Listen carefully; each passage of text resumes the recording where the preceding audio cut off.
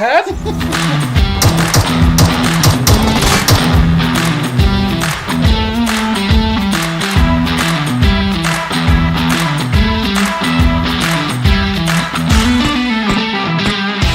Yeah, we got it, we did it! I know you'll be there for me. I'll always be you.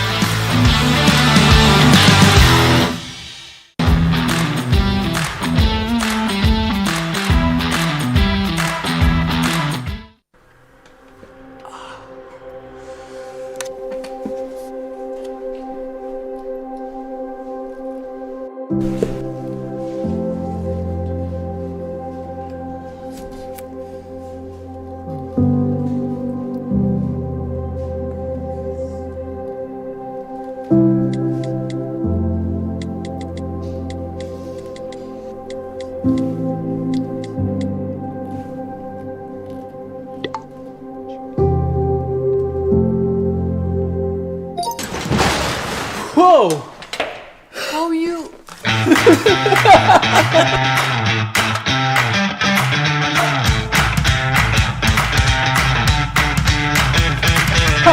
Yes! Thank you, bro.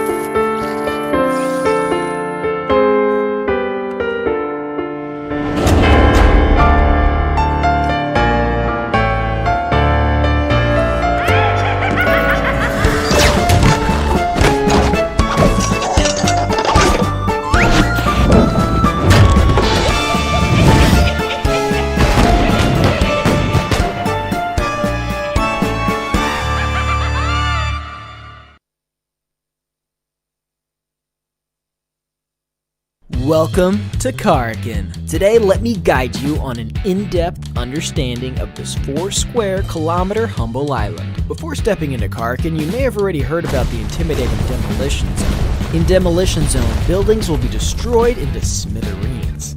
But rest assured that today's tour will be a safe one. Karkin might be a small island, but the textile industry of the island works as a crucial financial support for the entire island. Our first attraction is Al Haik. Al Haik is a medium-scale town, and people who lived here refined pigments for a living. Then those pigments will be sent to Hadika Nemo for dyeing. Skyscrapers are scarce in Al Haik. Compared to other urban areas, there are fewer visitors here, which makes looting easier. It's a perfect choice for a team of 4 in search of adequate equipment supplies. We'll be walking by the sea, and our next attraction will be Hadika Nemo, which serves as the port of importing raw materials of Karkin. Imported textiles are dyed in vats filled with multiple colors and distributed to the factories. If you want to choose this place as your landing spot, then it's recommended that 1 to 2 players in your team land in the containers area, as they can easily find combat supplies here, and head to the city to support their teammates. In the middle of our journey to Al Habar, we'll be passing by an enclosed warehouse. You will need to use sticky bomb to blast the walls that look less solid to get in. There's always something nice in here. But be careful, as one might not want to hide behind those walls during combat, because those unmaintained walls can be easily penetrated with just a touch, making you susceptible to attacks from enemies and exposing you to dangers. The next stop is Al Habar, which is the largest urban area in Karkin. There are many residents, hence the numerous high-rising residences. No doubt this place will be a popular spot in the future. Our next attraction is the port city of Bar Shahir, which stores and exports goods of Karkin. This is the perfect spot to search for weapons, making it my personal favorite. Next up is the city of the West, Bashara. It was a city congested with residents, with tall buildings providing convenience in observing the surrounding movements. Just make sure not to lose your directions here. Our final destination is the cargo ship, located at the southwest corner of the map. This ship has been idle here for forever, and has already been abandoned. Yet there are still goods that remained here. However, due to the gigantic size of the cargo ship and the containers, this place no doubt becomes a place to rumble. Don't you feel the excitement already just thinking of it? Besides these urban areas, Karkin also houses many such little buildings. Rumor has it that there's another passage beneath these buildings, as well as a huge space beneath Karkin. Well, it's up to you, believe them or not. Alright, your Karkin tour is now closing its curtains. Looking forward to seeing you next time.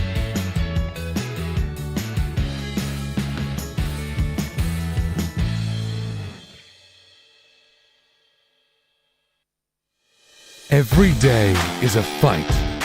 Every moment is a race against the best. Beat the clock. Be on top of your abilities before the rest. Every face-off will be bigger than the last one. Every knock will count. Time will stand still in the wake of the storm. And that's why the sun never sets on this battleground. This is where champions will gather to etch their names on the highway to glory. Welcome to the Coliseum. Welcome to PUBG Mobile Pro League Season 3. Hello and welcome to PUBG Mobile South Asia. Wow, this is going to be incredible. Pro League, this is week number 3 is where we're at, of course. Season 3 is off to a great start. Week number 3 Super Weekend is where we're at, and this is going to be the final Super Weekend when it comes to, of course, PMPL South Asia final is what we're going to be working towards. But after the Super Weekend, because after the Super Weekend is done, we will have those 16 teams that will be, of course, qualifying for that finals of South Asia PMPL. With that, I'm your host, Lotto, and joining us alongside is going to be none other than, of course, Ocean Sharma and Ice Super Johnny. I think we do it in sync every time and we just go for this one. But yeah, it just comes down to our synergy. We'll have to see if teams and players' synergy is up to the point for this one final Super Weekend. Exactly, because a lot of synergies have been broken down, resulting in teams that were looking really, really strong, not even qualifying this time, and this time we have new team. New team.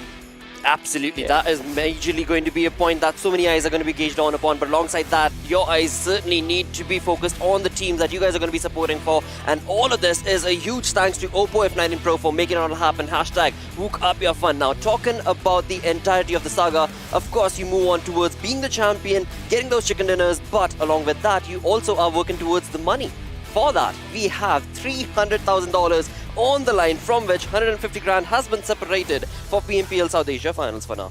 Exactly, and talk about every chicken dinner, the $1,000 that's coming back right now. Because now, if we talk about the Super Weekend, let's see who gets up the maximum grab. So far, we know that DRS has maximum number of chicken dinners for themselves, but there are going to be other teams as well that are just going to move forward for their own gameplay. Exactly, that is just in terms of the $1,000 per chicken dinner that we have for the Super Weekend. But along with that, I mean, now it's time to qualify for the finals as well of these PMPL. As you mentioned, last Super Weekend, last 15 games, and then we will have the 16 names. Absolutely, mate, and that's going to be very, very crucial for these teams to showcase that aggression when it comes to, of course, these games, because some of these teams, they are looking a bit on that low-key spot when you talk about those final few teams that are at the bottom of the leaderboard. But alongside all of this, when it comes to racking up those points, it is, of course, going to be those kills that make a humongous difference. And, of course, Z3us Esports has been showcasing that very perfectly and gracefully since the start. Exactly, the 15-point marker that they have been getting them for themselves is incredible, right? Plus they have been getting those 1 kill 1 points in a lot of numbers for themselves. So that's one thing. 13 to 16, no, you don't have to be here. You don't want to be here, if anything. But if you're making mistakes, then you might land in this red zone as per se. I mean, but here's the thing, right? 13 to 16, you don't get any points. I mean, above that as well, you just get 1 point. But teams like Zeus, teams like I'm going to take StalwartFlex, A1 Esports in this one. These guys, even if they take an early exit, they're going out with 4 kills, 5 kills, and that sort of makes up for the bad games that they would have been had they not gotten those kills. So in these scenarios, that 1 kill, 1 point, it is really important. Absolutely, but along with that, when you talk about the story that has been showcased thus far when it comes to all these 20 teams that are part of PMPL South Asia, we are looking at a few of these teams that have been every single weekend been a part of the Super Weekend awesomeness, but a few of them, well, one of them actually is joining us for the first time. That's going to be Future Station. That's the new team that I was talking about, Future Station. Last Super Weekend, but for them, it's their very first. But talking about the other teams, we do have the lads that are going to be playing the third Super Weekend, already sitting in a wonderful position. But other than that, we have Seal Esports, Seal 9 that did have a good position. Seal Esports specifically have dropped down to the 11th position. Seal 9 on the other side, they are also, I would say, in a comparatively safer position just because they have managed to cross the 100-point marker. But True. I mean, it's going to be our eyes on the teams that we did see qualifying for their second Super Weekend, that is F4 R3D teams as such. Absolutely, but now as we move on towards the third Super Weekend, let's of course have a look at the teams that will be a part of this final Super Weekend when it comes to PMPL South Asia. And in that, right off the bat, we of course have these two prominent names, rather all three of them. Z3us Esports of course taken perfect, graceful games for themselves. Yeah. Flexible gameplay coming in of course from StalwartFlex, and Carnage Esports, I mean, they are a dominating team. Exactly, they are in 7C Esports as well, right? Because all these names have showcased one time or the other that they are here to just, you know, prove themselves. And Z3us, I mean, no introduction needed as of now for anything for their gameplay. They know how to go good, they know how they like to play their games. But then, you know, moving on forward, there are going to be other teams as well. And this is where I would say one thing comes down. You know, there have been teams that have played the first Super Weekend, missed out on second, and then comes down on the third. I'm talking about F4, right? So that team will be the game changer here because, see, if their gameplay goes good, it's a good thing. But if their gameplay goes bad, they'll try to take other teams down with them as well. Just because of one thing that, you know, that'll be a hidden thing that you'll never understand, like with their gameplay. What they have learned by sitting outside, you never know. Exactly, but talk about changing gameplays. We have seen a few of these teams change theirs. R3D in particular. Week 1, they looked really good. But here comes week 2. And, well, R3D was nowhere to be seen. Hopefully, I mean, we did see the recovery from their side in week 3. And I'm going to expect that what we saw from them during the league play stages carries forward towards the Super Weekend. On the other side, Venom Legends, I mean, definitely a team that has been doing wonderful moving forward from week 2. League play was also really good from their side. Exactly, I mean, that is one of those teams that has just flipped the storyline when it comes to week 1 and week 2's performance, but move that conversation again towards the real Soldiers 1952 PN crew as well as Deadeyes Guys.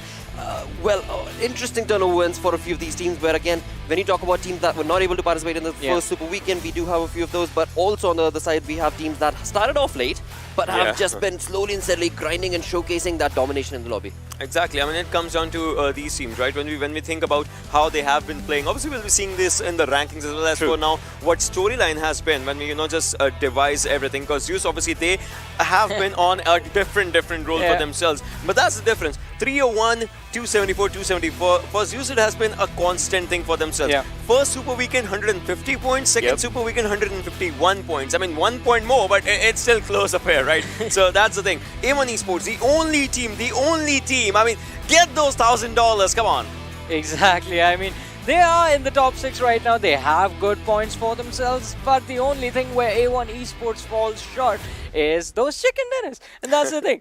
$1,000 for that chicken dinner. That is the only thing A1 Esports are not able to get. But as we move to the second page of the standings, things get interesting. The pressure starts to build up because Seal Esports again not playing, sitting at 197 point, 11th position. They are going to be dropping down today. Depends on how 7C Esports P and crew are going to perform. They're definitely going to push Seal Esports down to the 13th position, from where they would have had to worry about XB Blood Legion, but that's not the case right now. Seal 9, they are not playing as well, so they are going to be dropping out as well, and they are going to be falling down. So I think it is going to be quite important for the teams below them to actually perform really well in order to make the climb. 16th and 15th position will be up for grabs easily. That is so very true, because again, when you talk about these teams, well, that is the positions that few of these teams that have, of course, those lower bottom half of that leaderboard, they're going to have to bring up their game. But talking about the story altogether, the survival aspect of these teams, I mean, it has been incredible, starting off the bat, of course, with Seal Esports, and that was week number 1 when they dominated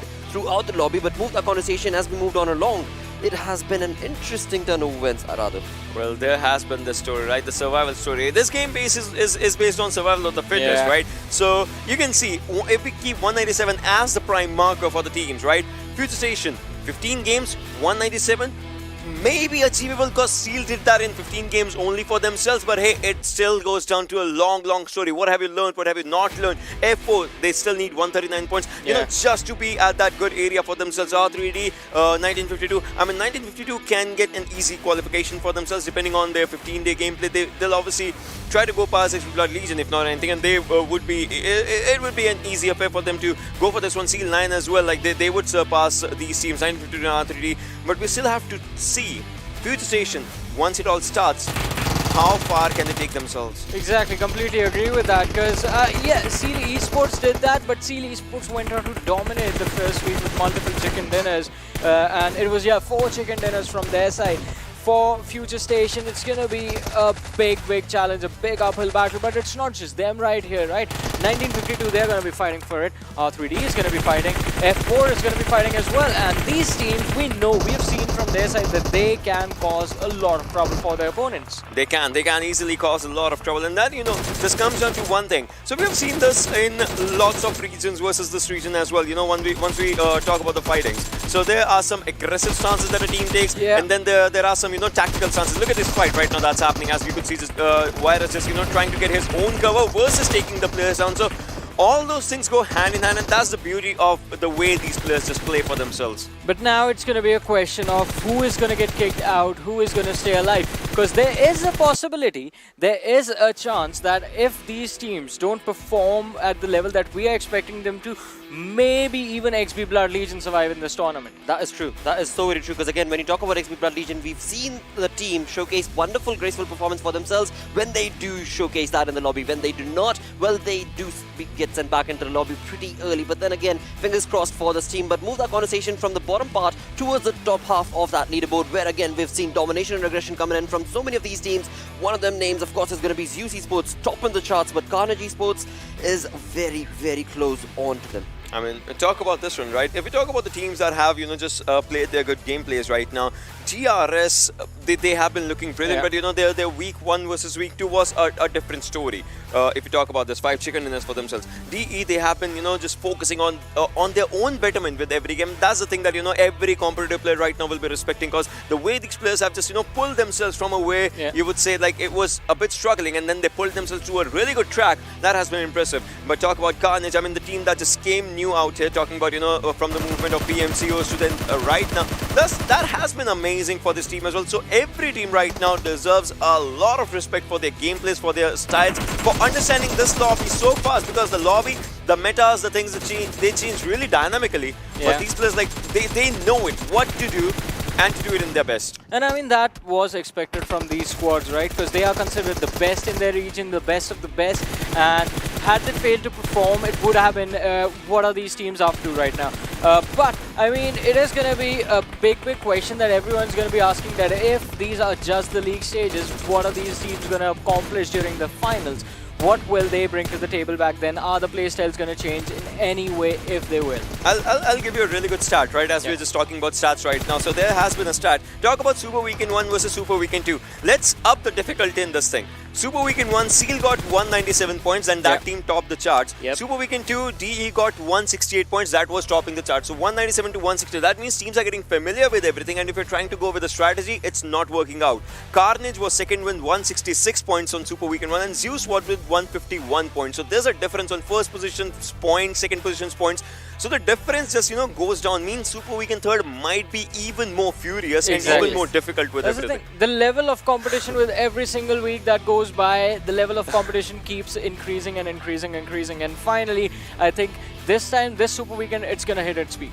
Well, it certainly is going to, no question about it, because all these teams are certainly going to be looking very comfortable when it comes to the lobby, and hopefully now, after having played so many games in the lobby itself, they've understood their opponents, no two ways about it. And along with that, when it comes to you guys sitting back at home, we've got something real special for you, which is of course going to be the mega event calendar, where the giveaways come into place, and these giveaways of course are for you sitting back at home viewers, and in that you've got virtual gifts as well as actual gifts that are part of course the Super Weekends and the finals itself, where indeed you could very well stand a chance to get yourself, well, AirPods Pro, alongside which you will have gift card in your own local currency, and also of course those virtual gifts, they are not going anywhere. They are here for you lads to of course have it in your lobby amongst your friends and have that boost for yourself. But move that towards the in-game rewards itself. That is something for which you're going to have to chime in throughout the perfect PMPL South Asia action that we are showcasing through the Esports Center in-game. As you do so, you will be earning points, and then you can multiply those points by guessing the weekly winners, or you could very well participate in the lucky draw. And well, talk about that lucky draw, you've got top 3 top 3 will get that permanent outfit that could be the one that could change your game, will showcase to your friends that you are here to dominate. But now, moving away from these virtual gifts comes in the surprise, the prize, the super giveaway that again is being set up for you sitting back at home. And this is going to be a crucial one because once again, as we just discussed, these are gifts that you could hold in your hand and utilize in the best way possible when it comes to the game, and wherein you have AirPods Pro that is going to be set up for you. You have again gift cards in your local currency, followed by of course those in-game items. But countries with top kill leaders stand a better chance of getting to participate in these. Again, it is going to be a lucky draw, but eventually it is all going to be based on you fans sitting back at home. You need to be showcasing that love. You need to be showcasing your support for the teams from your regions. Hashtag PMPL SA, followed by your unique UID code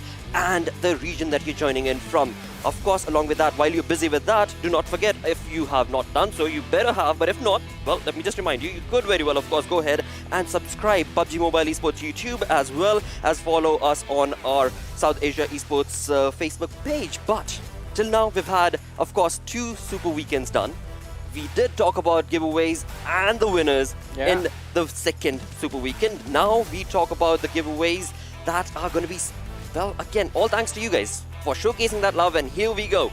These are the lads, 3 lads being selected from Nepal, 1 from Bangladesh, 1 from Mongolia. Congratulations to all of these winners, because you have just got yourself AirPods Pro, mates. This is going to change your game. This is going to dominate and help you dominate in the lobby. But once again, do not forget to showcase that love. Fans, your teams need it. They want it. That is what is going to be supporting them throughout their journey when it comes to PMPL South Asia.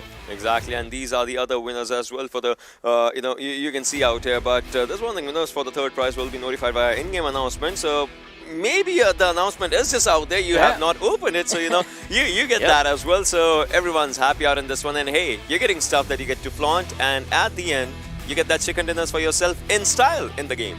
Exactly, and if your teams get those chicken dinners over here with your support, I mean, you get more stuff next week. It's needed. The support is needed the most in this weekend only, the super weekend. The support is needed here as only and only. Otherwise, because your teams right now, talk about Future Station, they are coming up right now. Just hearts with their names. It's gonna be a huge boost for them. Exactly, and as we mentioned, it is gonna be for the kill leaders. So it's specifically for this week, Super Week 3, the players that get the most kills, their regions are gonna stand more chances to get these stuff. Yeah, that is going to be very crucial. That is going to be really crucial because again, the fan support, right? The fan support that you get just boosts up your morale when it comes to the game, and it will of course help these players, help these teams to showcase that love back to you lads, because again, that will be reflected onto the storyboard, as I call it, the leaderboard that is, and that will of course give them along from one position to the other, and it'll be all thanks to you. But along with that, as Ocean did mention, it's not just this, right? You have to continue that support. You have to keep on supporting your teams, because the journey has not come to an end. This is just the third Super Weekend. The finals still remain. After that, of course, the perfect PMPL South Asia Championship still remains. So move that conversation into, let's start the day off. Let's start the day off where indeed now we talk about what is at stake. These are the 5 games that these lads are going to be playing today. Starting off, of course, on Erangel. Erangel, Miramar, Erangel, Sanhok, Erangel. So many Erangels, 1 Miramar, 1 Sanhok. Obviously, it just comes down to that. But the thing is, this time, a team starts off their journey, while there are some teams that have already rocket boosted their points. But it comes down to who gets the first chicken dinner for the $1,000 to start up. Yep. Exactly. And talk about one of those teams, I mean, Z3us Esports, towards the end of last day of the league play, that was Wednesday, we did see them sort of start, I won't call it experimenting, because we know they were just trying to get those kills again and again, just challenging teams. I would love to see that happen today also. Now the aggression is going to be reined in. Absolutely. Because again, I mean, you talk about these teams, there was another team right there, that was of course A1 Esports. Oh yeah. Now you did mention this, Johnny. A1 Esports is that one team that has not yet gotten a chicken dinner, but the consistency that has been brought from this team into the lobby has boosted them up slowly and steadily and looking at a very comfortable position. And we did see the pop-off on the last day of the league play as well, when A1 Esports went on to destroy basically everyone again and again. So I expect that to happen this time as well, because as we move from Super Week to Super Week to League Play, I mean, A1 Esports, they have kept on improving. They most certainly have. And with that, again, this being the final Super Weekend, right? This being the final journey ender for a few of these teams is where the journey will maybe end for a few of them. Is certainly going to be boosting the other teams along with maximum points that they've already racked up. Of course, I'm talking about the first half of that storyboard. But move the conversation, of course, to our analyst Ocean right here once again.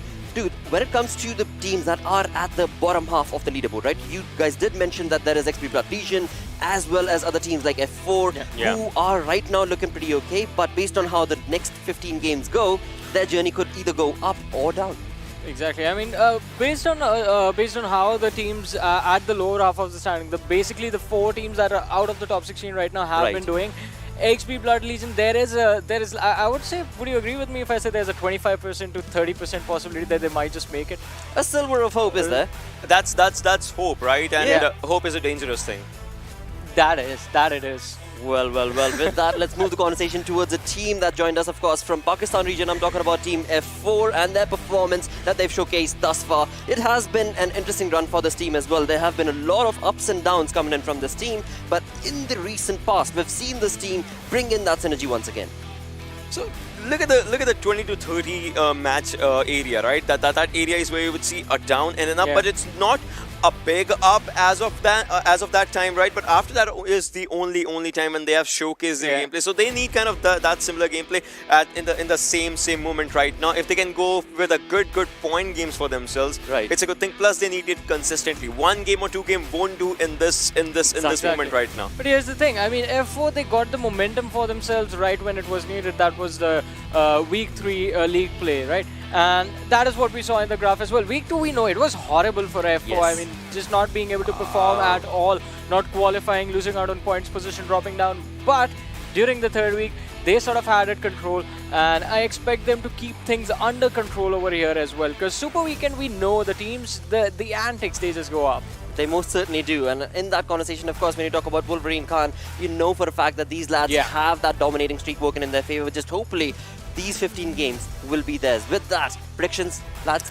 So, you know, it's Erangel. It's going to be maybe Zeus. Plus, I want to see IC's 100 kill he's about to reach 100 kills, right? Triple digit. And I would love to see that happen. So, as soon as you can, IC. That's just to see. With that, let's get busy with this first game on the 3rd Super Weekend. It is, of course, going to be on Erangel, and taking us through the map of Erangel once again are the Erangel boys joining us. It is going to be none other than XP and Blay. Thank you for that again, Blotter. It looks like everyone is locked and loaded to jump into the final Super Weekend of the PMPL Season 3.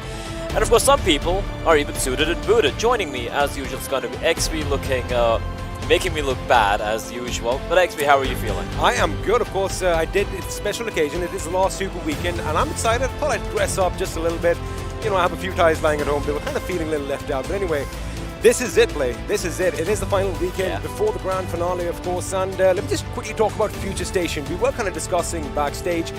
They don't really need a lot of points per game per se, but it is going to be, they need to have the momentum right from game 1. There is an opportunity, there is a chance from my calculations, which could be very wrong. They need, I believe, around 125 points over these next 3 days, 15 games. That's an average of about 7 points a game.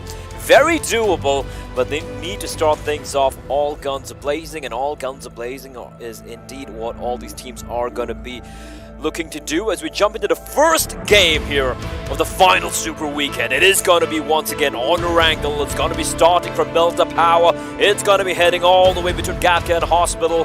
And XP, there's one team I have on my radar. Zeus, the Agents of Chaos, the Alpha in the server.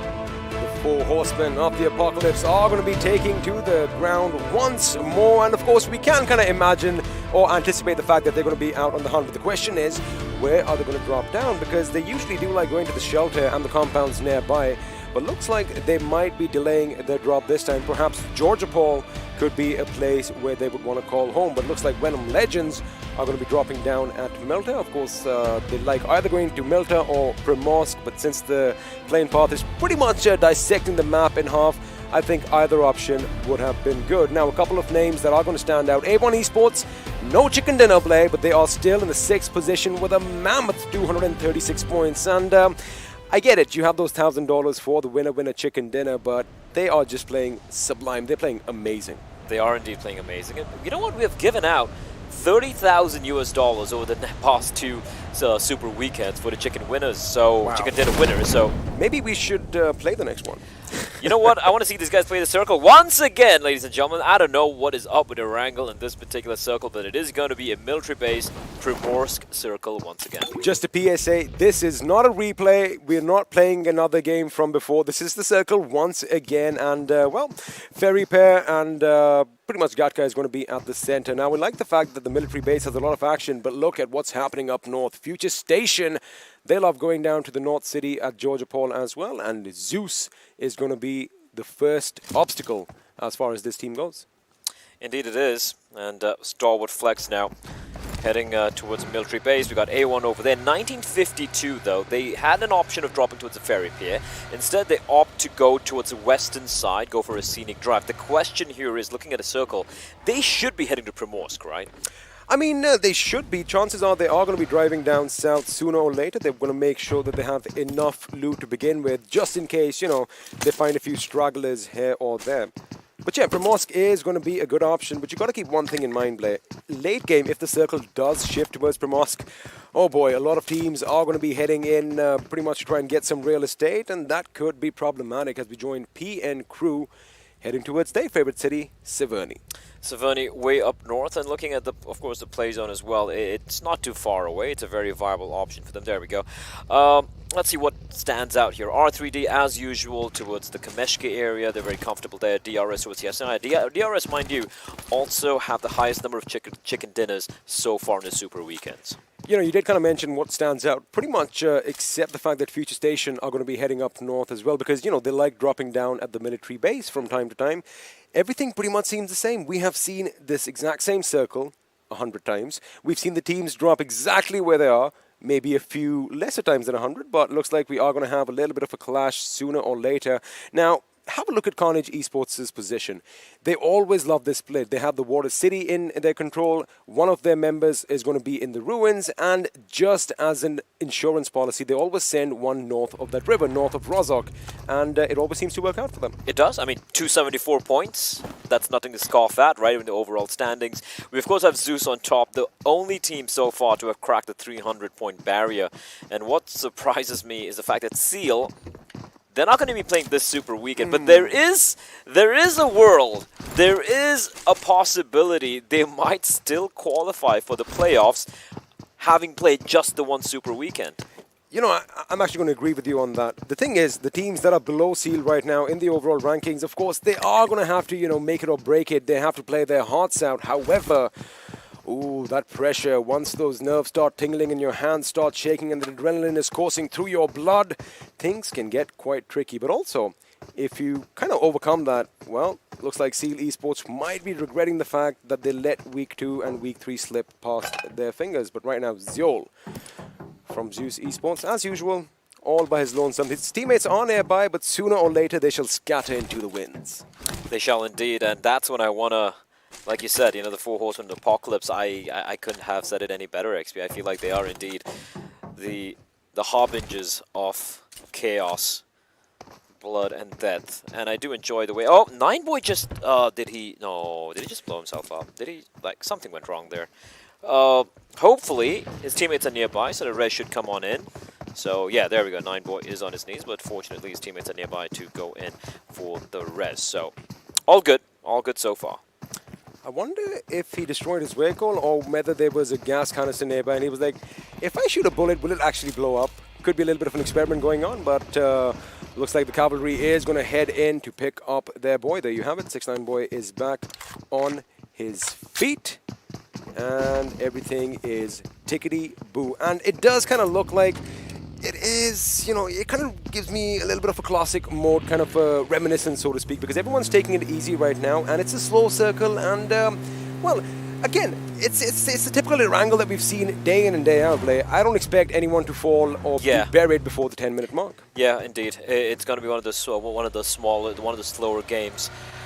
And oh, something interesting on our screens right now. Yeah, it looks like they've decided to mix things up. This is interesting. We have a red zone as well. That makes things a little bit more hectic. Although, taking a look at the rotations, everyone's slowly starting to congregate in that play zone. Hectic is what you would say. Dramatic is what I want to say, because we all love the drama. You got to make sure you watch out for death from above as well, and it kind of makes things interesting. It does. It does indeed. 7C having immediately everyone's kind of heading towards the Ferry Pier area, because Ferry Pier is actually dead smack center of the play zone. Now, StalwartFlex, right? When we see a circle like this, one thing they love to do is take control of that bridge and decide how they're going to be playing out the late game depending on the second and third play zone. So there is a real possibility we could see a replay. We've seen this happen a couple of times where the circle kind of ends on the western end of the military base, and we've had some of the best games that way. And, you know, talking about StalwartFlex, they are going to wait to see where the next few circles are going to go. Because, like you just mentioned, we've seen that little western edge of military base come into play every once in a while.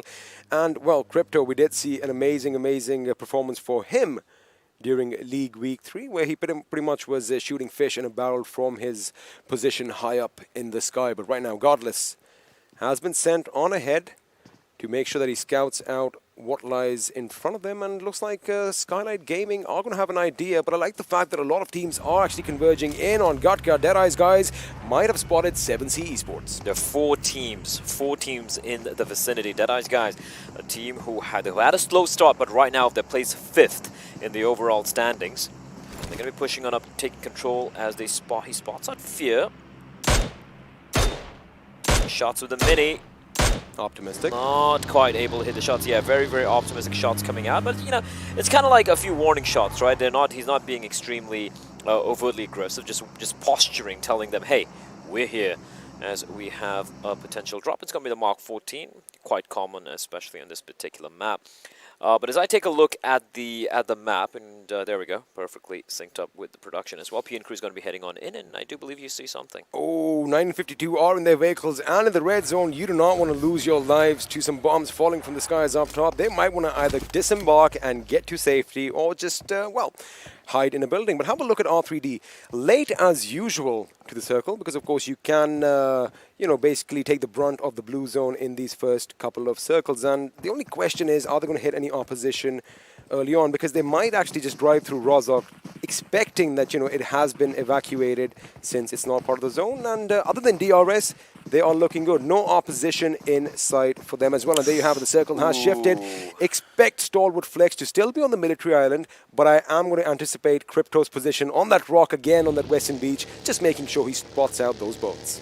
1952 could actually get on those boats and kind of position themselves kind of in the middle of the little canal, as we do switch over to Z3us Esports, who are kind of in a conga line, heading straight towards the ferry pier. Something has pretty much caught my eye as IC is driving around. Have a look at Venom Legends. They are going to be bearing the blue coming down to the military island, but right now looks like Skylight Gaming are going to be taking a fight with 7Cs as Rig has spotted out Heaven. However, look at the position of Joker and Chariot drop. That could be devastating if they do not keep an eye out.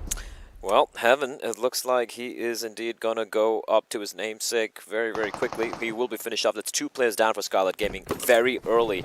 No reply. A little discombobulated the way they pushed on in, as we have IC getting shot at.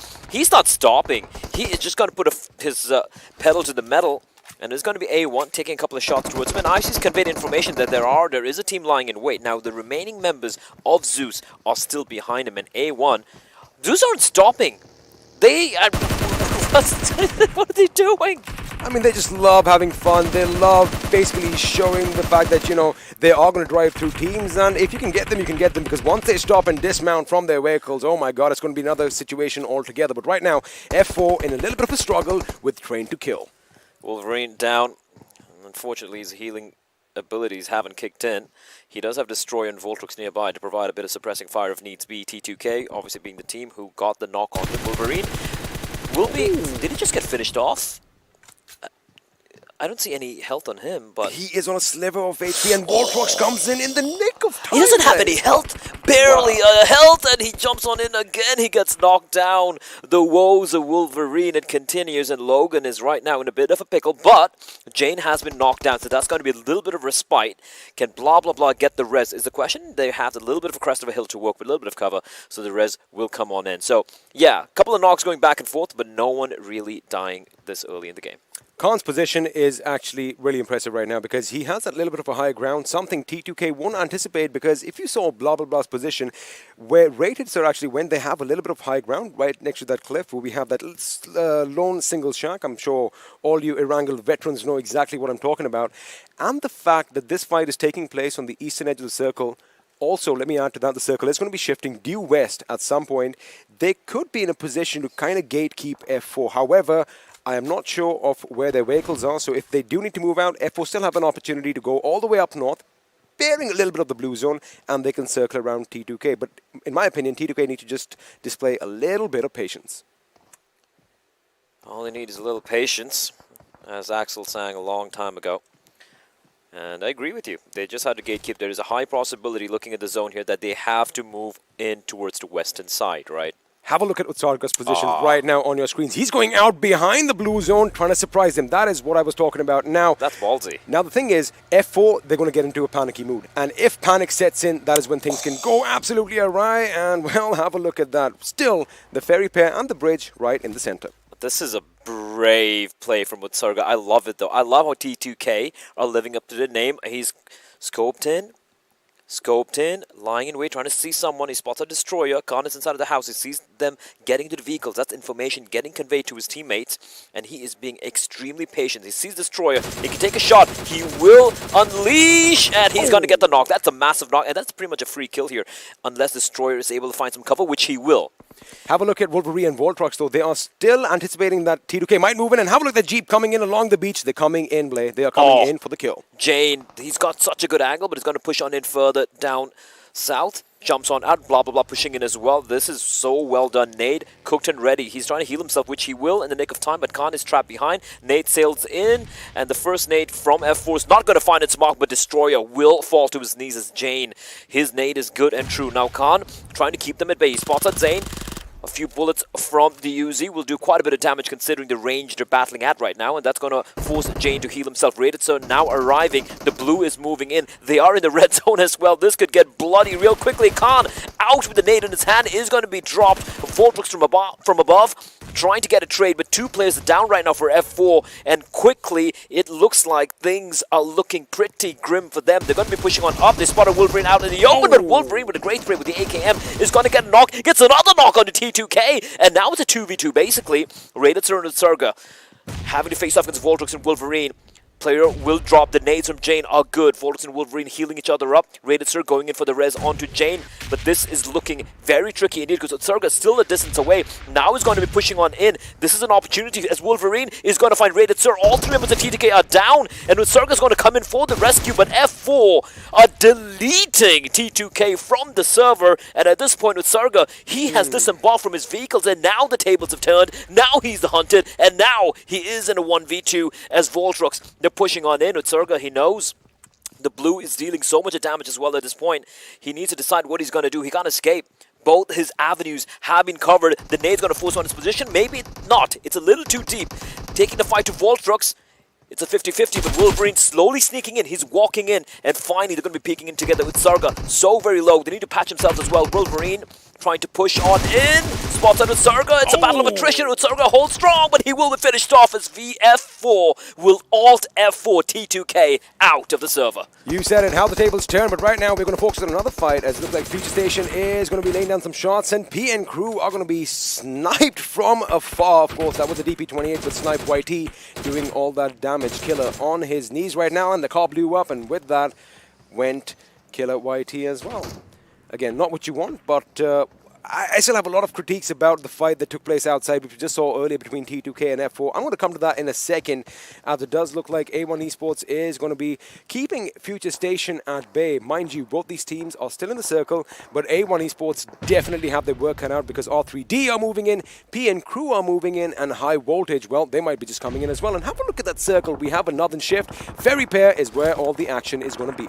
It is indeed going to be the action as we have a little bit of sniper action as well. Skylight Gaming, they were only down to 2 members early on, and now they will be finished off as well, joining T2K. at the bottom of the table, and this position from Dante. Now, here's the problem, right? Yes, he has a line of sight on almost everyone, but he is also an easy target for anyone else.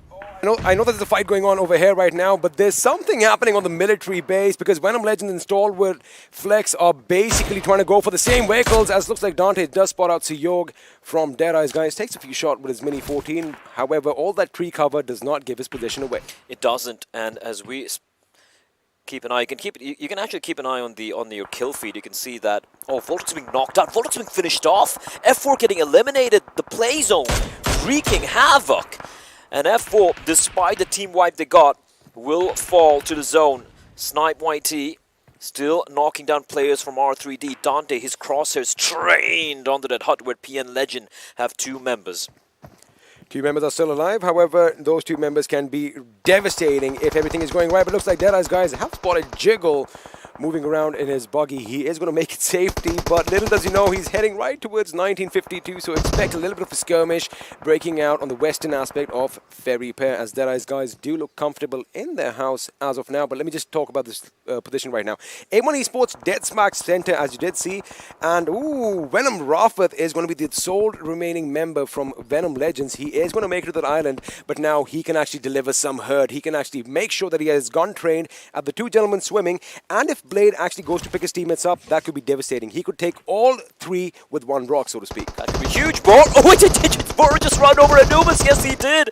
And he will be finished off there. Ballsy play from Mr. Boro, but he will be good for just the 1, and he will be finished off. Okay, DRS going for some very brave plays indeed. StalwartFlex in the meantime, he will drown. Rafa's going to finish up Usm, and Rafa is delivering vengeance for his teammates on the StalwartFlex.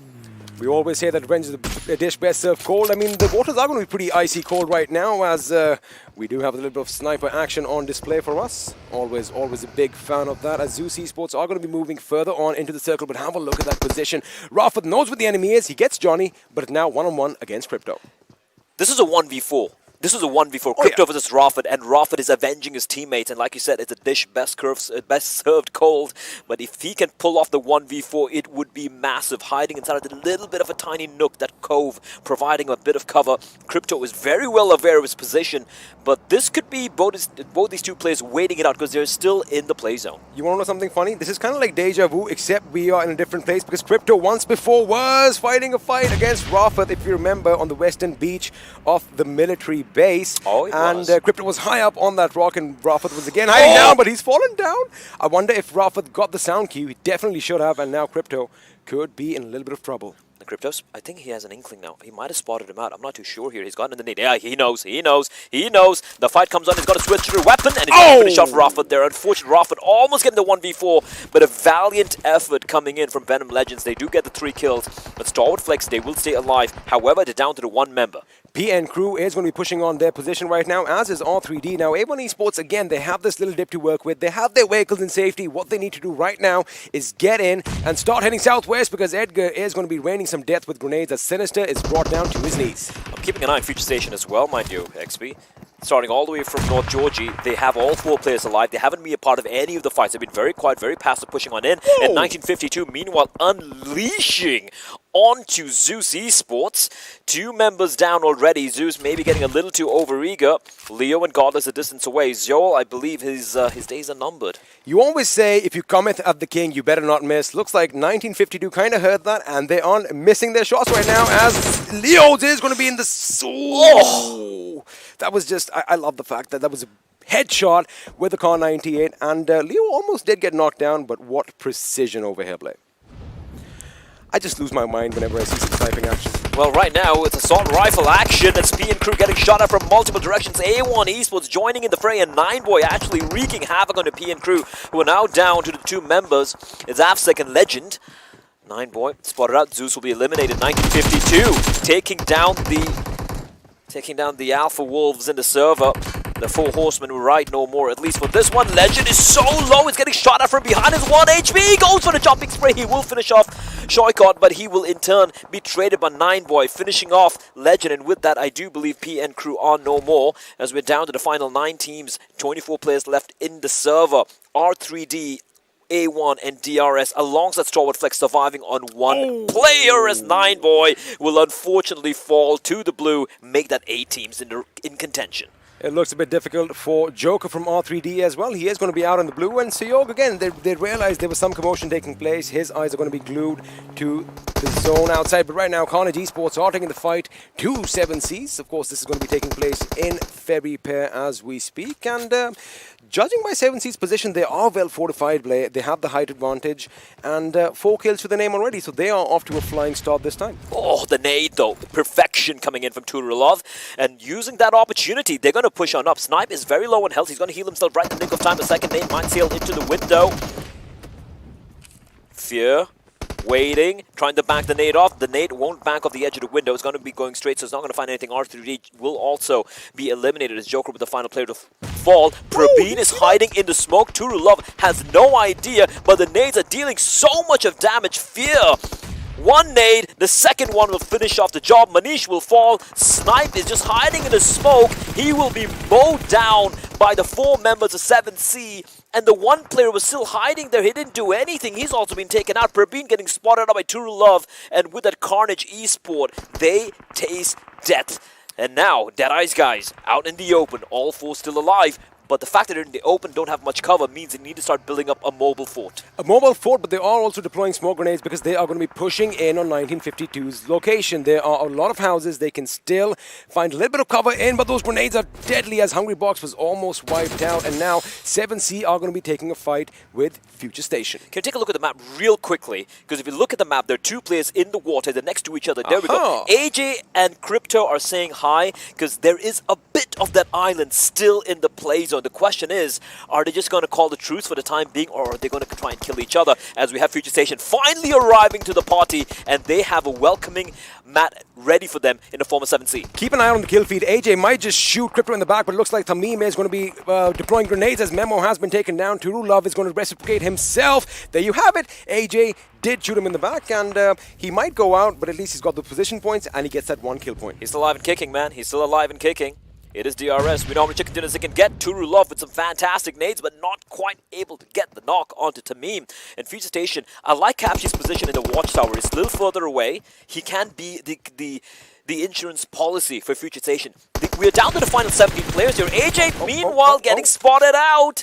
Mimo still hasn't been healed. And the second nade coming in, this one from Bad Ref, and it is so damn good. Future Station are playing like the team we were used to once upon a time, and these guys are exactly showcasing what they're made of. No kills to the name right now, but the fact that they have all 4 members alive is something that could be helpful. Now, have a look at this. Have a look at how they're all spread out. Rig and Turulov as a 2-member squad, and there you go. Badriv and Tamiv have the right idea in their mind, but Evil Eye and Capshi need to be coming in as well. The smokes are deployed on the high ground. They need to charge from both ends, or it could end very badly for the 2 gentlemen rushing on the right. It could, but they hear the USZ, and Rig, unfortunately, he's got to leave the vehicle. A circle's going to be closing in. This is going to be a dash for safety. And look at them running in while lobbing nades at the same time. 7C, oh, the nades a little too deep though. They're hugging the walls of the cliff. And Future Station have managed to push in to the play zone. And the fact they have that little house, and look at that little shack. They have cover from Deadeyes Guys, but I was just about to talk about that. On top, does spot out Badriv and takes him down in the blink of an eye. However, they do have time to work with the second circle shrinking on further. It is going to be smacked on Deadeyes Guys. It is going to be a land circle here. And bear in mind, AJ is still alive, and he's barely alive on a sliver of HP out in the open, and he is hoping. He's got no kits! How is he alive? That's a pixel of health he's got to work with. But right now, it's about the waiting game, getting this positional points. Talk about having 1 HP. He just needs to crawl his way into the circle. Of course, that can happen if Deadeyes Guys are going to be engaged with Capshi. And have a look at those high arcs as the grenades are going to be raining down on Hungry Boys' position. And AJ just took out Tofik. He knocked him down and wiped him out from the face of Erangel. AJ, sliver of health, he doesn't care. He does not care. He's going to get those points. Future Station going for a very desperate Hail Mary play. And in the process, a player will be spotted and knocked on by Deadeyes Guys. But Tamim and Evil Eye have pushed on up ahead. And Badriv, the rest could potentially still come in. So Future Station, it's looking a little rough right now. But the smokes are providing a bit of respite. It is going to get the cover, but have a look at 7C Esports moving in on 1952's position as well. Now, Deadeyes Guys, they are going to be engaged with Future Station closer to our screens right now as far as the compound goes. While on the other end, 1952's entry was just blown to bits by a beautiful grenade by Turulov. And look at the pace. Look at the pace from 7C. They want to take control of this compound. They know what players will finish off from 1952. Right now, they know it's a 2v4 in this building. Smoke still keeping them at bay, but I wouldn't be surprised if they went in for the push here. The Hungry Box in the meantime getting a knock into Capture. Turulov will be finished off by a nade coming in from Sharp. So that's good cover coming in from 1952. They are still not going to go down without a fight. In the meantime, it is a battle of attrition between Fuse Station and Deadeyes Guys, but it looked like that's going to be it. Deadeyes Guys, they just wipe out Future Station, and now it's down to the final 3 teams left alive in the server. And 7C still battling it out. Never mind, there's still another team. AJ's still alive. How is he still alive? Does he even have any health remaining? A gust of wind would knock him out right now, and looks like those bullets are not hitting their mark. But 7Cs are going to be moving up in this compound right now. Entry making sure he patches himself up. I like the fact that they are keeping their angles open for them. Sharp is going to get the revive, but now the question is Entry and Sharp are they going to jump down while Magnet pushes in from above? Because that is the only play that they have right now, Blake. And for me, AJ, how is AJ? Look at his health. The guy is immortal. The guy is a god. The guy cannot be touched. He is...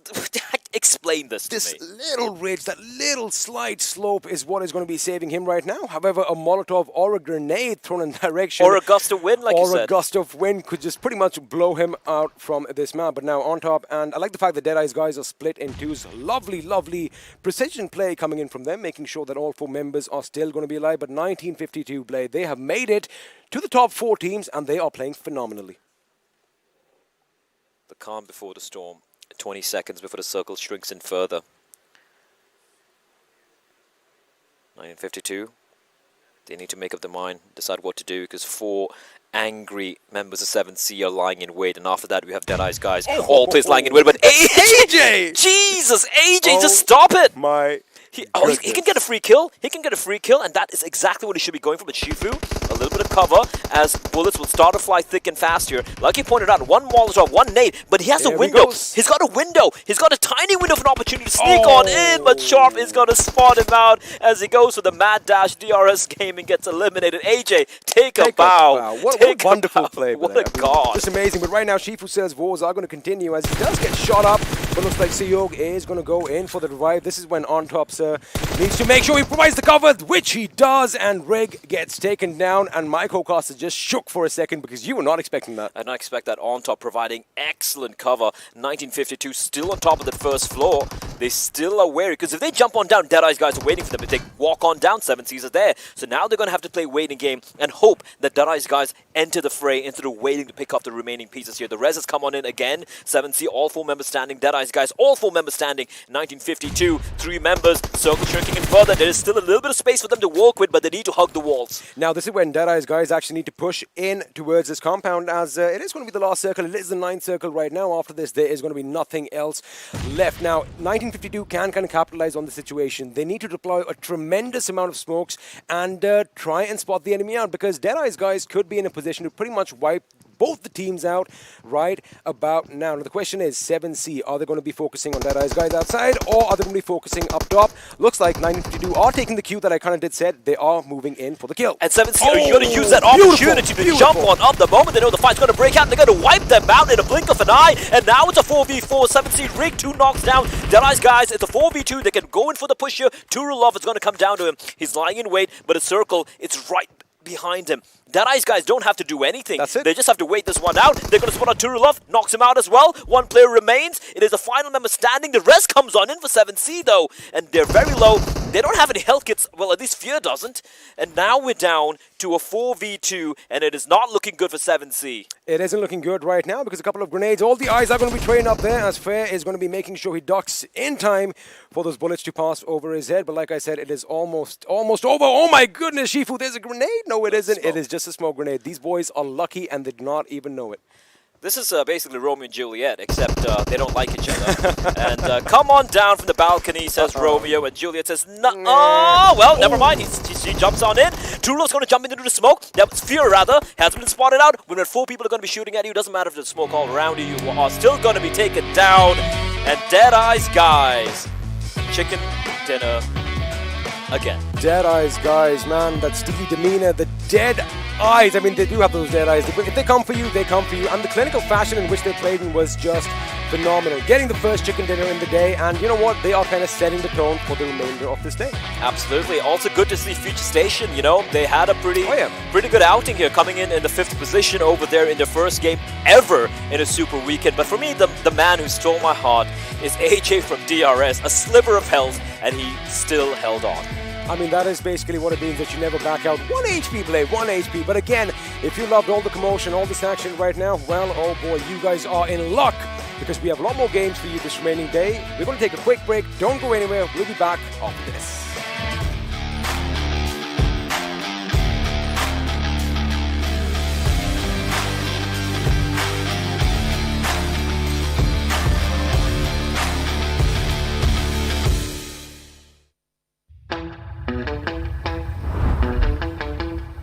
Are you keeping it real? I'm calling shotgun, wanna see my baby run. Oh, what's the word on the sea? Kicking up the dust, if you know what I mean. We got a good thing going. We got a good thing going on. Hello and welcome to PUBG Mobile Pro League South Asia Season 3. We are in the 3rd Super Weekend. The final Super Weekend action is of course commenced, and we just got done with the first game. It is of course a huge thanks to Oppo F19 Pro, hashtag Wook Up Your Fun. With that, I'm your host Brother. Let's move on to our analyst and ask them, boy oh boy, that was a intense game. It was intense. I mean, and like made even more intense by one man's performance. But we're going to talk about that in a bit. Let's talk about the MVP. 7C Fear right now, 5 kills, 811 damage, 1 assist. 90 healing done, given the fact the game was coming down to the healing circle itself. Well, 28 minutes, 51 seconds of survival time. So yeah, this guy was good with his own gameplay. But hey, DE, again, giving out a tough competition. Yeah, this game would have been over a little bit quicker in that final situation had they had just a Molotov or a nade or something. Even a Molotov would have done the job with like being tossed over to the balcony. But, I mean, kudos to the players of 7C making it into that situation, considering 1952 was literally right on top of them. Yeah, exactly. That's totally true. But, you know, moving about from this one fight, you know, the final circle had a cluster of teams for its own self. Exactly. And one guy. And one guy who's... Teams and a guy. Well, what a play that was. That was just top-notch performance coming in from so many of these teams. With that, let's have a look at, of course, the top players from this game. And it is being dominated by 7C. Wow. 7C and DE Shifu, sir, out here. 3 kills, 736 damage, and 7Cs if you talk about it. True Love, 772 and 2 kills. A Memo with the 733 and 4 kills. So talking about the kill, right, the damage, sorry, it has been like having a good distribution. As you can see, 800, 700, 700. So it comes down to, you know, a really good synergistic performance by all the players of 7C. Yeah, definitely a good performance. I mean, and this was something that was needed from the team, considering they are going to look to bring themselves up during this final week and have a good standing before they make it to the finals, because this team is definitely going there. Absolutely, mate. Because again, I mean, had the circle favored them. Oh, yeah. Of course, the circle favored DE, but had it favored 7C, it could have been a different affair altogether, maybe. But with that, let's have a look at the match summary coming in. And in that, we've got, once again, 7C certainly taken a lot of stats for themselves. But Carnage, right there with the longest skill, Snipe YT. Well, Snipe YT really sniping out his way. 273 meters is the longest distance skill. Plus, obviously, you know, he on total had 71 kills for himself. We'll have to see how many did he add to his own bank of like kill department. But right now, Shifu's maximum assist, 7 assists coming down from that. That's also a huge number in its own self. Exactly, that's really impressive, considering he himself did actually get some kills as well, apart from that 7 assists. So DE also definitely having a really good game. But as you said, I mean, that final shift that happened towards DE, had it been a little bit towards 7C, they would have survived another scenario had 1952 not been there. Exactly. That apartment sharing that was going on between the two teams, had that not been the situation, it could have been a different affair. But with that, let's have a look at the match ranking coming in from this game. Of course, we know who got the chicken dinner, but along with that, let's have a look at how many points were these teams able to walk away with. Wow, 11 kills and $1,000 for DE, and 11 kills and 12 points for 7C. That's what it reads right now. At 1952, they had a good performance. Out of those 5 kills, 4 were from Zeus. Exactly. Wow. Think about that for a moment. Wow. I mean, the team that, I mean, we were talking about, all right, this team, they don't have an opportunity to fail. The margin for error is not even there. But the first team they take the fight against is the best team we have seen in the tournament, and they end up wiping them entirely. They mean business. They mean business, right? They are the reason that Zeus is sitting there with no kills and just one placement point, the lowest we have seen this team do. Exactly. For this tournament, obviously the lowest that we have seen this team do right now. I mean, they would love to, just come back stronger. But if you talk about Future Station, I mean, they just started, they just came here, and they also got like good placement points for themselves. That just means that, they are testing the lobby right now. 1-2 games probably. Next, Erangel might be a different story for them. We'll obviously have to see about that. Exactly, because again, I mean, when it comes to Future Station right now, they need to be working towards those points. Either that comes in through, of course, the placement points or the kills. Eventually, again, you are walking away with points, and that's going to be very, very crucial. Now, talking about rotations, we saw StalwartFlex bringing in a water rotation for themselves. That was caught off guard, of course, but... That was a weird stop.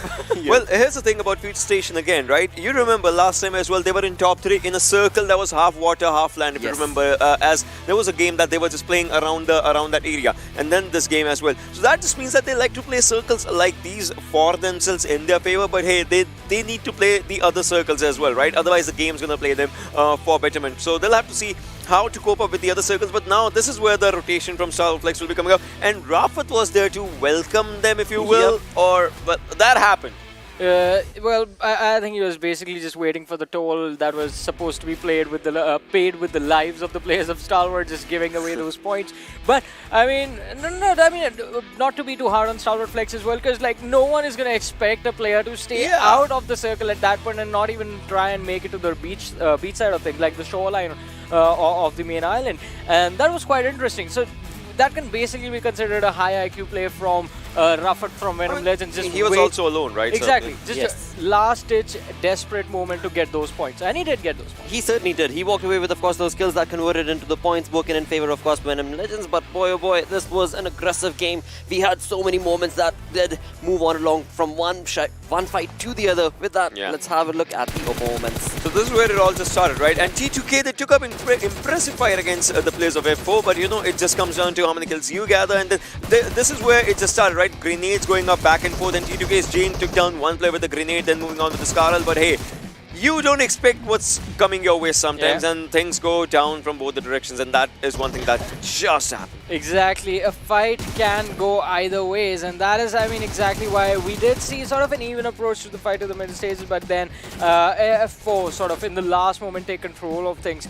But as we do talk about control, oh man, this was quite interesting. But talk about interesting things, here we are.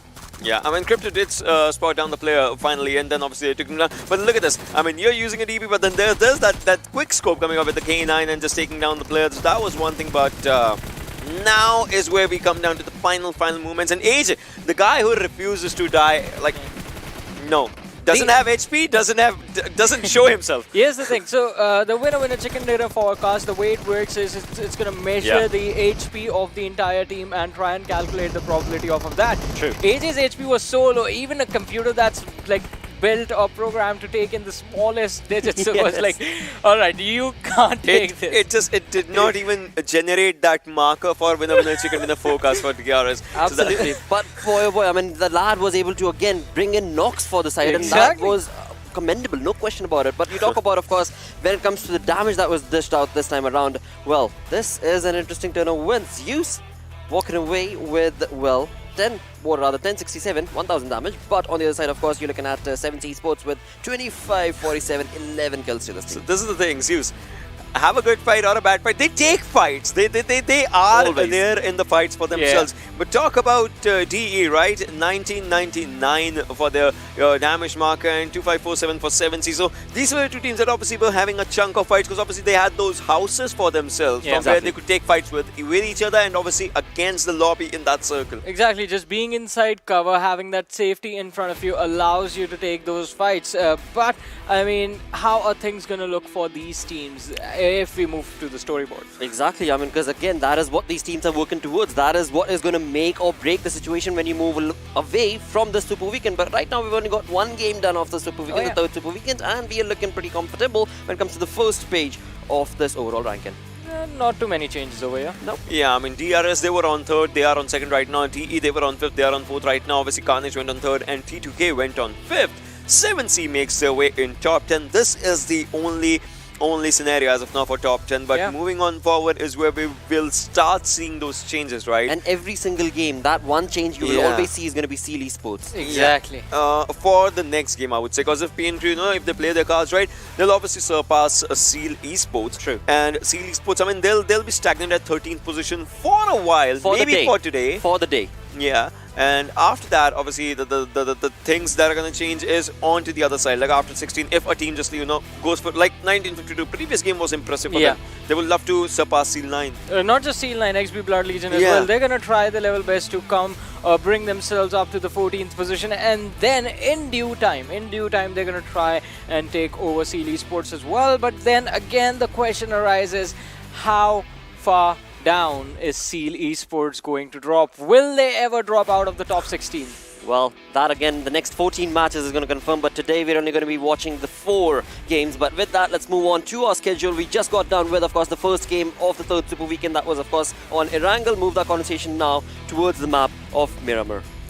Miramar is something that, I would say the teams from Nepal like to play with complete domination for themselves. I mean, they know their areas, they know how to rotate from around the circles when the zone is not favoring them. They know when to avoid fights and they know when to take those fights for their own betterment. So I would say somehow teams from Nepal can actually do good in this one, but still, I still have that thing in my mind, right? Yeah. 100 kill points for Zeus. Oh yeah. If IC can take that, because if he had done that in the last game, it would have been like his survival time before the last game was 18 minutes and 56 seconds. Had he done that, it would have been like 19 plus minutes of an average survival time with 100 plus kills.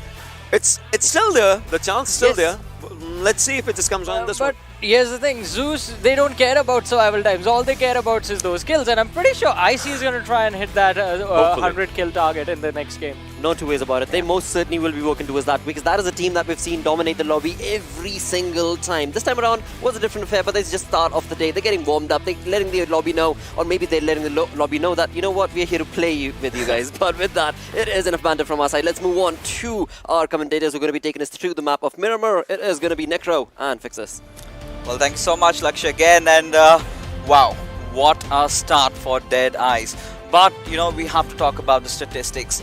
8 points is what Future Station need every single game to qualify on an average, though. So they did get 6, so they are in a deficit of 2 points. But in Miramar, anything can possibly change. And we know Future Station is a team that has good potential in that. So do you believe that Future Station, can they qualify? They can definitely qualify if they keep on playing the way they played last game, but just a little bit safer, because in the last time we did see them, ramming their vehicle in the compounds of Deadeyes, and I don't really know if that was a good choice. Again, they didn't really have any other choices, but if they would have predicted the zone way properly, or just, got a good grip on that game, maybe they could have gotten themselves that late game situation as well.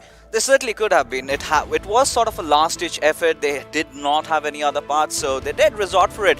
They did get so many knocks as well, but could not really convert into kills. So kills are going to be very crucial for a team like Future Station. But Blood Legion, the sword is definitely hanging over their heads. I mean, sitting at 125 points. As ladies and gentlemen, we head into the hot, spicy land of Miramar, where the big bird is in the sky. And my dear friend Necro, take it on. Exactly. Now, of course, the plane fly path would be starting from Torre Amuda to Valle del Mar. And now I also want to point out some fights that were happening in the last game fixes. And some of the funny fights were, of course, Crypto going up against Rafith. The way he slid down the mountain, I was literally laughing so hard. I was like, he literally just slid down the mountain, and Rafith did actually spot him, but then later on, he kind of made a aggressive step onto him, kind of got impatient. He just got a cut off guard. I mean, we have to agree on this one point. Crypto is that force of nature. Is very difficult to really stop him. Once he starts going, he just keeps on rolling. So we did see StalwartFlex, of course, having such a good time, well reflected even on the overall rankings. They are very comfortable, but what we are really worried about, all these teams being in the bottom half of the point standings, that they are having that fight going on between themselves. The tussle is on as to which are those top 16 teams that are going to be qualifying. So taking a look at this particular flight path, I do see it's sort of tilted towards the western side. So the teams tending to drop towards the eastern areas, they are going to have a bit of a trouble. Exactly. I mean, especially Zeus, you know, they like to go towards the LSR, but recently I've been seeing them to go towards Montenuevo, and seems like, yep, they will be doing the same thing at DRS. Again, they are going to be their close enemies inside Montenuevo. Now, in the past, we've seen a lot of times, at least like 2 times, we've seen Zeus going up against DRS. Once they escaped, but once, I mean, the other time, Zeus actually did catch them and eliminated them early off. Well, to be honest, Zeus is one of those teams, you know, that are sitting at 300 points. No other team has made that mark right now, so they're pretty much comfortable. They can, you know, really afford to just let a few games slip away. But if they do that enough, I mean, DRS might just topple them over any single moment. But majority of the fights, the majority of the teams are on towards the eastern side of Chumasera. But right now, taking a look at how these teams are positioned against each other, A1 Esports and T2K, both taking their own separate ways, both searching for their weapons as they head on for a fight. Imagine you're just parachuting downwards and you just spot each other. That would be so unfortunate that you really can't do anything because you just have the enemy right in front of you, locked in your sights, and all you can do is just watch him just slide right next to you. And again, now Dante has found himself that nade. It might be doing a lot though, but seems like Rated is not interested in fighting anymore.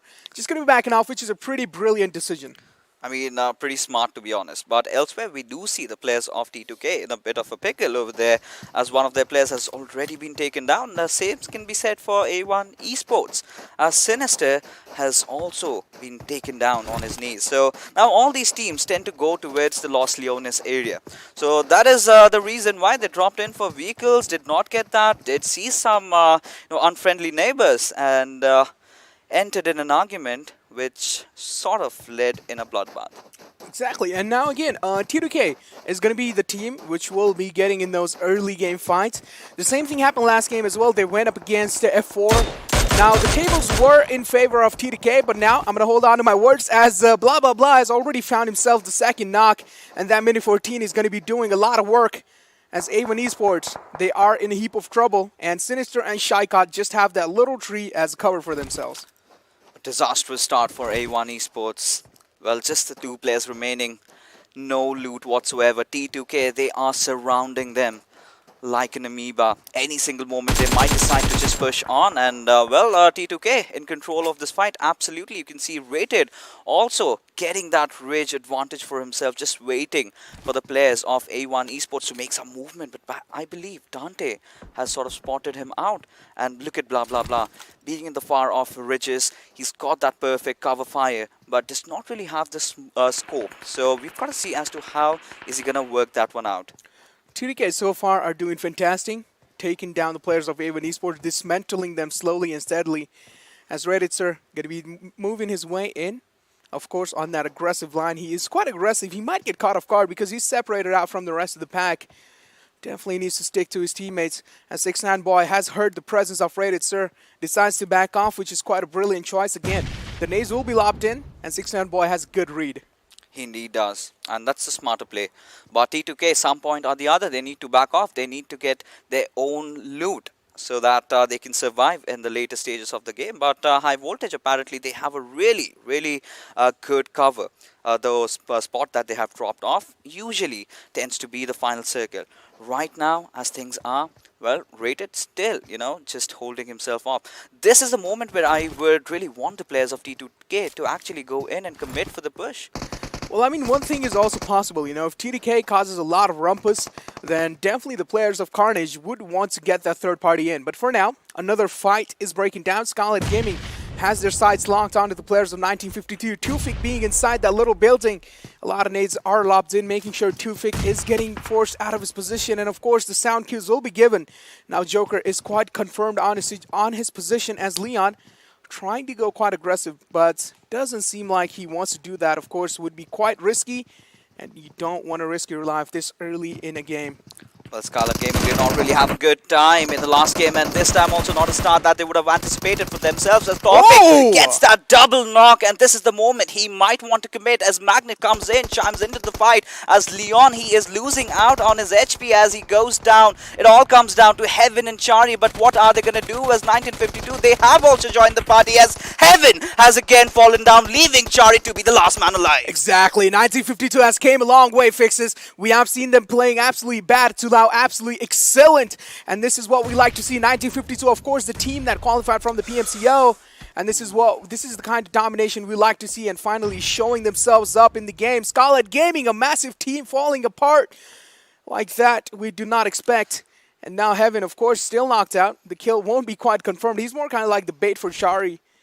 And Chari is quite disappointed, of course, in his teammates, because the push onto Tawfiq there was quite questionable. If you know the player has a Uzi, you do not really want to challenge a fight in such close quarters, especially if you have the peak advantage as well. You know, they did not sort of have the knowledge that he had that weaponry, so it was just a gamble. They'd had the numbers, that is what they counted on, and went in for the push. And, well, we've got to give it to Tawfiq, the way he responded. But Chari, having finally been spotted out, any single moment he might just get taken away. Exactly, barely surviving. The bullets are whizzing past his ears as he's just proning down, and finally he will be making it to safety. But for how long? I really feel like the players of 1952 will be chasing him down, which is a good choice. You do know that kill is quite easy to get, but F4 is going to be putting on a lot of pressure from the back lines. That's going to be Khan peppering down bullets onto Magnet and taking him down. Absolutely, F4 wanting to have a piece of the cake over here. 1952 now in a bit of a trouble, as Tawfiq would be wanting to, deploy the smokes and get that res back on. But it's going to be so much tough because the cover that they have is of a vehicle which can explode any single moment, resulting in Magnet also being taken out and maybe a collateral coming out from Tawfiq if he goes down as well. Now, 1952, they've done a decent job in keeping things at bay, but this gives enough room for Skylight Gaming to get themselves out of that situation. Exactly. 1952 is the team that I'm really eyeing out for in situations like these, because I want to see this team succeed. They have came a long way. I am with them, and I'm pretty sure a lot of fans from Bangladesh region will be with them as well. And now, as 1952 are trying to make their way in, A1 Esports are pressuring the players from TDK. Of course, Redditzer being the one in the close lines, and one player is there in the back lines. But Redditzer, if you go down in your initial position that you are having right now, then that might be a bit of trouble, as blah blah blah will be there to provide that backup, just to provide that, exceed that a little bit of comfort level. As Dante has been taken down, TDK doing a fantastic job contesting down the players of A1 Esports. And now 6ix9ine Boy, of course, being the last man surviving, and he's barely surviving as well, making the run outside. But for how long is he going to be surviving as blah blah blah as well, missing quite a lot of shots. But at this point, 6ix9ine does not really have a lot to work out with, but he does manage to get a knock, would want to secure the kill, but can he, as Rated is under heavy pressure, still does have the arm to play around with, but is he going to commit, as PN Crew Legend is also going to join in the party, as he goes in for that revive, as a fight against Rated Sir breaks down, as he needs to get that Uzi reloaded up, as finally he goes in. No, he decides to back off for a bit, taking his own sweet time. And PN Crew, they are positioning themselves. But Ayush, from the far off Raid, through the window, takes him down. That's so unfortunate. TDK, for now, has been saved by the players of PN Crew. Now, the nades will be lobbed in from their side. PN Crew, slowly and steadily trying to contest down the players of TDK. They do know that they're hurt. They're quite hurt. Ayush taking the aggressive step, already finding the opening on Rated Sir. Blah, blah, blah is barely surviving inside the building. Now, you need to also take the fact into consideration that the last player of A1 did not have any meds. That means blah, blah, blah wouldn't have any meds as well.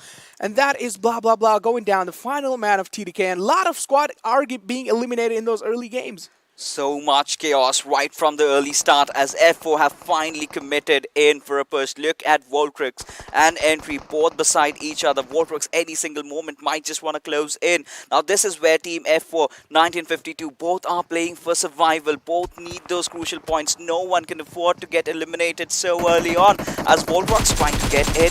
Can he get a few knocks here and there? Goes in with the push, gets that one knock, instantly gets back as the fight commences. Beautiful positioning from the lads of a 4. entry kind of got caught off guard. There was a player in the front lines and there was one in the back lines as well. F4 doing a fantastic job taking down the players of 1952 one by one, dismantling them. And now again, 1952 seems like they want to back off. They don't really want to challenge this fight, which would be a good choice. But now 2 players inside one small building. If utilities are being put in, then that might be a bit of problem as Voltruk's taking quite a lot of damage. Wolverine already getting the knock on the Magnet. F4, what are they doing? They're destroying the squad of 1952. They know they are men on a mission right now, and they are going to stop at absolutely nothing. The last player surviving, Tawfiq, he did pull off that beautiful clutch, but for how long can he do that? And the answer is he's done, as that Molotov goes in and just wipes out the last player of 1952. Well, 1952 started off really well in the first game of Erangel, but things sort of went sour in Miramar. Exactly, 1952 not really having the start they would have expected inside this game. But again, to be honest, I'm kind of in love with that team. They have been doing quite good. But now take a look at Z3us and DRS, the top 2 teams going up against each other. The Alpha Titans clashing. Fixes, what are your views on this? I like it. Alpha Titans. Well, both of them have that ego, so to satiate, but look at that. Godless. I mean, he is one of those snipers that you need to absolutely fear. Now, Z3us did not really have that first good game. This is where they need vengeance. And what a good way to take down DRS to get themselves back up. I mean, they would want to bolster up their lead even further, as DRS will successfully get their player back up. As Z3us, they are trying to go in for the push. But are they going to be successful? As Godless, another beautiful whammy right onto the head of Mafia Ninja. Magnificent shots from Godless, and what an incredible sniper you would want to see. But this time it's Godless skull getting found by Mr. Boro. That M4 spray is going to be like a laser beam, cutting his head off. And now the res will be there from the lads of Z3us. Again, the smokes will be there to block off that extra bit of vision from the side of DRS. A lot of shots are being fired from both these sides. Shots are being exchanged as Icy again seems like he wants to take that flank angle, and he might get spotted as well. Oh, so close. How on earth could Mr. Morrow miss that? He was not supposed to. He had a clear angle. He was supposed to get a knock.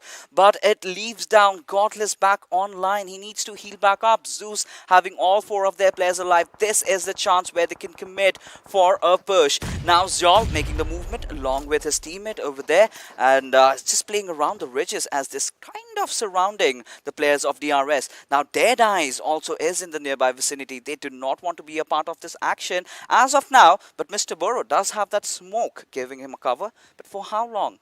Only time is gonna tell. But even Zol has moved to the backlines of Mr. Boro again.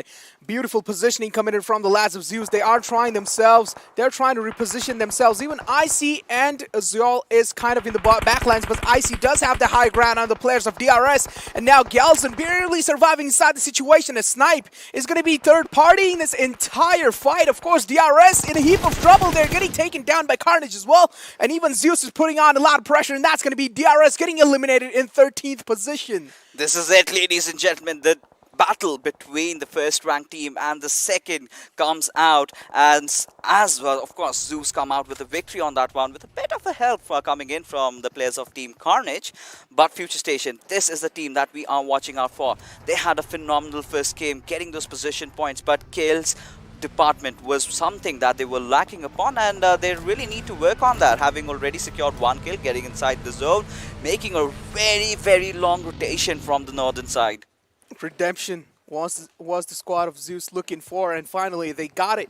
And now again, my eyes are set on the players of Future Station because this is a crucial game for them.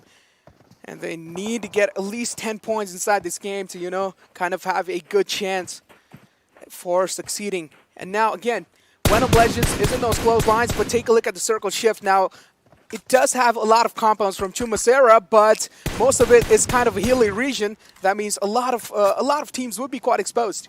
Yeah, I mean, that's where StalwartFlex do have that upper advantage, right? If the circle sort of tends to move towards the southern side, I mean, this game pretty much can be theirs. But considering the fact that R3D are making a rotation from the southern side, it's going to be really interesting as to how they're going to anticipate that. Now, 7C, this is a team that was explosive in Erangel. They got 11 kills and had the highest damage in the server. Had the circle sort of favored them, could have also managed to get the chicken. But this is a game where they have their players players alive are still struggling to get inside the circle. Now, in a map like Miramar, you need to be very careful. You need to respect the zone. Exactly, and now, as you did talk about Sevens, you know, even in the previous game, they absolutely demolished the players of Carnage. And now it seems like Fear has went down to the zone damage, which is quite questionable. The rest will be there, hopefully, because Rig is on a move. And he definitely does not want to lose his teammate this early off in a game, as Destroyer has been spotted. The target has been acquired by Ayush, but doesn't seem like any shots will be connected. As Leo again getting third-partied, and a lot of third parties happening over here. Yeah, but I mean, Zeus are comfortable as of now. But 7C, well, they travel a long way as the meme gets caught off guard by the players of StalwartFlex. This is Usam dishing out all that hurt as the meme finally falls down, as Evil Eye has been spotted out. Kapshi having that high advantage can do something, but right at this particular moment, all he wants to do is try to provide that quintessential cover fire for the players of Evil Eye, and rather the players of Future Station, to just back off a bit and take a bit of a breather, because this is not the kind of a Miramar, to be honest, Necro, we are acquainted to. Right from the very first second, we are witnessing fights after fights. Now Rig might be the one who over here who might bring the bombshell inside these fights.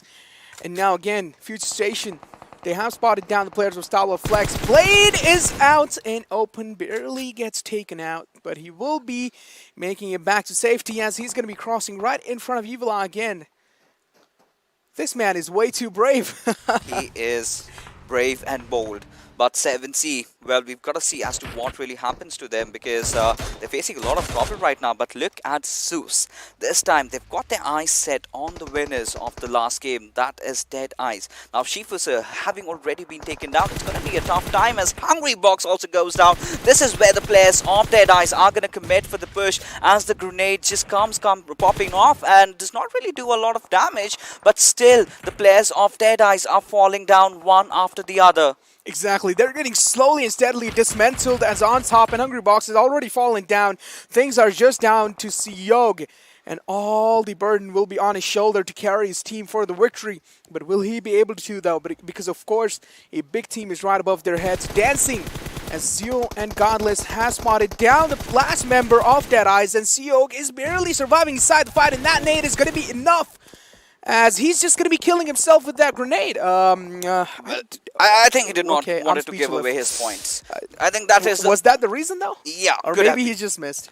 I mean, let's look at the brighter side of things. I mean, that's the only reason why he would opt for that, because he pretty much knew that he was going to die anyways, because he was surrounded not just from one side, but from absolutely everywhere, with 7C also joining the party. So, yeah, I mean, nading yourself down, not letting anyone else get your kill. I mean, sort of making that bold decision.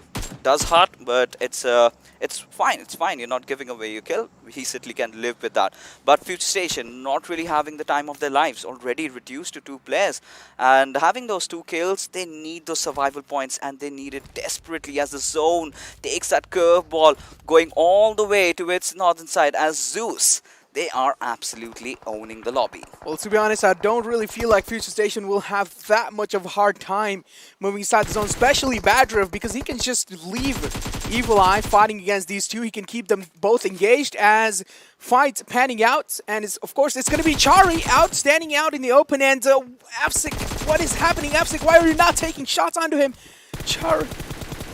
Well, seems like there is a smoke between them, but now again Chari has been taken down, and Apsic is going to be the one to come out on top. Well, few glitches here and there, and it has been confirmed by the production team that there was a smoke sort of distorting his vision over there, so fair play. Right, now getting into the game. Now R3D, well, they now have their eyes set on towards the players of High Voltage, where Ozzy, he is trying to defend himself, lobbing those grenades. Now, this is where I want to see those low-toss grenades being popped off from the upper side, but R3D, they are determined. They want to commit for the push. But how are they going to do that as Ozzy gets one in? That beautiful nade. Look at the barrage of nades coming in from both these sides. High Voltage, we do know this team is famous for their tactical approach inside each and every single fight. Whichever step that they take, they calculate it 1,000 times. And again, Assassin on that aggressive page. finding that opening as R3D are in a heap of trouble. They are in all sorts of trouble as Joker has been taken down, Wires has been taken down as well. Now there's just that one last man standing from R3D, but for how long is going to be the question as Zeus has found themselves in a real bad spot. They indeed have, as the players of F4 are lobbing that beautiful grenade. It's Destroyer that's going to be getting those 2 knocks. Wow. And now it all comes down to Leo. Can he get the revival on time? Why aren't the players of Team F4 pushing and holding on to my God, Destroyer comes in. Leo needs to do something. He needs to keep the players at bay. He needs to keep his team alive anyhow, as the players of F4 are trying to surround them as they go after Leo. Does manage to get that knock, but gets traded right off as F4. They still survive as 6 teams remaining, 17 players in the lobby. Who is gonna bring this home? Beautifully played from the side of F4 as another fight panning out. High voltage going up against Venom Legends as Rafat. Of course, it's going to be the man in their contestation from the side of Kuni. And he is moving in close, but that's going to be Rafat. Pretty brave and bold decision coming in from this man. He just straight up aggressed in, out in the open. The confidence on this man is on another level. Indeed it is, and look at team of F4. This is a different F4. This is one of those F4s that we are sort of accustomed to see in those PMCOs of Pakistan region, and now they are certainly stepping up. When everything comes down to your survival, you've got to do whatever it takes, and now they are doing it. They are getting those kills. They know how much it means to them and to their fans, and now Venom Legends, they have to get inside the circle. Now, considering the fact that Carnage are holding it, it's going to be a tough time, but not impossible. That fight against Zeus by F4 was beautifully executed as, again, Rafat is on a domination. He's going to be finding another opening onto the players of Carnage. And now Venom Legends do seem like they are not in a good spot because they are getting contested but down by a lot of squads and they're quite exposed. Their bags are exposed. And F4 is in those clotheslines, including Carnage and PM Crew. Now, it seems like Venom Legends are trying to rotate inside the zone, but with a brilliant way. And I really want to see how will this thing pan out, because F4 is there on the high ground. If they expose themselves way too much, Vortrix will be there to take him down or even destroy. So, of course, the smokes will be there. Well, the circle completely favoring the players of F4. This can be their game to lose, but they certainly do not really want to. And now, well, Vortrix having spotted Outbreak was surviving for quite some time, but not anymore, as we've sort of jinxed it, as Vortrix puts the final nail in the coffin, and it comes down to the last final 4 teams, as Venom Legends, they have to fight their way inside the circle, and considering the fact that PM Crew, they are going absolute ham after the players of Carnage, as Jiggle is the last member surviving, hiding beneath the smoke. How long is he going to do that? That's a bigger question, as the spray is definitely on by the players, and Jiggle, can he clutch it out? 2 players pushing in tandem right after him like a pack of hyenas. Jiggle has spotted them down and has gone out in the open. Can he get the knock? No is the answer, as Avsec will get the final kill. And finally, that's going to be Carnage falling down into 4th position as F4 again unloading a lot of mags onto the players of Venom Legends, finally finding the opening on the steel shot as he has been taken down. Now the rest will be there from Rafat, as Venom Legends haven't really found themselves in that good spot that they were looking for. They are just barely making it inside the circle on the edge, but take a look at the rotation coming in from Khan. He is going in the backlines. He does know Venom Legends might be thrown in the way if they want to make any plays, and of course if they want to take out Venom Legends, they will have to get or reposition themselves, get a position where Venom Legends is not expecting them. Those nades are quite close but not going to be making it on mark. That's ludicrous. Look at how those nades were lobbed off to perfection. Almost getting those players knocked out. But Voltrox, he is going to keep the hurt coming in as he gets one more knock, as F4 in complete control over the situation as they're keeping their opponents in bay. It's just down to the last 3 teams. It's the Pakistan region against the Nepal region, against the Bangladeshis. Who is that one region going to be the victors in this one, as Wolverine, he is, of course, peppering down a few bullets onto its legend, but he sort of seems to survive. Wolverine, of course, a man inside the squad of F4. He does have an eagle eye, and we have seen him in the past, you know, making some incredible plays, as he was the one who turned the tables in the last game against the players of TDK. They did have the man advantage, but in the last moment, he managed to secure 2 knocks for himself, and that's how the tables were flipped. But now F4 Again, going up against the squad of PN Crew. They do know that they are right there, but the smokes, for how long will be there though? The smokes will be vanishing away as the time will be going as well. And now Destroyer spotting down the players of Venom Legends, taking a little bit of shots here and there, but Khan's position is still not compromised, Fixes. Indeed, it is not. But right now, FO, they look at their positioning. It's so stellar. It's so mesmerizing to just watch them as Khan will get his vehicle inside, will have that backline secured for their team. As Venom Legends, they are slowly but surely trying to get in. As Legend, he is also trying to do the same. All of them are contesting for the circle. But who is going to come out as the winner? As Void gets knocked down, and it's Destroyer who is going to be doing that. 9 kills already for this team, and they are going to be stopping at nothing.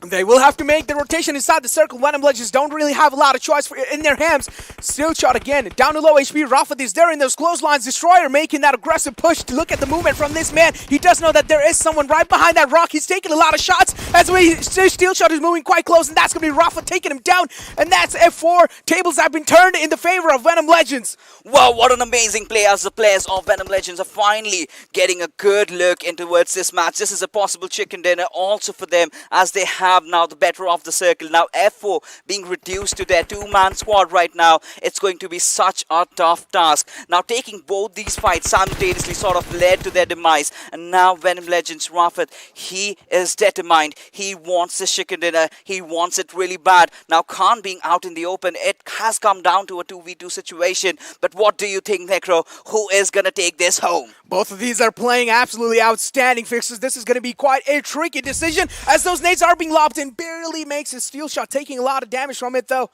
And now again, the written nades will be there, but the accuracy, the mark is not being found from both of these sides. Wolverine does have quite a good read on them. Venom Legends, they will need to make it inside the circle as F4 do have the best of the zone for themselves. The opening has been found. Wolverine doing an incredible job. Now the Reds will be there from the side of Steel Shot, but the aggression is being shown from the side of F4 as well. Khan making the move onto them. Venom Legends in a bit of trouble, and for how long is he going to be able to stick it though? Of course, Steel Shot barely surviving the fight, and that's going to be F4 taking down the last man of Venom Legends. And wow. Wow. Take a bow. You just rhymed it. Yes. I mean, this has to be undoubtedly one of the best matches that I've ever casted. I mean, without a doubt. Without a doubt. Without a doubt. The best Miramar of the PMPL. Any day. Any day.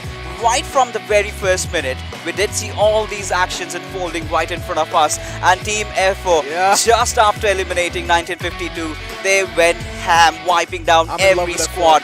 And now, we do need a breather. We certainly do. As we are going to be heading out for a short little break, we will be right back. Don't go anywhere.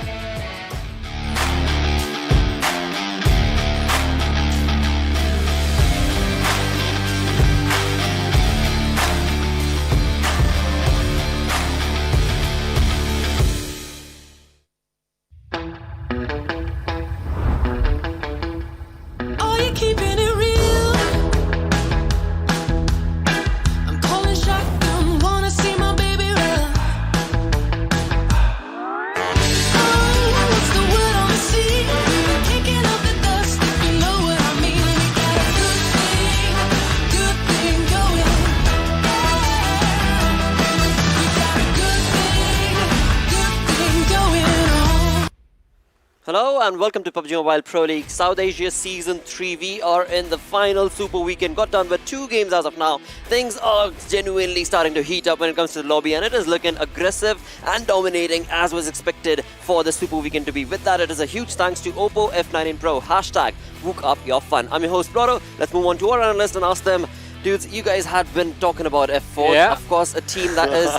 well, now finally picking up a dominating phase for themselves. Just like Fixer said, one of the best Miramars that we have seen, right, in this way. And well, talk about the MVP. Rafat is the MVP right now, 697 damage and 4 kills, 2 assists and 392 healing done. Talk about the fights that you've taken, so that your healing number is more than half of what your damage is, because, you know, almost 700 damage, 350 plus healing, so that just goes down to this one. Amazing stats. So this Miramar was something else. Exactly, it was, and especially that final fight with F4 having the high ground PN crew on the flank and Venom Legends on the other. It was an intense situation, and there was bound to be bloodshed. Wish I was doing commentary in this one with you. I mean, this would have been like an incredible piece of events, a turn of events, the way, you know, it was just moving on with everything. I mean, talk about F4's right movements that touch the right areas. The grenade that against Zeus's players, the wipeouts that they have done altogether. Wow. Wow play indeed. Wow play indeed it was. With that, let's have a look at the top players coming in from the second game that just took place on Miramar. And in that, of course, it was F4 that was dominating through and through and through.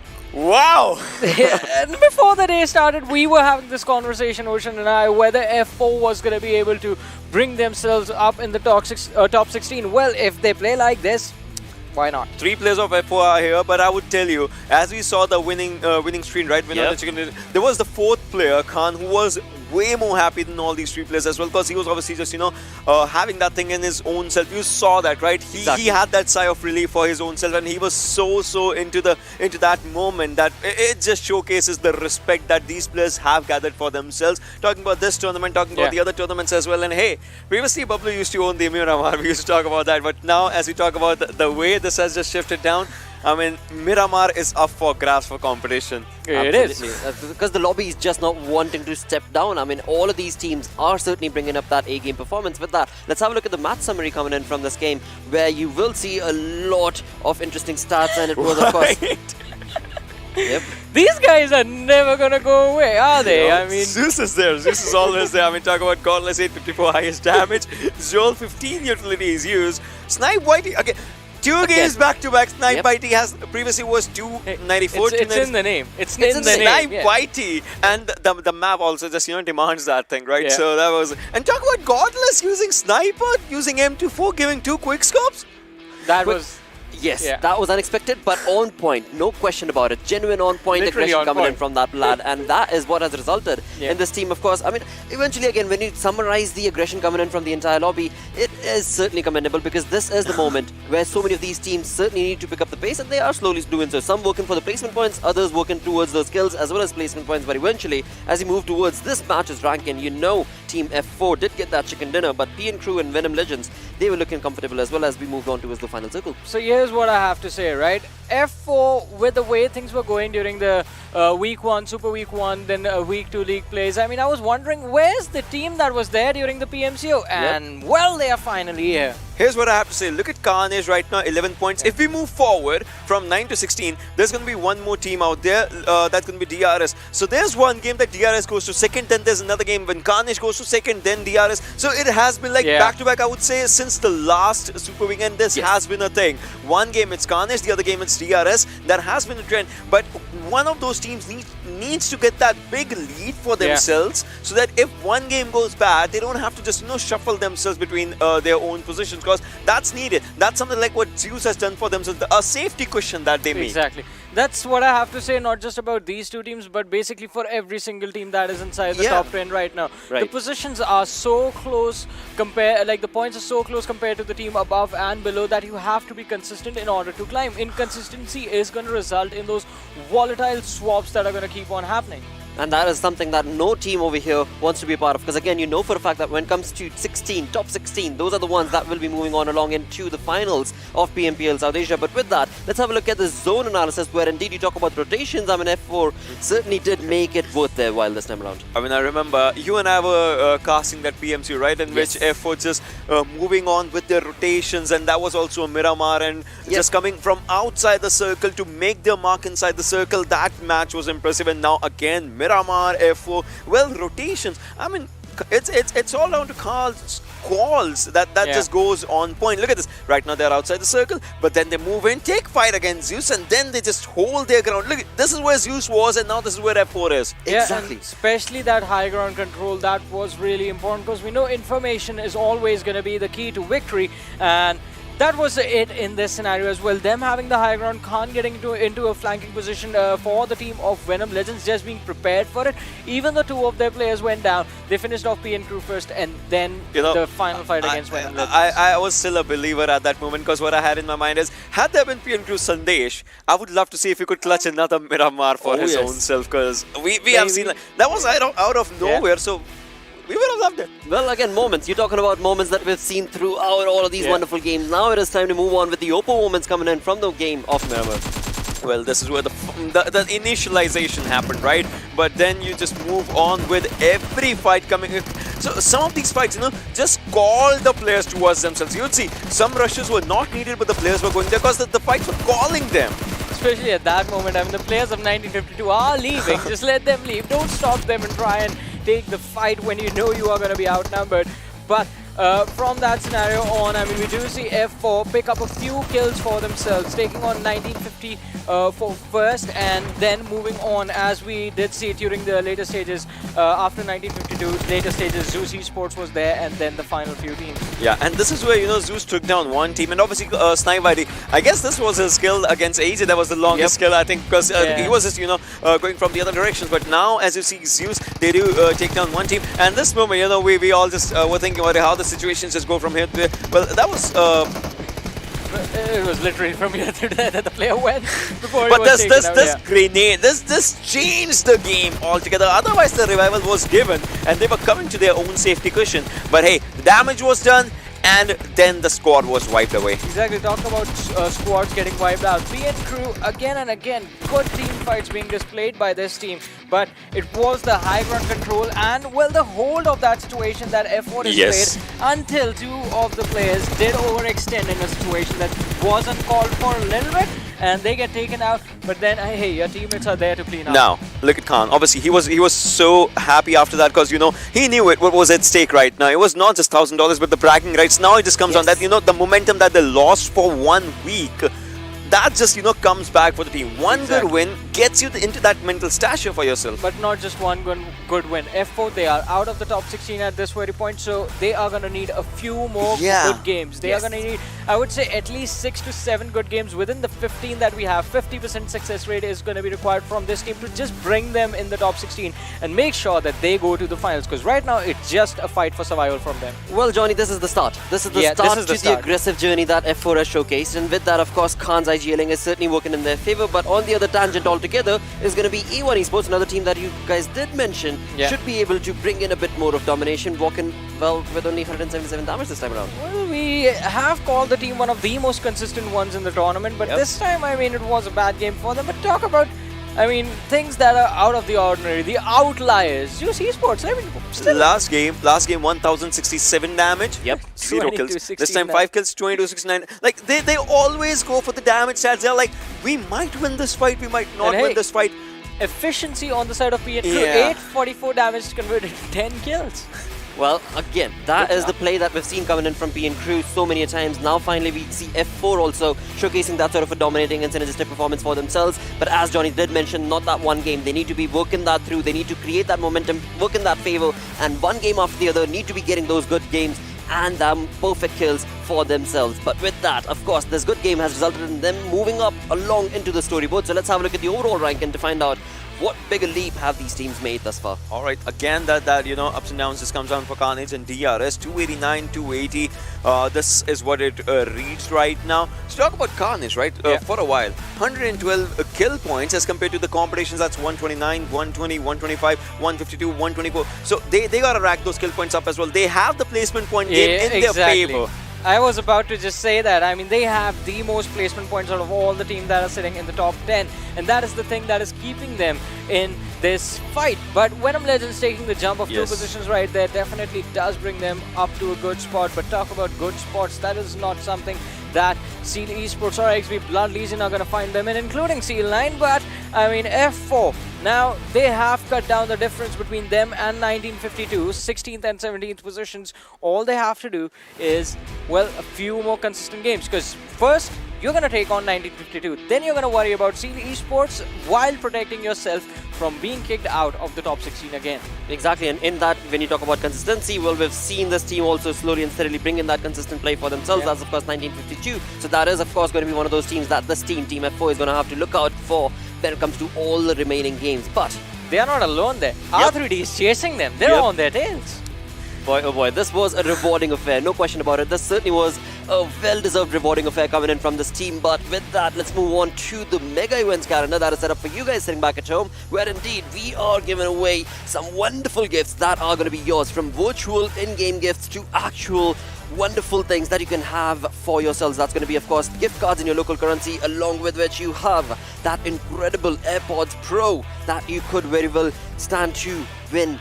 And for that, you're going to have to do just a little bit, and that you already have been doing, viewers. There's no two ways about it. Of course, you've been doing that, and what I'm talking about is, well, supporting your team, supporting the team that you love. And to do so, there are two ways you could do this. Of course, you can chime into all the action that is being showcased right here at PMPL South Asia via the Esports Center in-game. As you do so, you will be earning points. Those points can then be multiplied by guessing weekly winners or participating in lucky draws. And you stand to, well, be in the top 3 to get that permanent outfit for you. And in the lobby, when you step into the lobby with that outfit, I mean, you will already showcase that, hey, I'm the fan, I'm the big fan here, and I have been doing so for the longest time for my team from my region. But that's, of course, just virtual gifts. Move that conversation all together towards the super giveaway that's been set up, where indeed, like we just discussed, the first prize is going to be the AirPods Pro, followed very closely with the in-game items and, of course, the gift cards in your local currency. Now, in that, to be a part of this, you need to hashtag PMPL SA, followed by your unique UID code and the region that you are chiming in from. Of course, do not forget to showcase that love in chat, and also while you're doing that, do not forget to press that subscribe button. That's certainly going to help and boost your stats when it comes to you standing a chance to win. And in that, this is going to be the way that you will support your teams. But the top kill leaders from all these regions, they will have a better chance of course, getting you the prize. They're getting you those wonderful gifts. And for that, again, showcase that love, showcase that love. We're done with 2 games on this first day of the awesome Super Weekend. Let's move on to the schedule, where once again, we step on to Erangel. Well, it's Erangel once again when we talk about it. Previous Erangel was really good for DE, and obviously Miramar going down to F4. If F4 wants to continue that momentum, they can. Talk about Venom Legends, as they were looking really good in the previous game, and obviously they have made their place in top 10 right now.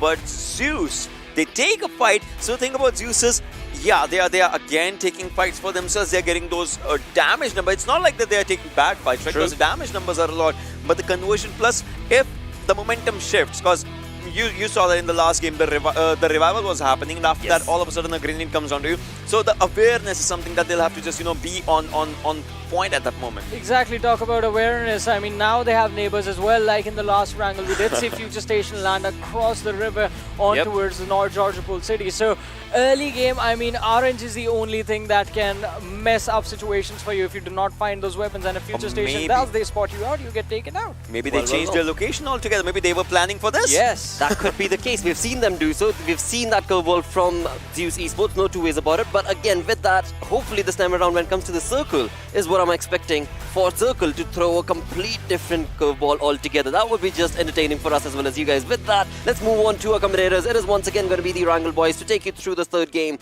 Once again, it is XP and Blay. Thank you again for that, Blotter, Ocean, and of course Johnny on the desk over there. And ladies and gentlemen, well, we're going to be jumping into the third game of the day, of the first day of Super Weekend number 3. And once more, we will find ourselves on Erangel. My name is Blay, and joining me, as usual, the well-dressed, very debonair XP. Oh, I'm supposed to talk now? I thought I was just looking at myself on the screen, but of course, yes, it is going to be Erangel once again. Thank you for those kind words. It's not every day that I actually kind of get to dress up, so I feel good, by the way. I feel good. Da-na-na-na-na-na is what everyone's probably hearing in their heads, but we don't want to get copyright struck considering it's live right now. But you know what? We're going to be jumping in to the game. It's going to be Erangel.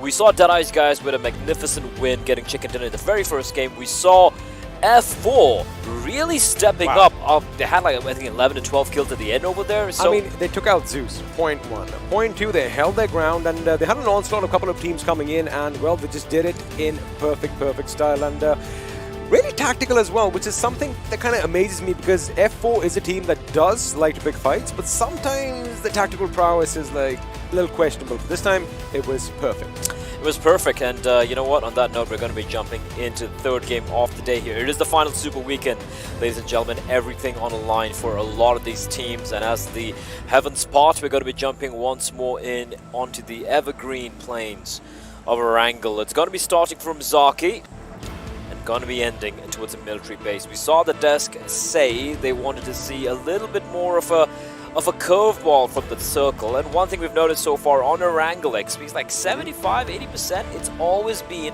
towards the Gatka Ferry Pier military base area time and time again. Alright, let me see if I can conjure up some magic over here and kind of sway the PUBG gods to make the circle form around. You know what I want? I haven't seen anything around, let's say, Shelter, Milta, Nova, Pnoy. I want the Shelter to be the center of the circle next, like a little southeastern circle, but let's see if my wishes are going to come true. The teams are going to be dropping out. Z3us Esports again heading towards Georgiaport. Future Station are going to be comfortable just north of their position in the city across the water. Meanwhile, everyone else is going to be going to their favorite drop spots. But again, Blay, it's Erangel. We kind of seen a similar pattern day in and day out. Everyone is going to be comfortable at the beginning, and I don't expect any fights to be breaking out, but something that is going to be catching my eye is have a look at R3D Esports. They are going to be jumping out at the Sosnovka military base. This is interesting. StalwartFlex, they haven't challenged a couple of times. They have always come out on top, except at one time where Z3us dropped in during the league stage and wiped them out. I do believe it was, I think it was Icy or Godless, I forget, with the auto shotty, and there you have it. A bit of a curveball when it comes to the play zone, something which we haven't seen that often, and it does look like Quarry, Ferry Pier, and the military circle is definitely not going to be in the play zone. That makes P and Crew's position towards Severny extremely powerful. Extremely powerful and volatile at the same time, because all the teams are going to be heading up towards Severny again, depending on where the circle shifts next. But right now, Rozok is going to be in the center, and what are the odds for R3D? They finally decided to drop towards the southernmost part of the island instead of Kameshki. Let me tell you one thing, this is the second time that's happened to them. I mean, at this point, might as well just stick to Stalwart and Kameshki, right? Every time they avoid the usual drop location, the circle just screws them over. But everyone else, you see Venom Legends, they're going to be dropping towards, Primorsk. We have 1952. We might see a very famous fight breaking out here again, 1952 versus StalwartFlex on the bridge. We could indeed. However, judging by the circle, I think 1952 might just want to play it a little bit safe. Again, they are playing at a phenomenal pace today. They have actually kind of surprised me, to be honest with you. And talking about R3D, it kind of feels like they are ready to take those early fights, hence their drop spot all the way down to the south. But again, having a look at the circle, looks like Team F4 are going to be moving towards the Shelter Mansion Lipovka just to make sure they have enough loot for those end circle fights. And DRS just west of Yasnaya this time. Indeed. R3D, they know exactly what StalwartFlex are, and they are not going to be attempting to go for any early duels with one of the bigger names here in the tournament. StalwartFlex, 7th place at 236 points, very closely trailing A1 Esports in the overall standings. And you know what? Well, there is a bit of a lull in the action. We can talk a bit about the overall standings, right? We got Z3us way on top there. They've kind of had a quiet start to the day, but yeah, 7 points, 2 games. It's Z3us. You know how they're going to be playing later on. They're still not going to ever falter. 1952 making an appearance in the top 16, mind you. They have the entire weekend to play, and Seal 9's position, the 15th spot, alongside Blood Legion. It's looking a bit shaky. However, Seal, despite the fact they're not going to be playing 2 super weekends, 197 points. The difference between the 13th and the 14th place. Look at that difference. It's over 73 points. That is a big bridge to cross. It is a big bridge to cross indeed, and I'm pretty sure they're going to be hoping that all the teams that are above them continue to play excellent, and all the teams that are below them just kind of falter. Of course, that is wishful thinking. We're going to have to find out what's going to happen sooner or later. But High Voltage have been playing good as well. They are in the 8th position in the overall rankings with 232 points. But they, of course, had an amazing week 1. Week 2 was all right for them. Week 3, they really need to up the tempo just a little bit and, just climb up higher on that overall ranking just to make sure they solidify their position. Now, 7Cs. They didn't have a good league week 3, and the second Super Weekend was also a little lackluster for them. However, they have come to play this time around, Blake. Yeah, they look pretty decent so far. Again, a team who don't really seem to have their the highest of highs, but they have a pretty good baseline performance right now, being the top 10 on 226 points. Deadeyes Guys, though, they have surprises. They looked great in the first league stage. They kind of faltered, I might say, alongside PN Crew in the first Super Weekend, but ever since then, they have been quite dominant indeed. 4th place in 266 points, closely followed by T2K. The top 5, these are 5 teams who have looked really, really dangerous. Obviously, Zeus being, I say Zeus, and we're going to be switching over to their POV. They have looked magnificent so far, the 4 horsemen of the apocalypse, but so far today, they have found challengers coming up to them, taking the fight, and in fact, not coming out on top, which is something we're not accustomed to. Talk about a blast from the past. That is what 1952 was for Z3us Esports, and again, like I've been saying it time in and time out. You got a fact for us for 1952? Ooh, all right. It's a little bit of a GK time. All right, let me throw a fact. Let me think of something. All right, in the year 1952, this is fact. The world's first passenger jet was produced in the United Kingdom. It was called the Comet, and it took to the skies for the first time on the 2nd of May. Wow, 2nd of May, very close by. I wonder how helpful all this information is and why I know this, but... Listen, I'm just telling all the viewers at home, you are not reading this off Wikipedia or Google. You actually have all the facts of 1952 in that massive head of yours. Nerd alert. Very, very impressive indeed. He's definitely, absolutely, 100% not reading it out of Wikipedia. Now the fact that you're actually bringing that point up again, people are going to think I actually am reading it off Wikipedia. Of course not. Why would it ever think that? I literally said you are not reading it off Wikipedia. Maybe it's time to move on to the game now. Yeah, we do have DRS here 3rd place. We have a bit of a skirmish starting to break out here. Skylight Gaming have had a bit of a rough start to Super Weekend number 3, and now they're going to be taking a couple of pot shots onto their opponents, not really looking to continue that particular fight, and there we go. Actually, no, they're chasing down Memo. Here's what's happening. They did take a few shots at Memo as he was driving past, but little do they know, his teammates are going to be coming up behind them, and if Memo continues the course that he's at, Z3us Esports are going to be waiting up in line. And talking about Z3us Esports, they're taking the fight to Carnage. It's a laser beam from Icy. He is going to get a double, actually, never mind, a knock and a finish. And it was going to be Godless is going to steal it away. These guys... They're going to go for the kill. Of course they are. Of course. It's Zeus. It's Zeus. Zol, nade, and it is very, very close. It's actually Molotov. The second nade follow almost finding Manish having to go prone in the grass. Prabeen has just fallen back. Manish just running for his life. He's got to find a semblance of shelter, but Godless and Zol coming on in. An army of 2. Made an army of 4 because everyone's close by, and Manish is getting bullied now. Nade's got to be a little too deep. Manish needs to win this duel. He's gonna almost get the knock, but he will not be alive for much more longer. Godless and Zol gonna double team up and finish him off, and his teammates, they're just gonna run for the hills. I mean, looking at who is attacking them, I think that's the right call right now, because Zeus are going to be a little ticked off by the fact that, they were eliminated early on in the first couple of games, and now they're like, wait a second. We're going to do what we do best, get in our vehicles, listen for some commotion. Wherever there's a firefight, we're going to go and Prabeen over here for some impeccable control in a little bit of an obstacle course. But have a look at that. Like you mentioned, a laser beam. I see. Right now, the top fragger in PMPL Season 3, South Asia, and he's showing us why. Carnage down to the 2 members. Of course, 2nd place team, and they're not going to be too worried about that. Taking a look at Venom Legends, they're making a very long rotation all the way from the western side of the main island from Primorsk. Ooh. And StalwartFlex and 1952 have actually managed to avoid each other, which is interesting. Now, they're going to be pushing in towards the ruins area, and depending on when the next play zone is going to be, you can see that little channel, right, that little canal, which has kind of cut the current play zone in half. The question here, the $100,000 question here, XP, is which side is the play zone going to be heading towards? Well, talking about a play zone, we have an AWM falling down to the ground from the heavens above, and my question is someone going to go and take it? Because you don't want to leave things like this in this container box. I mean, forget the armor, forget the military vest.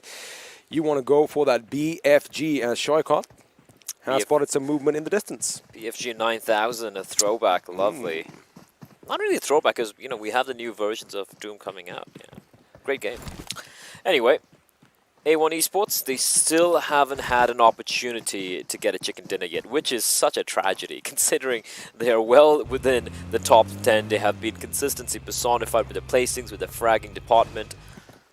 You know, you're actually right, but have a look at that. R3D are going to be coming in. Now, coming back to A1 Esports, the thing is, their positioning is amazing. Let me tell you one thing. And the fact that the moment the circle changes, these boys are kind of on the move already. But what kind of works against them is, I get it, you want to get to the center of the circle, so you have more options. But when you're in the center, well, all eyes are going to be on you, and you're going to have to take fights on multiple fronts. And that is the reason why they have those high consistency points, mainly due to their kills. And also that they survive up till the very end. So again, yes, they do want that chicken dinner because $1,000 is a lot of money. I mean, I would want $1,000 right about now, but I'm not good enough for this game. Yeah, right. We're just poor individuals wearing the same underwear every single day, XP, because we're that broke. That's I did kind of go shopping yesterday, though. And Godless, oh my goodness, I love it. I love the fact that he had the M24 in the last game, and he was popping off heads left, right, and center. In fact, he got a couple of moving shots as well, but now... Okay, I like him a lot more now. He is going to be the green death in the server, as Shifu from the distance spots out Blade. Blade is in a bit of a pickle. He got to make up his mind. Does he run for it? Does he get onto it? He has finally made up his mind. He's going to make a run for it. And Shifu is missing all his shots. Blade trying to go prone, and he's finally able to triangulate from which direction these shots are coming for. So for now, he's got a bit of cover, but he's out in the open. He's going to heal himself. Does he have an escape route ready for himself is the question here. You know, you asked me a question early on. Which side is the zone going to go? Is it going to go north of the river or south of the river? Deadeyes Guys, they kind of anticipate the same thing, because although all this firing is taking place over here, Shifu is still... Oh, that was close. He's still in Rozok as a little bit of help is going to come. Johnny comes in to pick up his teammate, and looks like he just might make it away unless someone gets knocked out right about now. Stray bullet is all he needs, but the great escape. As here we go, Godless, AWM, Tamim on his knees. Matt, this guy, can we just switch it? There we go. This guy, the Green Death, he is just, oh, he's so bloody good. I would just want a dedicated camera on him, and I'd be just watching him. I'm pretty sure you can carry on with the game yourself, Can we right? do that? Can we like have a production? Can we like have a small little picture-in-picture of Godless's POV throughout the game until he dies? Even if he's dead, I'm pretty sure his crate is going to be creating a few problems over here. But wait a second, guys. You're in the same team. We don't want to play bumper cars right now, as they're now going to go up against Future Station. They're actually doing it. They're giving us a POV of Godless on the bottom right. I love it. Thank you. I love it. Thank you. These guys Yes. are awesome. Yes, Godless. Such a fun player to watch. And Zeus realized that, well, Future Station, they're well entrenched in a compound. They're not in the play zone. So instead, they're going to be going for the smart route, pushing on in. Meanwhile, P and crew against F4. And mind you, F4 took a long rotation, anticipating the zone is going to go up north, but since we've got a shift down towards Rozok, it could be problematic. Now, they have two options here. Either A, you take the fight with P and crew, which is, you know, the right thing to do, but have a look at this.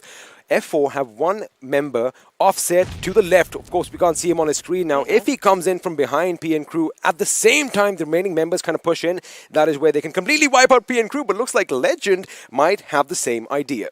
They do, and they need to rotate. They need to rotate. These two teams are not in the play zone, and P and crew, they're going to rotate first, and which, in my opinion, could be the smart play. It's a right call coming in from P and crew. They're going to leave F4 their devices, and F4, realizing that P and crew have evacuated the premises, will now use that opportunity to even fill up their vehicle as well. And so, yeah, no casualties for either two teams. We can probably take a look, a quick gander at the circle now. Or Zeus, I don't mind. You can stick to Zeus, I'm fine with that. I mean, it's Zeus, it's Godless. Are you really going to complain? But have a look at this now. Everyone is going to be converging in on Rozok. And Deadeyes, guys, remember they had 3 members north of the river? Shifu made sure they still had a little bit of a footing in that city, as a result of which they could come back as soon as they could. And have a look at that. They have spread out thin, making sure they cover all angles, as Edgar from R3D seems to have a knock on A1 Esports, but AJ in a particularly sticky situation. The car is going to spin out. He jumps out. Can he make it? No, he doesn't.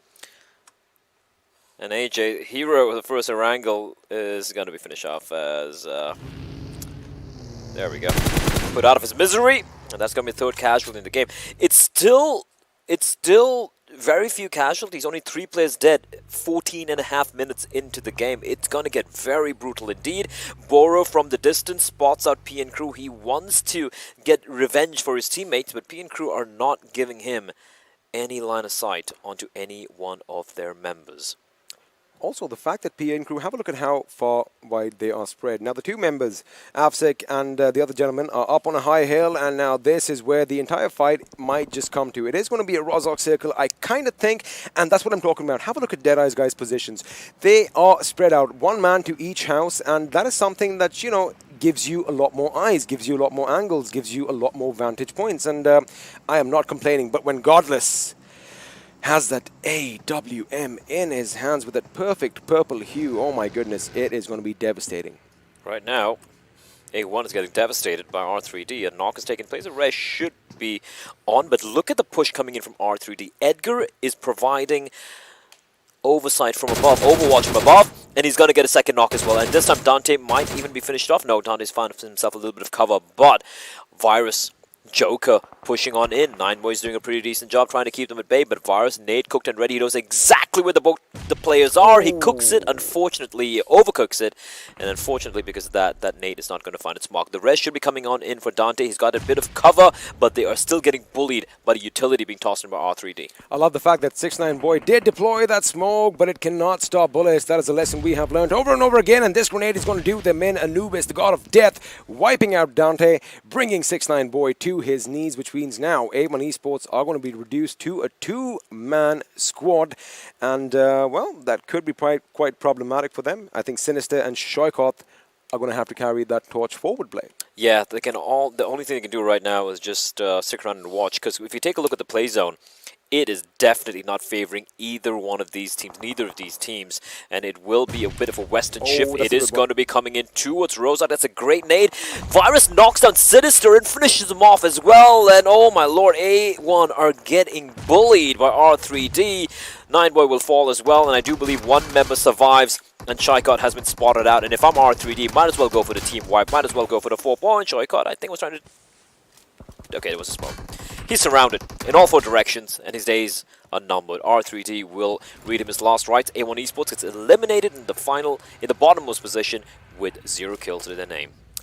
That is going to hurt just a little bit, but it looks like PN Crew are picking a fight with 7C Esports once again, as Memo is going to be taken down by Legend. Now the barrage of grenades is going to begin, but I like the fact that 7C have a few options. Fair and Rig need to go on the right flank for their team's point of view, but Killer is just cemented in. His position is quite pristine. But mind you, PN Crew only have 2 members alive right now in this area. 3 in total, but only 2 of them nearby. Make that one player knocked down as well. Savik, they need to make a call here. The circle is moving, the zone is moving in, and they've opted to forsake their player Killer. Well, be taken down to 7C, getting their 1 kill. Now they need to push on into the play zone, which they will, and they're going to be rattling off bullets from above. The vehicle will explode. The player does survive, Savik, but Avsek rather. And he is going to be on his knees. Not taken down, though. At Future Station from afar, spotted by 7C. And 7C, they're just taking fights in every single direction. Venom Legends, in the meantime, going up against StalwartFlex. So we do see a knock taking place. Memo's getting shot at from afar by Future Station. Replying back, cover fire being deployed as well by the side of 7C. But not before a knock does take place. And Mimo crawls to some semblance of safety. Now, I like the fact that they are kind of picking at each other right now, but both these teams, 7C Esports and Future Station, are in a very tricky situation because the circle, 9 out of 10 times, it is going to move down south towards Rozhok, which means they are going to have to cross that little river, and there's only one bridge to do so. So the question is, either do you jump it and then swim it, deploying smoke on the other side, or do you risk driving over that bridge? Because if you drive over that bridge, we have a man known as Godless. We saw him wipe someone out from a vehicle in the last game, and my money's on him doing it again. And boom! Ooh, that just whizzed past, parting his hair right in the middle. A free haircut courtesy of Godless. As now, FDRS going up against F4. The circle is shifted further south, down south off the river, meaning Rozhok is going to be where the action is going to be taking place. Joker is going to, well, it looks like that is going to be it for Joker. No, never mind. R3D still have a couple of players alive, so the rest is going to be coming on in. Ice is going to unload onto a player. T2K joining in the fray, and finally, we might be seeing some action here. Boro lying prone. It's going to get the knock onto Frypad. That's huge. And now, fry pan down, Venom Legends. They have 3 players alive, but they need to somehow find him. In the meantime, DRS with this little bit of cover that Boro has, but he gets spotted out, an angle found out by his opponents, and this is a 3-way fight. DRS against F4 with his Venom Legends nades being tossed on in. F4 now pushing up, dodging the nades being tossed in the direction by the side of DRS, and DRS will be wiped out in the 15th place. There's 2 kills to the name, and this is looking pretty good. Now Zeus. All 4 players still alive. Godless still looking for that knock, another knock with that AWM, but instead he's going to unload with that AKM of his. He's going to be switching over to the AWM. Now he's going to scope on in, but unfortunately his prey has fallen into the water, where it is Future Station and 7C just swimming on around, trying to stay alive. It's Eve alive for the side of Future Station, and Godless is just pushing on in. Hold on, another fight breaking out, 1952, pushing in and wiping out Venom Legends. I like the fact that Godless is kind of pushing in, but that could be problematic from him later on, because if he does get spotted out, that ghillie suit is not going to help you when you are moving around on your feet. Remember, Future Station were just a bit high up, but they've come in, they've jumped in the water, in fact, so and right now, on paper, it's a good move. It is a very good move, and he's not going in alone, though. He's got backup. He's got one teammate right next to him. But Zeus, they have nothing to lose. I like the fact, see, they're hungry for kills, but they can't give up on their position as well. Their position is amazing. It is the highest point right now in their circle, and his teammates are going to have to make sure they focus elsewhere. Now, if he does get knocked, it could be problematic, as it looks like High Voltage are unloading on StalwartFlex. Assassinated by Assassin.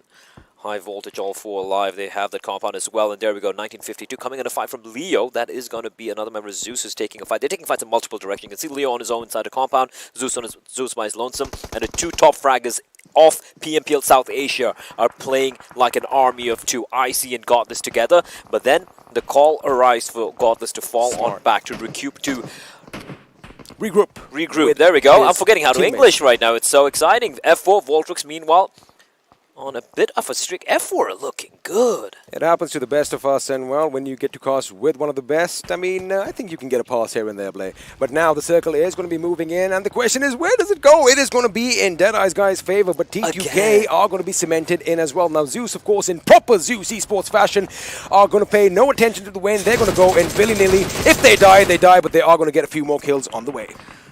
I love how the call for the rotation, they just don't care. They just don't care. They're like, oh, okay, the circle's here. We're going in our vehicles, just pushing in, taking their opponent's compounds, and they have indeed pushed in right on the edge of the play zone. And right now, they are going to be in the center of all this attention. 1952, Skylight Gaming are going to be on one end. T2K is going to hold another. Deadeyes Guys is going to move in as well. Remember, they were separated earlier on, so Hungry Box can hold down the fort while his teammates come in. Elsewhere, Jane is picking a fight with Deadeyes Guys, as Extreme still has his eyes on StalwartFlex. And just as I say that, that is going to be GGWP for them as they get eliminated in the 11th position. 10 teams remain, 33 alive, an average of 3.3 teams per members per team. Skylight Gaming, he needs to win this duel. He's going to get the finish before he gets knocked on down. Zul with the quick trade though. Great play there coming in from Joker to at least confirm the kill, because they know they need these points. At least they still have Heaven X and Chari still in contention. Nades being tossed on in, that could find Zul. Zul is somehow dancing around these nades, and Zeus now down to 3 members, but they have pushed on in. Wolverine now out in the open. He's got a little bit of rock cover to work with. Voltrix needs to decide, does he run on across? Does he go for the play here? The arm comes out, Godless, cross is trained, but he will have to be wary of the fact that he could be exposed to someone else. Nade cooked. I think he knows Chari's position. He sees that. He sees that gas canister. And it's going to explode. Perfect read coming in from Zeus, and he's going to be pushing on in to get the finish here. Running in, dodging, weaving, Chari, crawling around, asking for help, but help would not arrive. The nade is perfection, though. Beautiful. The timing could have been better, but Zeus finds himself a little bit of cover to heal himself. A follow-up nade could be massive from Heaven X. You were absolutely right about the gas cannon. Mind you, a little bit of a sound cue was given by Chari, and well, these guys are on top of their game as far as esports, Z3us Esports goes.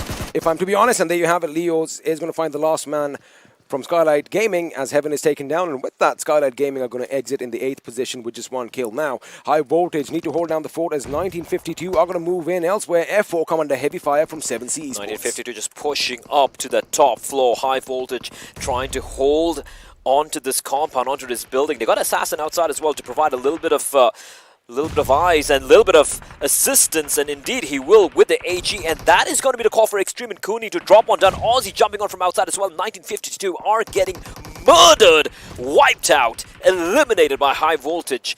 Great play there from High Voltage, not losing a single member at all. Sparks are definitely flying for High Voltage right now, but the action is going to continue as Z3us Esports are going to be mounting an attack on, well, a couple of members of T2K who have that presence of mind to move away from them. But there you go, Jane. He had nowhere to go. If he jumped off, Deadeyes Guys would have got him. That was, of course, something that he did anticipate. Oh my goodness! That was beautiful bait over there as Leo thought it was an enemy, but he just blew himself up. Oh, I can't even blame him. The smoke just dissipated. Just as it dissipated, we saw the canister. He must have been like, uh-oh. Is at that moment he knew he messed up. Well, Wolverine still outside, out in the open. Rig will be knocked down by Deadeyes Guys. Leo is continuing his streak. Rig will be finished off, I do believe. No, 7C still standing. One member still alive. That is Mimo. And Wolverine. He sees him waiting, biding his time, waiting to confirm the kill, ensuring he gets that frag. So Mimo, the last man standing for his team alongside Wolverine for F4. But for the rest of these teams, Deadeyes Guys, all 4 still alive. T2K, at least 3 still alive. Z3us, down to a 3-man squad. But a 3-man squad doesn't really matter when it is Z3us Esports, and they're going to be going up against Deadeyes Guys. They are going to be going up, and looks like Memo has been taken down by T2K. It wasn't Wolverine who unleashed his claws on him. Of course, you don't want to give out your sound cue, but Deadeyes Guys, that is a tricky situation. You do not want to be clumped in so tight. And Godless and Leos, do you have enough cover? Because the grenade is being hurled right in your direction. Right now, for the time being, for the next few seconds, both these teams are in the play zone. But Deadeyes Guys, like you said, both these teams are kind of clumped up together. Deadeyes Guys particularly, you can see Wadusir and Shifu alongside Hungry Box kind of together inside of the building, while on top is right outside. And I'm going to say, the winner of this particular team fight might be the ones getting the chicken dinner here. It could be, because you got to remember one thing. High Voltage's position is just phenomenal right now. They have the high ground in this circle, and until or unless the circle shifts, there you go. That is when he exactly realized that things are not going the way he wanted to. But of course, he is back on his feet. No harm done. Wolverine is going to be in trouble. He does have to fight the blue zone. It's not going to be enough. And ooh, he does get that first hit in time. But he has T2K in front of him. His chances are looking very, very slim. Well, it's gone. F4 will be eliminated. Fifth position with 6 kills, and not too shabby at all. Z3us, finally! A nade will find its mark. Shifu will be down on his knees trying to crawl into safety, but no. He'll actually stick on around. He didn't... Actually, it's T2K with Sarga stealing the frag away from Z3us. Yeah, you don't want to take the prey away from an angry lion. Z3us, through members, another nade being cooked here by Godless. He's going to be tossing it in, and it's going to deal a lot of damage, but not quite the knock. Have a look at all the smokes being deployed by Z3us. They know they need to make a move right now, and they wouldn't really mind if Deadeyes Guys come along with them, because they have to take the fight to High Voltage, who I remember said earlier had that little higher ground. Mind you, T2K need to push in as well, so this could just be pretty much a bloodbath right now, and bullets are going to fly, bodies are going to drop like dominoes. The question is, who is going to come out on top? 4v3, v3, v3, here we go, the fight breaks on out. Godless is going for the jumping shots. What a lunatic! He's gonna find the knock, and now Suyok is gonna be the last member left alive. Godless needs to make a run for it. He's gonna get a finish in the smoke like a wraith. He disappears on a sliver of HP. I don't know how Z3us have come out on top of there.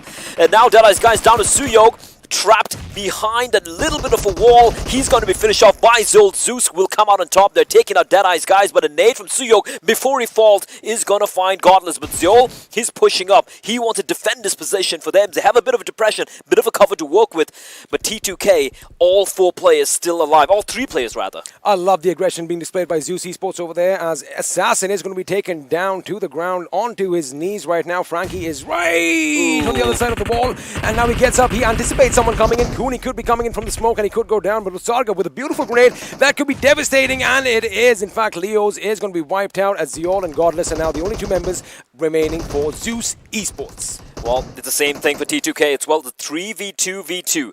Godless down on his knees. Zol going in for the rest. Utsarga, Frankie healing himself. High Voltage in a great position. The nade could be it. That could actually is going to be a smoke. It is a smoke. It's a good smoke from High Voltage, but now Z3us Esports can utilize it as well. But this is where Aussie's sound sense needs to come on point. He is going to find out that Zeol is coming. There you go, and that attack has been dissipated. T2K out in 3rd position. 3v2. 3v2. High Voltage. The only thing that is against High Voltage right now is the fact that they have cover. However, one good grenade could be devastating. And of course, if Godless is going to be unleashing his wrath on you, well, you are going to be in a world of trouble. Last first aid kit for the side of Godless is going to heal himself up. High Voltage, creeping, crawling, trying to stay alive, duking it out against the Grim Reaper of Erangel, and Godless coming in from the side. He spots out Cooney, but a second too late, and now it's basically down to Zol. He's in a 1v2, ducking and dodging and weaving around, but Cooney's coming in for the finish, and he's gonna get knocked down in turn. It's a 1v1! Oh! And Zol, he pulls it off! You will not deny Zeus! Winner, winner, chicken dinner, the 1v2 clutch in the end. Magnificent! Wow! Z3us Esports, I mean, just laying down the law play. That was just amazing. I thought it was all done for. He waited for that reload, got the reload in, gets one on the left, gets one on the right. Oh my goodness, on a sliver of HP. What a way to win this chicken dinner. Are you surprised? I want to ask you a question at home. Are you surprised? Or rather, wow. Are you not entertained? Are you not entertained? Ooh. That was an incredible chicken dinner, Zeus. They came, they saw, they conquered, and we're going to be going to a very quick break, ladies and gentlemen. We need a break, you need a break, everyone needs a break, but we'll be back real quickly with the analyst desk.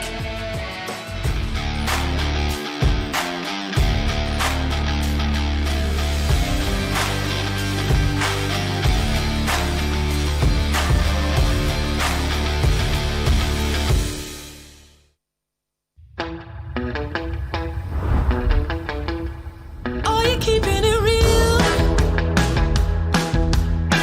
I'm calling shotgun, wanna see my baby run. Oh, what's the word on the sea? Kicking up the dust, if you know what I mean. We got a good thing going. We got a good thing going on. Hello and welcome to PUBG Mobile Pro League South Asia Season 3. This is the Super Weekend, the third Super Weekend is where we're at. And as we've been saying, I mean, the aggression level was here, and now with that gameplay has moved all the way up top and almost ready to cross the bars and the limits, because Z3us Esports, there's nothing stopping them. With that, it is a huge thanks to Oppo F19 Pro, hashtag Book Up Your Fun. I'm your host, Brother. Let's move on to our analysts and ask them, because they are really excited about this play coming in from, wow. Phenomenal. Just think about it. Just think about it. So let's move on to the MVP. We have to give blah blah blah right now, but Zeus. Yes. Yes, you got 5 kills, 2 assists, 1229 damage, 125 healing done, 27 minutes of survival time. But Zeus, I mean, am I lost for words for what this team has done in this game? The smoke of mistake. Exactly, from Cooney. The smoke was a mistake. Believe it or not, but that was a smoke of mistake. Yes. Had it been a nade, no, not just that. It was on point. It was just looking so good in favor for High Voltage. Exactly. But helped out Zeus. Here's the thing. Zeus was out of utility at that point. They had none. But, I mean, even a nade, yeah, it would have helped them out. But just like taking the vision, or taking your eyes off of that target right there in front of you that you know is bound to come up that slope at one point. So smoke saves, but only in PUBG, and smoke is something that takes your $1,000 and gives it to someone else. Yeah. That's exactly what has just happened. That's exactly what has just happened. Unbelievable play. With that, let's move on to the top players coming in from this third game. Well, talking about the top players, Godless had to be here. The guy who just took off like the sniper role for himself, M24 in the previous game, now AWM for himself, a ghillie suit as well, and the guy refuses to die, gets knocked like twice, thrice, gets revived again, uses a last first aid for himself. Forget about that, like what happened to the players of DE? He just ran right in front of them. Yeah, exactly, he just ran right in front of them. He was like, alright, no, I'll think about it later. And Zeol, shoot first, ask questions later, sees a gas can, shoots at it, and then he's like, oh no, it was a gas. Can you take it? Did not see it like per se, but he felt it inside. So he's like, all right, my movement is getting blocked, so there is something here. Might as well shoot it first. Wow. I mean, what is going to stop this team's aggression? And this was the proper area where Zeus had their chicken dinner previously. Yes. Now they were not at that area. They conquered it by moving in. So we were questioning that decision. Like, all right, last time they were in it, they were able to control their position quite wonderfully because it is Z3us Esports. They are good with their firefights, positioning, communication, everything. everything is on point, that was an easier situation. This time, it was a lot tougher. Because as we have talked about this time and time again, when your opponents are inside cover, it becomes a challenge for you to actually move in and take control of the area that they're already in. Well, with that, let's move on to the match summary coming in from this game. And that, of course, will segue into, of course, the most utilities used. That is, of course, coming in from the side of 7C Memo. Another... Exactly. I mean, these guys had good performances, but because of how the final fight went, we did forget that even F4 were doing really nice this game. Yeah, F4 had a back rotation for the areas around Rozhok. They stood there, they had a good area for themselves. Plus, yeah, they were getting decent placement points in this one as well. Obviously, they were playing like, you know, they did not want to break the momentum of the previous game, hence they were playing it like this, and they played it to their perfection, if anything, and yes, they had a good game. Exactly. I mean, they eliminated DRS, if you talk about points itself, and you move on towards the final games. They were, of course, able to walk away with some really good points because that worked out in their favor as they moved on along from one team getting eliminated to the second, but they held their ground for the longest. 12 points, not a bad performance from F4. Exactly, 12 points coming out from themselves, 6 from kills and 6 from the placement points. 7C as well, 4 from placement, 8 from kills. Talk about high voltage, talk about T2K. They got good numbers for themselves, 19 and 18, but Zeus 30 points, 15 for kills, 15 for placements. Alright. So before this match we were hoping like, alright, DRS, then Carnage Esports, they might be able to catch up to them, but now with this game out of the way, I mean, Z3us Esports, the boosters are turned on again. Absolutely, yeah. On the other side, when you talk about the overall, on the other end of the story, it is A1 Esports that certainly did get eliminated the first. I mean, yes, they are looking A-OK, comfortable as of now when it comes to the overall ranking, but there is a lot more aggression that this team can showcase, I think. I mean, not gonna disrespect any other team or any region right now, but talk about one thing, right?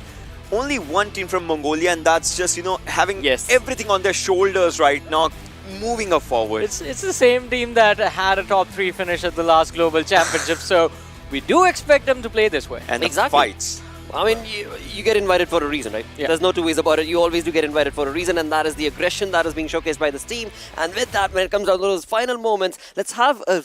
Well, once again, let's have a look at it because it was high voltage and Zeus going against each other. Let's pause it just right here, right now. Just think about it. So, Extreme is having a cover of that tree, and what he can do is all the left flanks that Godless can do, he can spot them right now at this moment. He can spot anything. And Joel, when he'll move from the right side, I mean, you can spot Kuni's back, means Kuni can look at that direction as well. Plus, Ozzy's there for a good cover as well. Then comes one smoke, and this smoke just blocks down everything. Not just this one, the one right in front of Zeus, the one close to the rock, that was also tossed by the players of high voltage. And that is why, I mean, before this fight between these two teams even broke out, when there was 3 teams, T2K was also present, that smoke being tossed out just gave advantage to the players of Zeus. Godless is going to go out, this smoke dissipates, Kuni takes Godless out, and then we see the 1v2 Let's pause it here. He spots the player, he knows the player's out there, but the thing is, look at the first shot that the player connected was on his head. The damage that Kuni did was drastic and he went down. The first shot was on the head, then he tried to control the recoil, something. The second shot was on the body,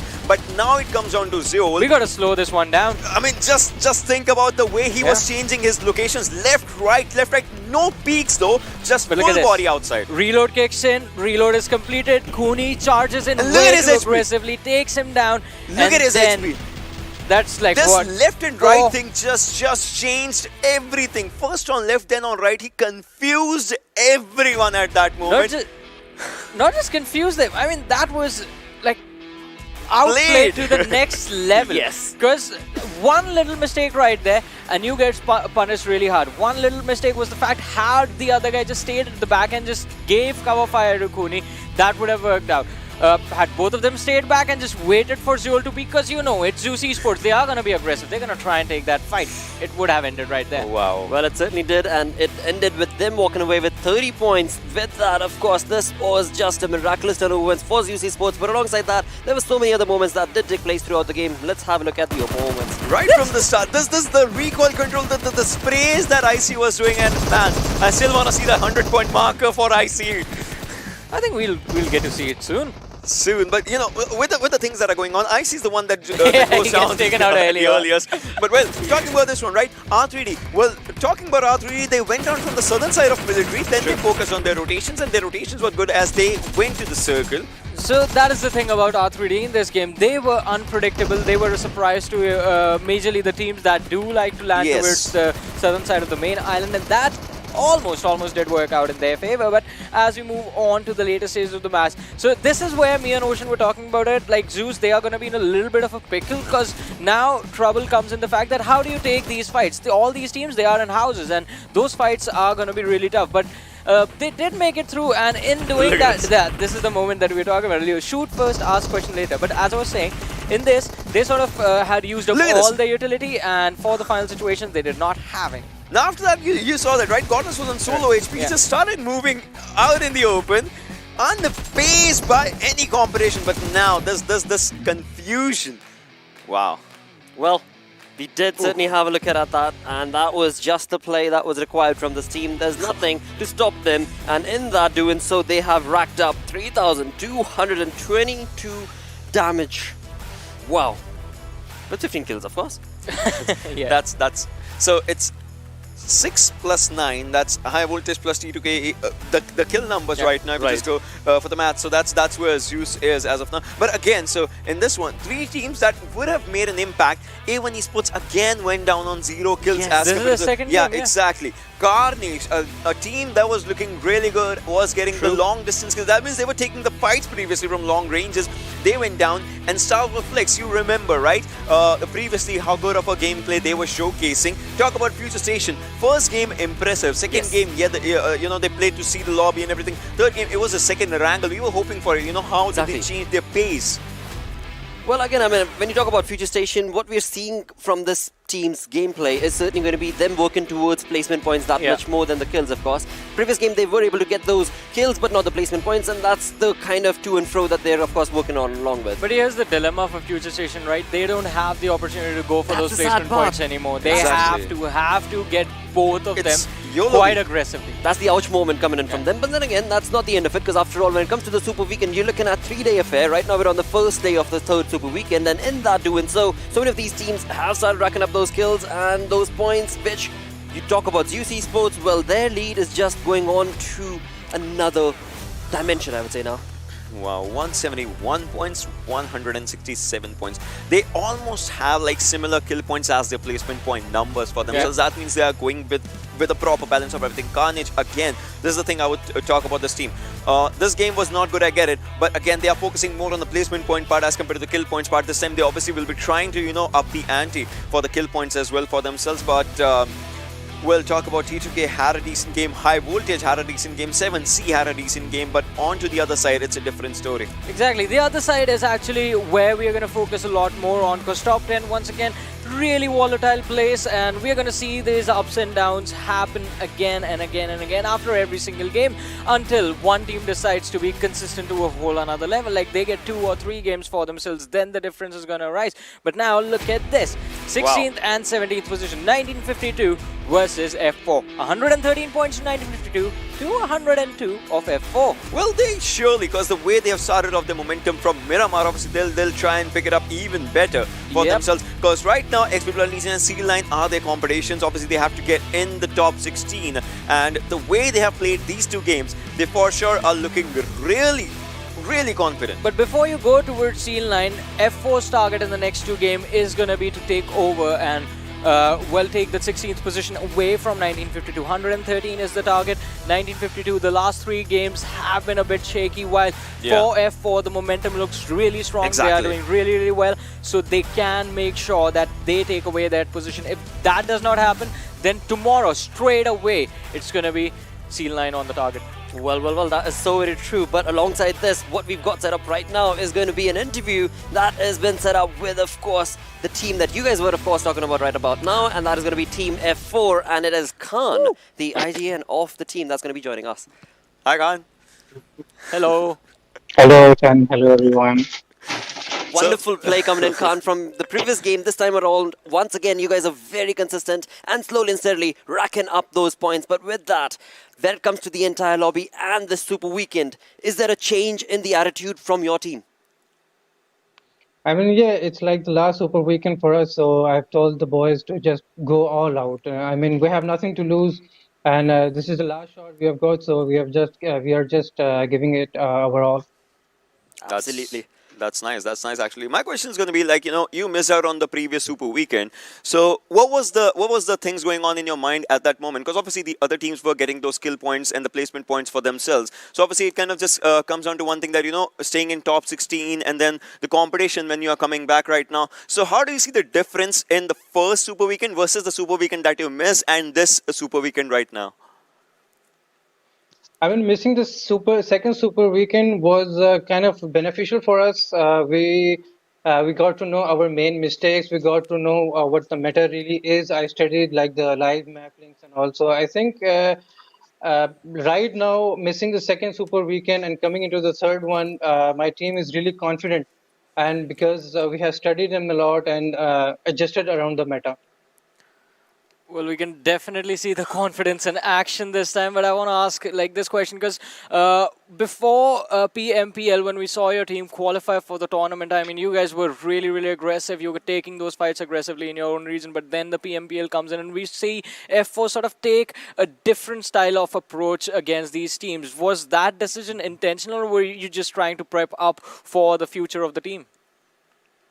No, I mean, we were just trying to try and different strats. We were checking the caliber of the lobby. We weren't able to perform to the mark, but that was really important for us to play aggressive and defensive, to try both of our play styles so we can adjust one of them for the future. Well, absolutely. That is just the play that is required from your team, absolutely. And with that, you guys are sitting at 102 points as of now, getting slowly and steadily moving up onto that overall leaderboard. Certainly keeping our fingers crossed that you're able to, of course, surpass the teams that are above you. And congratulations once again for that chicken dinner and the $1,000. And, of course, best of luck for the upcoming games. All the best. Thank you. All the best, guys. Thank you. Thank you, and that, of course, was Khan joining us from, of course, the team of F4, the IGN for the team. And, dude, I mean, this lad, the entire team, actually, right? I mean, Khan, yes, he's the one who's in control, but Wolverine, they're all just that dominating force that needs to be reckoned with when it comes to the lobby. But that is 3 games down now. 3 games down. Let's move on to the 4th game, where now we're going to move on to a different affair, a different map, which will hopefully bring in a different result in the lobby. Exactly. Results are going to be different, as you mentioned. I mean, the strong suit of the teams are different maps. I mean, Erangel, you do see those rotations being calculated just because of how much the map is played, but then these off maps come in where the teams that are not performing so good have the opportunity to actually challenge the leaders. But I want to focus on one thing that Khan actually mentioned. That that is something that me and Ocean always talk about, and it is sort of a go-to thing. When you are not playing, make sure you are preparing for the moment that you step into the battleground again, because that is really, really important. That prep work, it's going to help you out a lot. And we do see that for F4 in action, because last time as well, even in the last Erangel, the rotations were really calculated. Miramar, same thing. Yes, that is true. Absolutely. But now as we move on towards Sanhok, what team are you guys wanting to predict or would be looking forward to when it comes to the dominating part, or maybe be in the top 5? I have a feeling A1 Esports make a comeback in this one. That's a good one. Right now, what I would feel is, as Zeus just made up their comeback, because previous games, obviously, they were focusing more on the kill points. Now they went to the placement points as well. So now top 3 teams are coming into their element. So it will be good to see how they play this one. Well, again, I mean, we've already seen the top 3 teams dominate in the lobby against each other as well. Have been moments that have been just phenomenal. But now it's time to, of course, move into the map of Sanhok. And the lads that are going to be taking you through, it is going to be none other than Fixus and Necro. Well, thank you so much, Blotter. And every single game that we have witnessed today has been packing a punch towards the end. And that has been the affair, that has been the storyline that's going on. But now we are heading into Sanhok. Now, one important question arises. Is Future Station going to boot camp? Or if they are going, are Zeus going to contest them, Necro? Well, to be honest, more kind of Zeus, we need to watch out for Skylight Gaming, because they do like to go towards boot camp as well. And if Zeus drops in, then that will be a trifecta of death off the bat, and we would like to see that early. We would love to see that. I mean, I would love to see action happening right away. The same kind of action that popped off in Miramar, because Erangel sort of started slow. Then I was like, oh right, so the teams are sort of starting to settle down a bit. But what we witnessed towards the very end, oh my goodness, Zeus coming out on top again. But this time we are heading into the rainforest of Sanhok, as we've got the big bird in the sky, and Necro, take it off. Exactly. Now, of course, starting from Docks, ending at Cow. Now, last time we have seen once, Zeus dropping off in Paradise Resort and creating a lot of trouble for the players of A1 Esports. That will also be a factor inside the game. If Zeus do the same thing again, then that would be quite interesting to witness. But now you wanted to take a look at Future Station. Where will they be dropping off? And this time seems like they are throwing a massive curveball, Fixes. They've come with a plan. They certainly did not want to get eliminated early on. But what we are witnessing is a split drop coming out from them, and maybe Badriv just forgot to press that parachute button, and well, as a result of which he's a bit aloof from his teammates, as we see the players of Future Station heading towards Sami. Now, considering how things have panned out, again, it's the battle going on between the gods over there, as Zeus and Skylight Gaming are right beside each other. But take a look at the circle right off the bat. 40% is in the waters. Exactly. I mean, we've been seeing the same kind of circle since a long time. Yeah. And I feel like this is literally a deja vu that I'm witnessing right now. But now you wanted to see Zeus dropping off in boot camp, and seems like your wishes will be granted. And even Skylight Gaming do not want to challenge them. So they're just like, all right, you guys can have that. We are going to be looting those small compounds, and we'll probably be a happy person. Early on they used to head over towards Quarry, but that's where fights did not happen. Certainly did not suit the taste of Team Zeus. So as a result of which, they came in and dropped at the place where the boys from Future Station were stationed, and just threw them away. But the storyline with Future Station is getting worse every match, because now we're in a situation where Future Station, of course, started the day really well, but after that they're sort of starting to fizzle out yet again. Exactly, and Fixes, I can't get my mind off one thing. The clutch in the last game coming out from Zeol. It's just always lurking around in my mind, and I really feel like I just gotta say it out loud. I literally yelled off stage when I saw Zeol just clutch that out. The 1-on-2. Wow, incredible. My ears are still bleeding. But anyways, to be honest, it was worth it. It was worth it, because high voltage, they really messed that one up. It was the chicken dinner. It was a very good situation where they had that man advantage. They could have done a lot, but making those wrong decisions of deploying those smokes and sort of obstructing their own vision, giving them, the players rather of Team Zeus, the room and area to maneuver around, sort of earned them, lost them the chicken. But looking at how the circle has panned out, I mean, I'm sort of expecting teams to, take their own sweet time, get their loot, and then maybe towards the end, maybe after the fourth circle starts shrinking in, is where the real fights start. Exactly, and I also want to point one more thing out. Now, high voltage do have their, solidified drop slot for themselves, and even the way these guys make the rotation, I really feel like it's quite readable. And Deadeyes might just compromise on the entire squad of high voltage, or it would just be quite readable, because they have been doing the same thing since day one in the map of Sanhok, and I wouldn't really be surprised if they just get caught off guard by the players of Deadeyes. Right now we are sort of witnessing that same fight over and over again. Again, it comes down to a decision as to what high voltage want to do. How are they going to rotate? We've seen that standard rotation where they take that southern route, but now considering the circle has gone a bit up towards the northern side, now they have to engage with Deadeyes, like you just mentioned, but not just Deadeyes, but PN Crew as well. Yeah, PN Crew. I mean, that is the team which is dropping in those small compounds next to Hot Tin. And so far it's been working out for them. I mean, their performance inside the map of Sanhok has been quite good in the past as well. Now, StalwartFlex dropped inside Lakavi as always, and slowly moving it inside the circle. I really want to see how Carnage and 1952 will be moving in, because I feel like there might be a fight panning out between them. I mean, look at Team Zeus. They drop off, get their basic loot, not even everything, just those one first aid that they need. And now Skylight Gaming, Chari does know for a fact that Zeus loves to take these rotations. They have been playing from those cliffs since ever. And now, well, this time it's a different storyline. Godless already taking the plunge inside the water, so we've got to see as to what Zol and his teammates are going to be intending to do so elsewhere. We do see a fight already breaking down as R3D get themselves into action.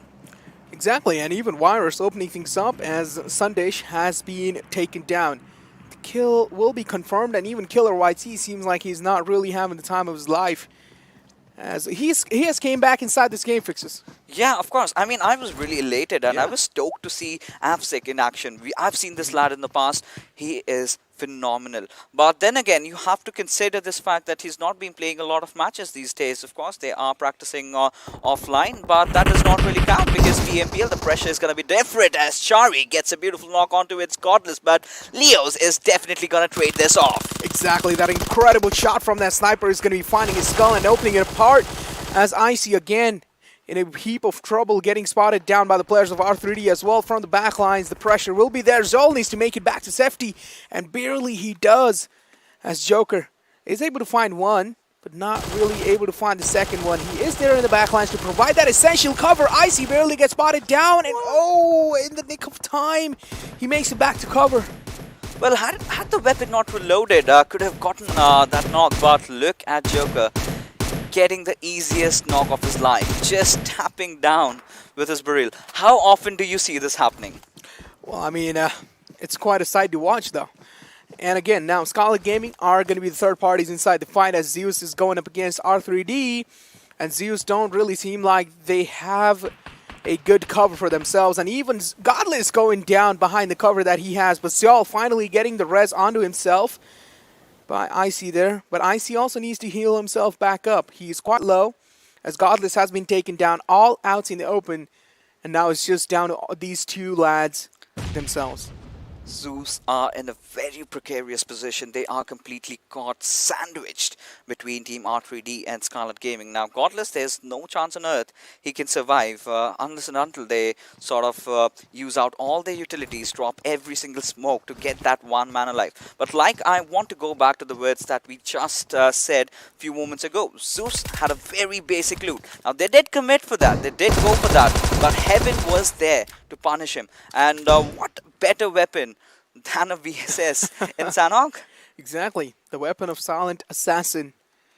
And now Z3us paying the price for it, as they were being quite confident inside the entire game of Sanhok.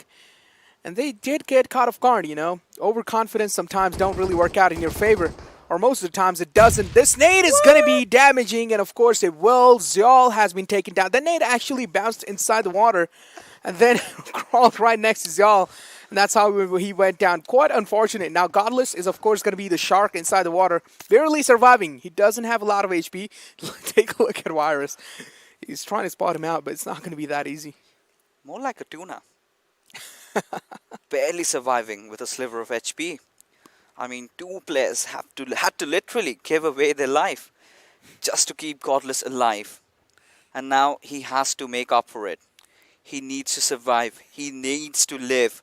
As we can see, Virus still trying to track him down, but now he's got his eyes set elsewhere as he's given up on the chase. Or has he not? He hasn't yet. He hasn't yet. Still looking for Godless, and it seems like Godless is going to be a shark who's not going to be exposing his tail this time. So, of course, Godless' position will be anonymous for now. As Future Station, one of the teams that we want to watch out for, they are taking quite a late route inside the circle, which would be quite interesting to see. That nade, I mean, yeah, it just proved physics wrong. But, you know, I want to have everybody's attention towards the map feed right now. Look at how these teams have clustered up. So we do see that fast rotation coming in from absolutely everybody, apart from Future Station, who are still, you know, trying to get inside the circle. They do have those vehicles, so they will make it in time. But I'm really worried about one thing. The moment they try to enter inside, there must be someone on those edge lines, and could be F4. Exactly. I mean, they are in those bottom lines, and Future Station seems like they are going to be taking the same route as well. 1952 making quite a brilliant rotation inside the circle, wrapping around all the way from the right side, which might work out in their favor, but there are a lot of teams there as well. You know, there was this certain similar circle, if you remember INES getting that chicken dinner. They sort of went in with the same rotation, you know, going in from the edges, taking the eastern route, going all the way to the northern side, then having the better of a circle. But that time situations were different because not a lot of teams were on the northern side, considering the fact that a lot of teams have sort of, you know, taken their own sweet compounds and the stones from which they build their cover. But we have the first airdrop coming in, the MK14. Well, I mean, the circle shift is quite drastic as well. We did not expect the circle to shift it that way, but a lot of teams will be favored by the circle, and Carnage showing that precision. Crypto is going to be not happy with the way he got caught off guard there, and Manish, of course, retaliates back in fashion. StalwartFlex trying their best to confirm the kill, but Crypto is going to be the casualty inside over here, so of course the res will be there on their side. And both of them are not really able to confirm the kills, but of course those knocks are going to be buying them enough time to make the rotation, and Carnage is doing so. I love how Carnage are approaching the game, the entire tournament, you know, staying at the second spot. Now they are looking to, you know, try to bolster up their lead and try to contest Zeus, which is very flimsy to happen. But Future Station again realizing that they've got the vehicles, so they can also sort of go in for a rotation like INES. But we did see that drop coming in, MK14. The weapon forged by the demons. So, you know, once you start to eat that, once you start to get accustomed to how the feel of that weapon is, you have conquered the lobby, entire lobby. Exactly, and I also want to point one more thing out. Now the way Future Station is approaching the entire map, that might be quite an astonishing play, which might, you know, just surprise a lot of teams, or it might just go down to win.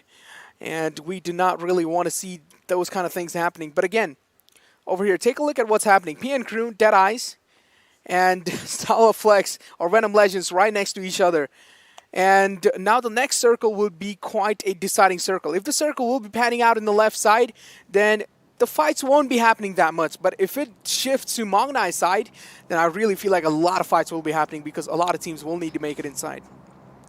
You love watching that. But right now we've got ourselves in an action where we've got StalwartFlex going after A1 Esports. Now this is one of those fights that we have been privy to in the past, as Crypto is going to toss that nade to perfection as he finds Shoykot knocked out.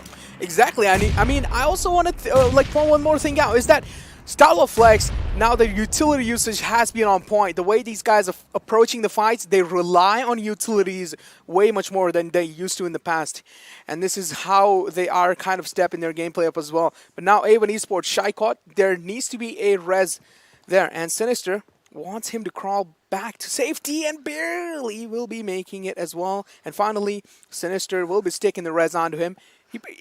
I really feel like one more second and Shoykot would have been dead. Yeah.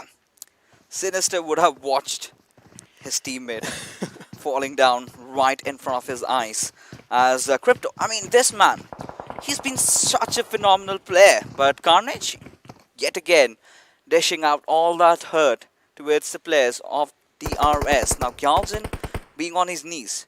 Now, we've got to see if Carnage are actually going to commit for this one. Because AJ has definitely come in for the revive, as Mr. Burrow will find Jiggle and will also get the confirmation in the process as the fight is finally on.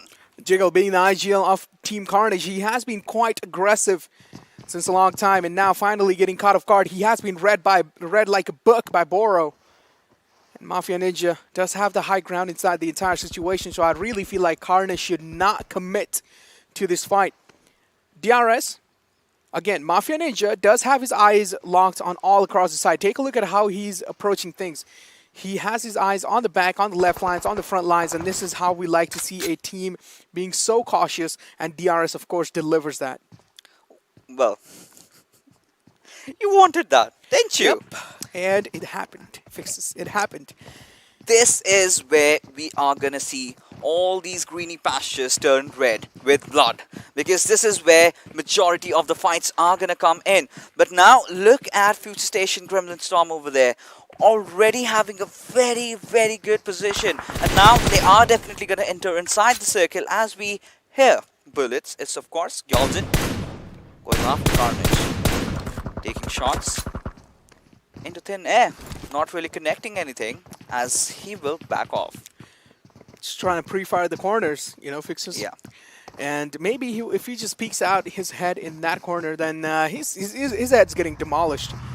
As DRS again have realized that they will need to make it inside the circle. I mean, they are, but they are in the edge. If they make it in middle of the circle, that might be good. But now, take a look at Godless. He does know there is one squad right inside the water. And Deadeyes, this is where you guys might meet your end. Sanhok has been spotted. Now, this has been confirmed to Godless that there is one squad right inside the water. And he's hungry, and he does know those fish are going to be tasty. Definitely. The shark outside the ocean has smelt the blood. Any single moment, Godless might just go in, but look at Hungry Box. He has certainly come out of his cover now. If he's gonna strike, this is going to be devastating, as yes, Hungry Box does respond, but it's a bit too late as Sanhok has fallen out. Doesn't matter, he saved his teammates. The rest of the teammates are saved. I mean, Deadeyes do have pretty good man number. I mean, they have 3 players alive for themselves. So that would be helping them quite a lot in those late game circles, as a lot of fights panning out. Avsik taking down Leon. And finally, Skylight Gaming. They don't really seem like they have a lot of chance winning this game, because now they are just down to a 3-man squad, which is quite equal to a lot of teams. And PN Crew evening things out. And seems like they have done quite a bit of favor for the side of Deadeyes. And now F4 Wolverine again continuing the domination on the players of Future Station. And this might be a massive fight happening, Fixes. Indeed. But right now, the boys, the stars of the moment, Team F4, they have been phenomenal. A lot of questions were raised. Why isn't Rahman playing? Right now, the answer has been given. They're doing so well. And I believe by the end of the 3 days that we have, Future Station, and well, for them it's going to be flimsy, but for F4, I think they do have a solid chance in qualifying for the finals. They do. I mean, if they keep on the dominating performance, then for sure F4 does have a solid chance. But now again, I also want to point one thing out, is that inside the map of Sanhok, we are seeing fights being quite delayed a lot. But in the previous map of Miramar, where we expect fights to be delayed, we don't really see that happening. We see those early fights going inside Miramar, and we see these late game fights happening inside Sanhok. And this is what we like to see, you know, a tactical approach, the meta kind of being shifted over to tacticalness inside the Sanhok, and we do like to see such kind of things. Where is this tactical approach in Miramar? I mean, we were witnessing bloodshed right from the very start, and now teams are certainly getting in closer, and now we have got this fight where we've got Snipe in a very, very precarious position. But look at the circle, completely favoring the players of Team F4. The God has the blessing onto the players of F4, and that is going to be happening inside the game, as we do know the circle is favoring those lads in Carnage. Snipe YT going down to that Molotov. 7C doing an incredible job compromising down the position of Carnage, and now it seems like there will be disengagement coming in from the side of Carnage. You know, after the Miramar game, we did see Khan saying his prayers. I think this is a result of that. The prayers have been answered, Fixes. The prayers have been answered. Gods have blessed him with this circle. And all they have to do is just hold on, as we've got Venom Legends getting into action as Raffet finds a beautiful knock onto its Tofik. Exactly, opening things up. Now Venom Legends will need to make the move. Of course, the kill will be confirmed as another fight opening down, and that's going to be StalwartFlex. Already finding the opening onto the players of DRS, and what is happening? DRS are crumbling apart. Mr. Boro is getting shot from the back lines.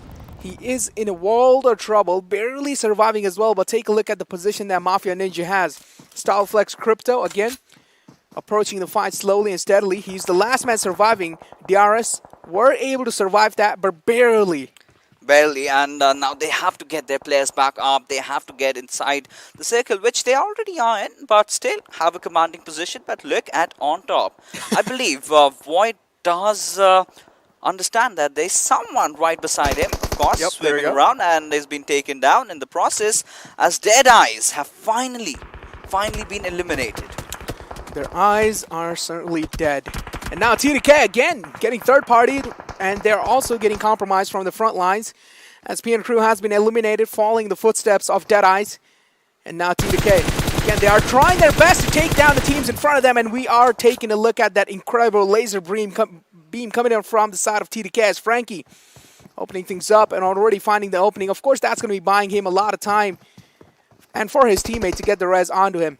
Finally, it's back after a long time. A lot of teams are definitely using the substitutes today, as we do see Frankie in action. We know how devastating this player can be, and he is showing it off. Beautiful, what? Beautiful. Kobe must be proud. He must be definitely proud after that one. He even lobbed that pretty hard.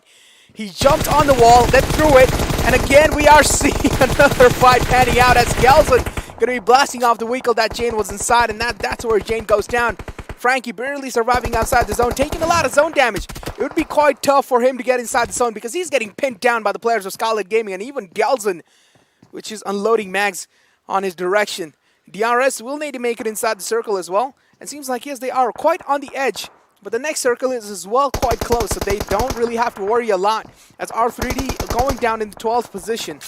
DRS holding the doors, pushing away every single team rather, trying to enter inside, as Chari has resorted for a healing battle, as we see a lot of teams are falling one after the other like a pack of dominoes, as well, AJ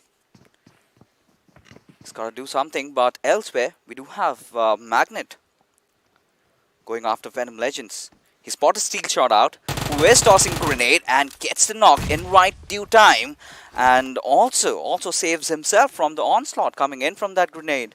I'm pretty sure Steel Shot was quite startled by the peek coming in from the side of 1952. Of course, Magnet being the one opening things up, as Void going to be the last man surviving for Venom Legends. He doesn't have the circle favoring him. He will need to make it inside the circle. He is just getting pinned down by that little rocker, the little cover he has, but take a look at what Magnet is doing. He is moving from the backlines. He does know Void is behind that little ridge. He wants to find himself a better position or a better angle on him, and we might see just a heal battle going down over here.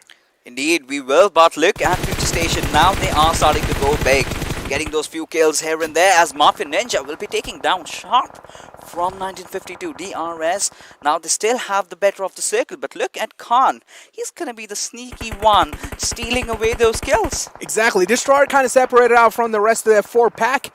Frypan is trying to make it inside the circle, and this is where Destroyer might shine and take him down, because Frypan is all out in the open, and that shouldn't be as tough to get the kill onto him, as Carnage going to be taken down in the 8th position. Big teams are getting eliminated left and right. What is going on over here, Fixes? Fights are breaking down everywhere inside the lobby, and there's sort of, there's a standstill, and then again the fights are breaking out. I mean, it's such a shocking game of Sanhok that we are really witnessing, as Venom Legends, they also take an exit over here. But look at Mr. Boro spotting out Evil Eye, will definitely get that knock as he sprays down with his M4, laser perfect accuracy coming out, as Batrev is that one player surviving along with his teammate. But how long can he and Kapshi do?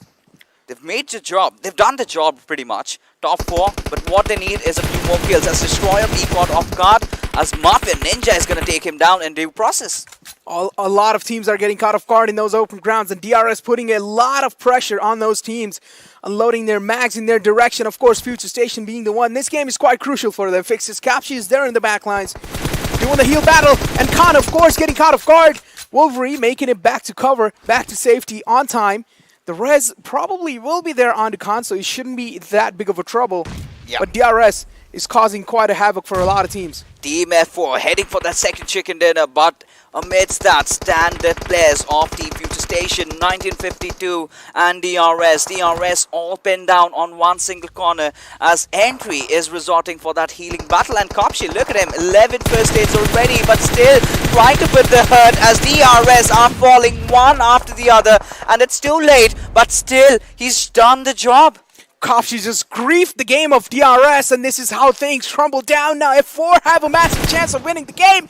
Wolverine opening things up, already get taken down Mr. Boro, and this might be F4's game. Fixes, because the last man of 1952 was doing a heal battle, but he has made the entry inside the circle. Entry might be an anonymous factor inside the game, and he might just startle a lot of players.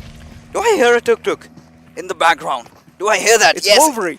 It's the boys from Team F4 making those moves as DRS have sort of, recollected themselves. They've got their players back up, but one good grenade is all it's gonna take, but it's Gyolzin responding back with his own. We have been talking in the past as well, Fixes. DRS is really good with their utility usage, but take a look at what Entry is doing from the backlines. He's putting a lot of pressure on the players of DRS. They're being taken down slowly and steadily as Khan finally puts an end to 1952. Waltrux is still knocked out. He's giving them a lot of information. DRS will have to make the rotation all in the open, and that's going to be a 4 again. Wow! Wow, again, a beautiful chicken dinner. Calm, composed, maintaining that steely demeanor that they have. Now the boys are definitely feeling themselves. 2 chicken dinners for these lads already. And wow, what a beautiful way, which could have been a potential disaster, but Entry also did whatever he could do for 1952 and DRS. I mean, talk about being unlucky over there. Talk about being caught off guard from a lot of different angles. But that was the action coming out from Sanhok. Now what we are going to do, ladies and gentlemen, is head for a short little break, because coming right after is the analyst test to break the fights down.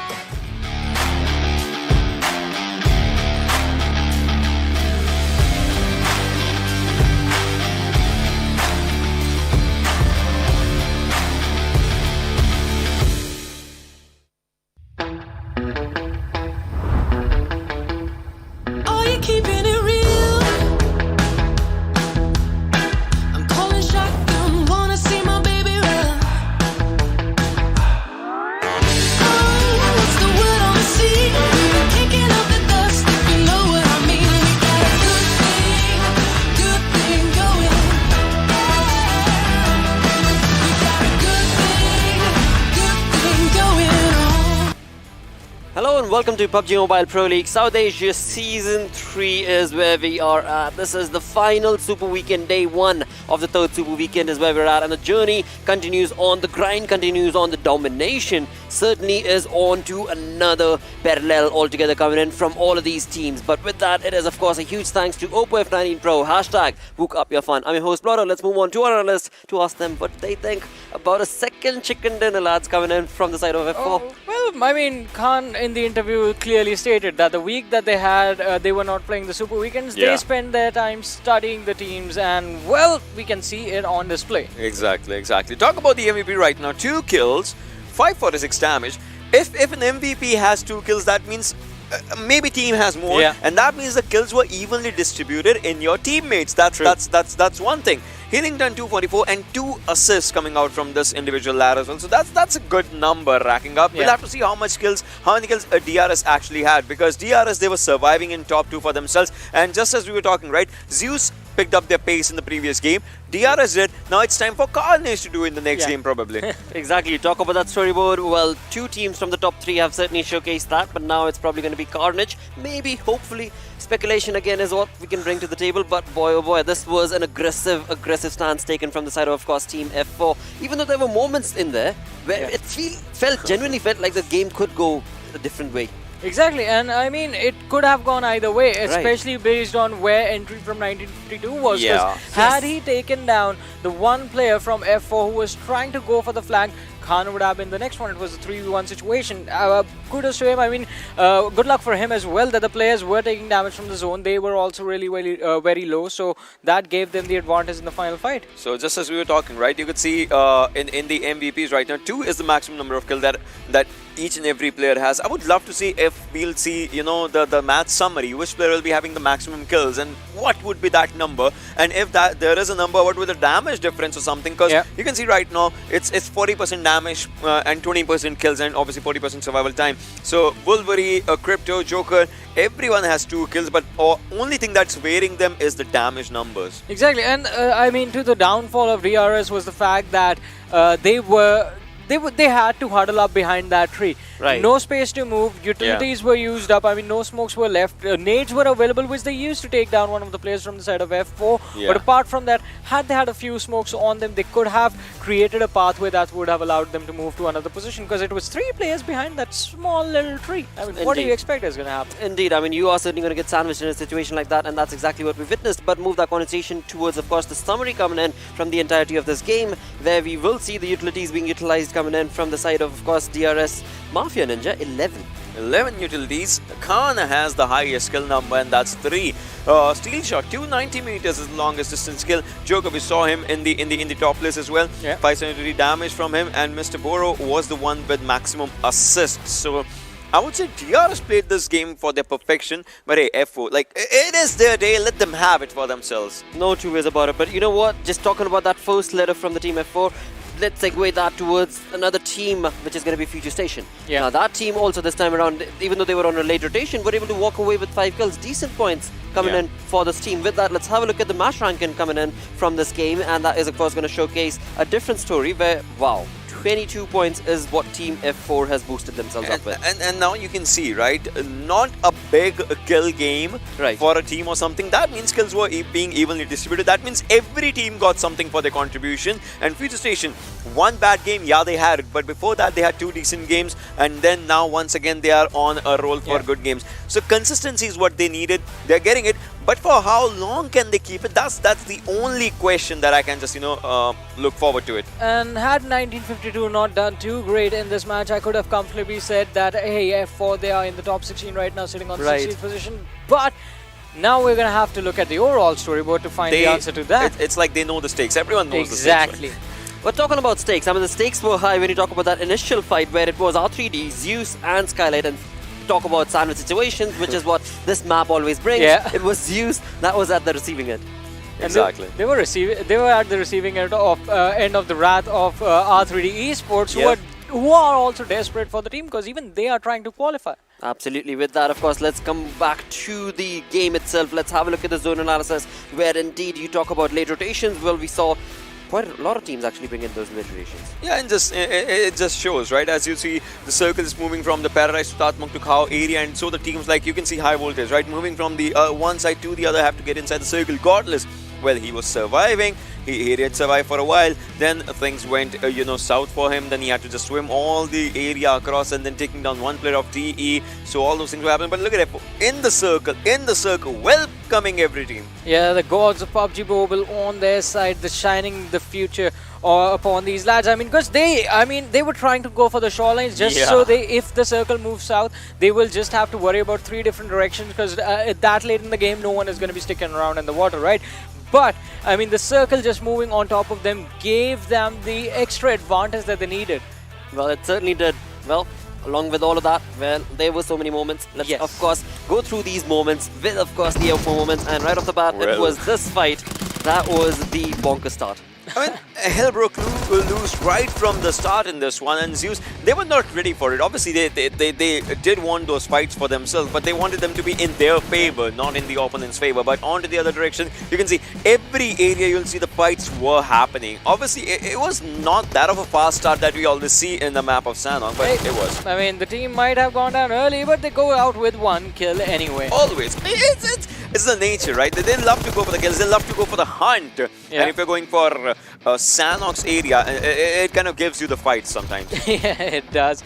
But, I mean, moving forward with the matchup, StalwartFlex sort of facing the resistance that was put to display by the players of DRS against them. And then, I mean, DRS, they hardly ever stop once the ball starts rolling in their favor. I mean, that's true. And that's the way that DRS likes to play it. But this is where Kaps, he took a lot of damage on him. And then those 11 first hits, well. But then this one, I remember we both were shouting behind the stage. We were like, no, you see that nade? And well, it just happened. Kudos to Khan for providing the perfect cover fire for his teammate to actually make that approach. And then the players of DRS, as soon as they step out from behind that rock, they are finished off. Exactly, and that is the play that was required from this team, and they are slowly and steadily racking up those kills with, of course, the comfortable points. But move that conversation towards the damage being dished out this time around. this is a good lobby. These are Exactly, good numbers now, finally. And I'm happy for Future one thing, and that is, second highest damage is what they have right now. That means they are getting into the fights. They are taking those fights. Whenever they get a chance, they love to make the chance their own. Exactly, but I mean, from this team, specifically based on the situation that they are in right now, they have to do even better. I know this was a good game for Future Station, but in order to qualify top 4, 5 kills, that's gonna be kind of like taking it a little too close. I mean, that's what bothers me as well, right? When we talk about the average points that you have to get to be in top 16 right now, because obviously they started off the journey. They might have seen other teams play previous weeks as well, previous super weeks as well. But now the thing is, once you are in that zone, you have to do it in these 15 games what the other teams did, and they are still doing. You got to make a stance. Simply put, you better start making a stance, and that is what will give you that comfortable lead when it comes to the overall storyboard, as I like to call it. And with that, let's of course move on to the overall standings, where the story will dictate. When it comes to the first page, not a lot has changed. But DRS Carnage again. That happened. The to and fro. That's gonna keep on happening with everyone in this in the top 10. Yes. But it happens in every game. DRS on second, then Carnage on third, then Carnage on second, DRS on third. It keeps on happening.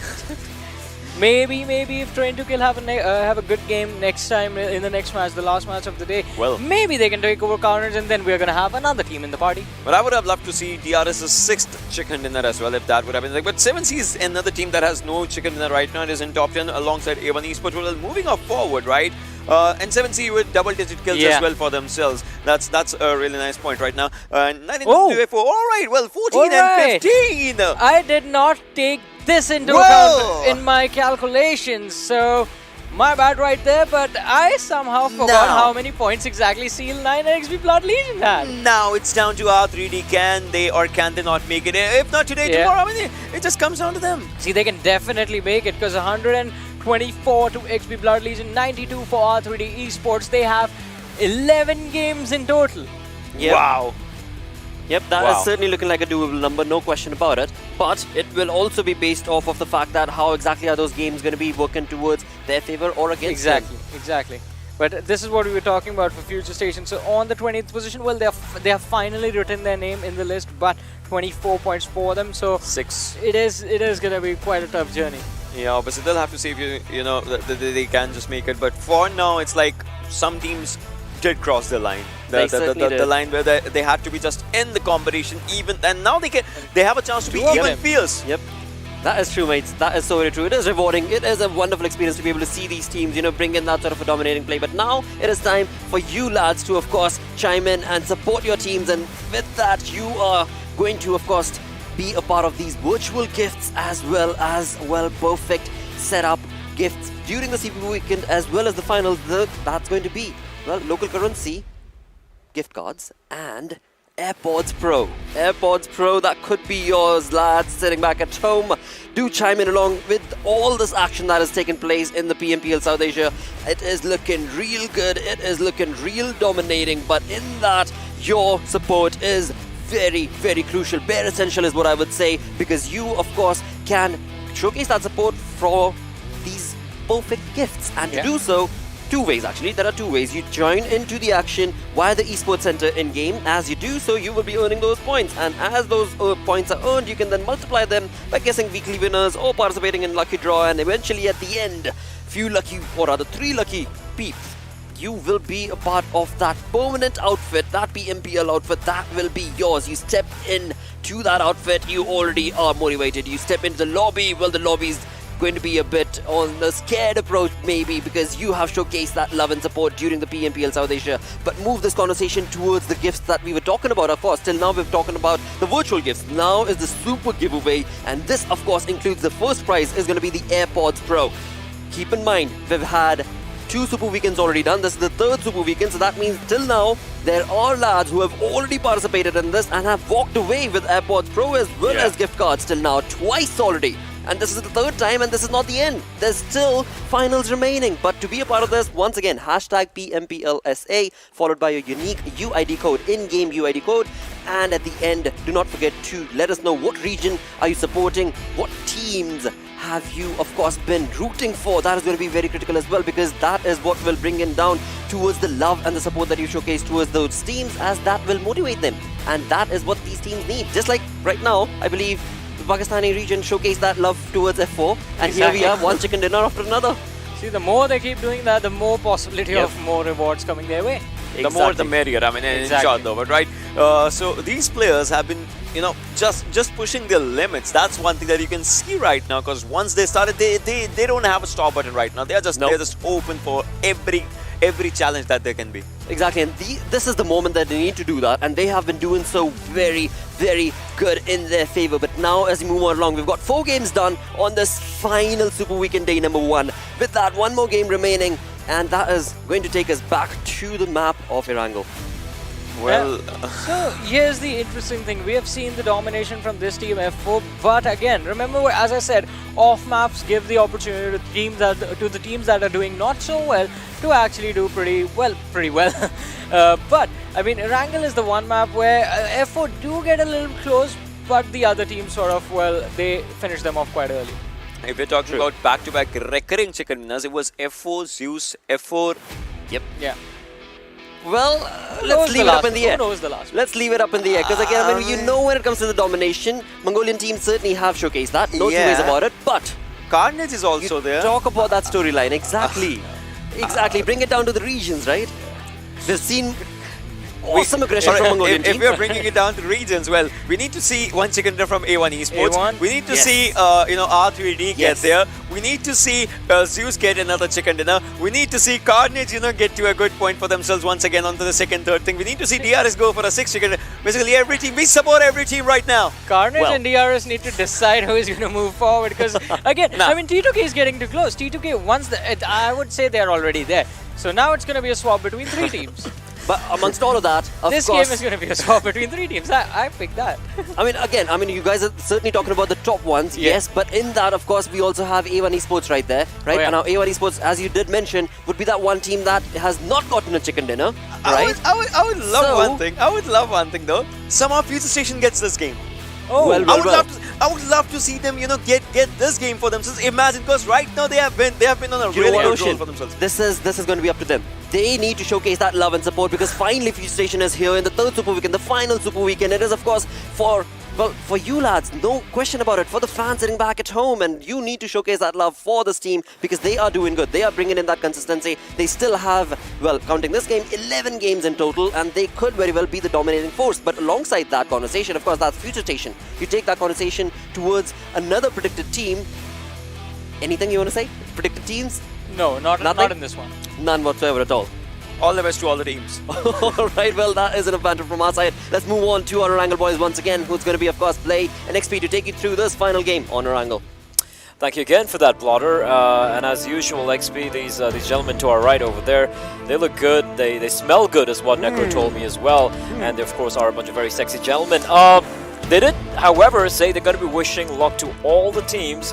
Kind of being wusses, not really taking the safe route out. I know, right? All right, let's be men. Let's be men here. Who are you picking? I am gonna pick Z3us Esports. That's an easy way out as well. I'm gonna go with Future Station. I want to see them deliver, like the final Super Weekend. Their first Super Weekend, they struggled, they battled, they bloodied and battered and bruised, and here they are. Talking about Super Weekends, I like that, some traditions are always going to be carried forward.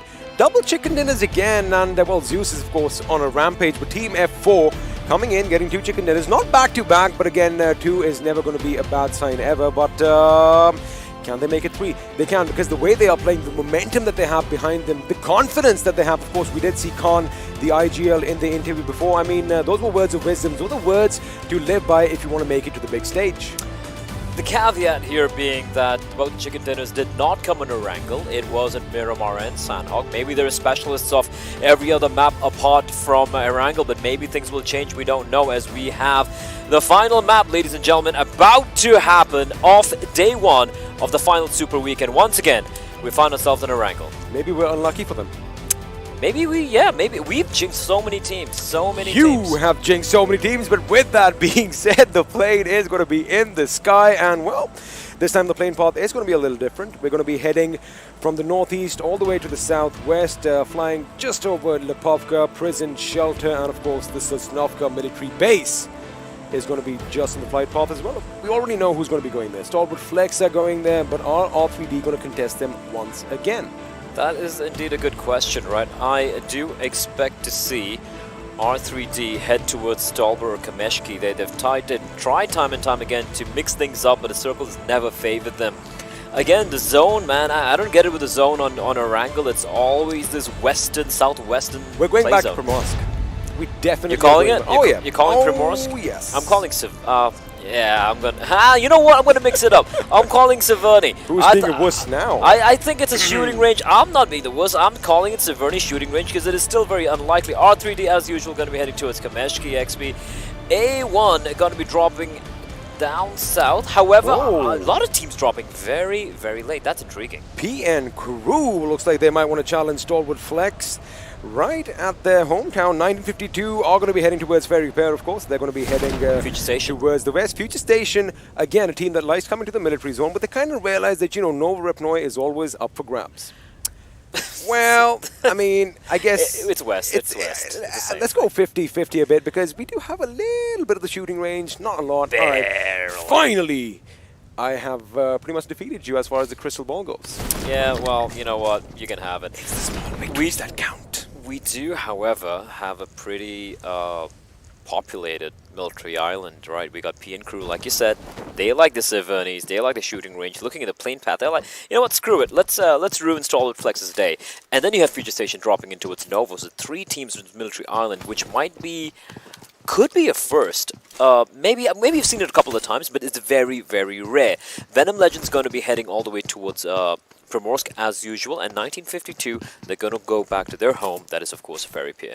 Now, of course, we did talk about PN Crew. They're the only team that have kind of stepped away from their drop spot, and Future Station, instead of Georgia Paul, they're going to be calling Novo Repnoy their home. Z3us Esports this time around are going to go to their favorite drop spot of all those compounds around the mansion, and they already have their vehicles, which means they're going to be playing solo, and every man is going to be going in every which direction looking for trouble. You said it, Leo is pretty far away from the rest of the pack, and he is actually closer to the likes of Carnage and Deadeyes Guys. But yeah, looking at his play zone, if I'm DRS, you know, you're towards Yasnaya, you have pretty much a free road ahead towards the play zone, and we're going to be switching perspectives to Deadeyes Guys, where we have them just right next to Rozok, just loading up pretty freely. You know, we did see the map on our screen just a few seconds ago, and you did point out DRS. Now, DRS Gaming, the real soldiers, they love heading to Yasnaya. But the last couple of Erangels, they've met up with a lot of resistance as they go towards Rozok. This time, I don't know why, I'm kind of anticipating the fact they might actually go north towards Severny, drive just south of the shooting range, and they might just come towards the ruins or even Gatka by way of the hospital. That is something that I am anticipating from this team, because the rotation in the last couple of Erangels haven't been what they wanted. There you go, have a look at the map. Again, it is going to be pretty much open towards the north-northwest. No takers for Georgia Paul this time. Of course, you know, the plane path was way down south, and you don't want to, I don't know, take chances by getting those vehicles, because you could get run over. Otherwise, everything seems pretty calm for now.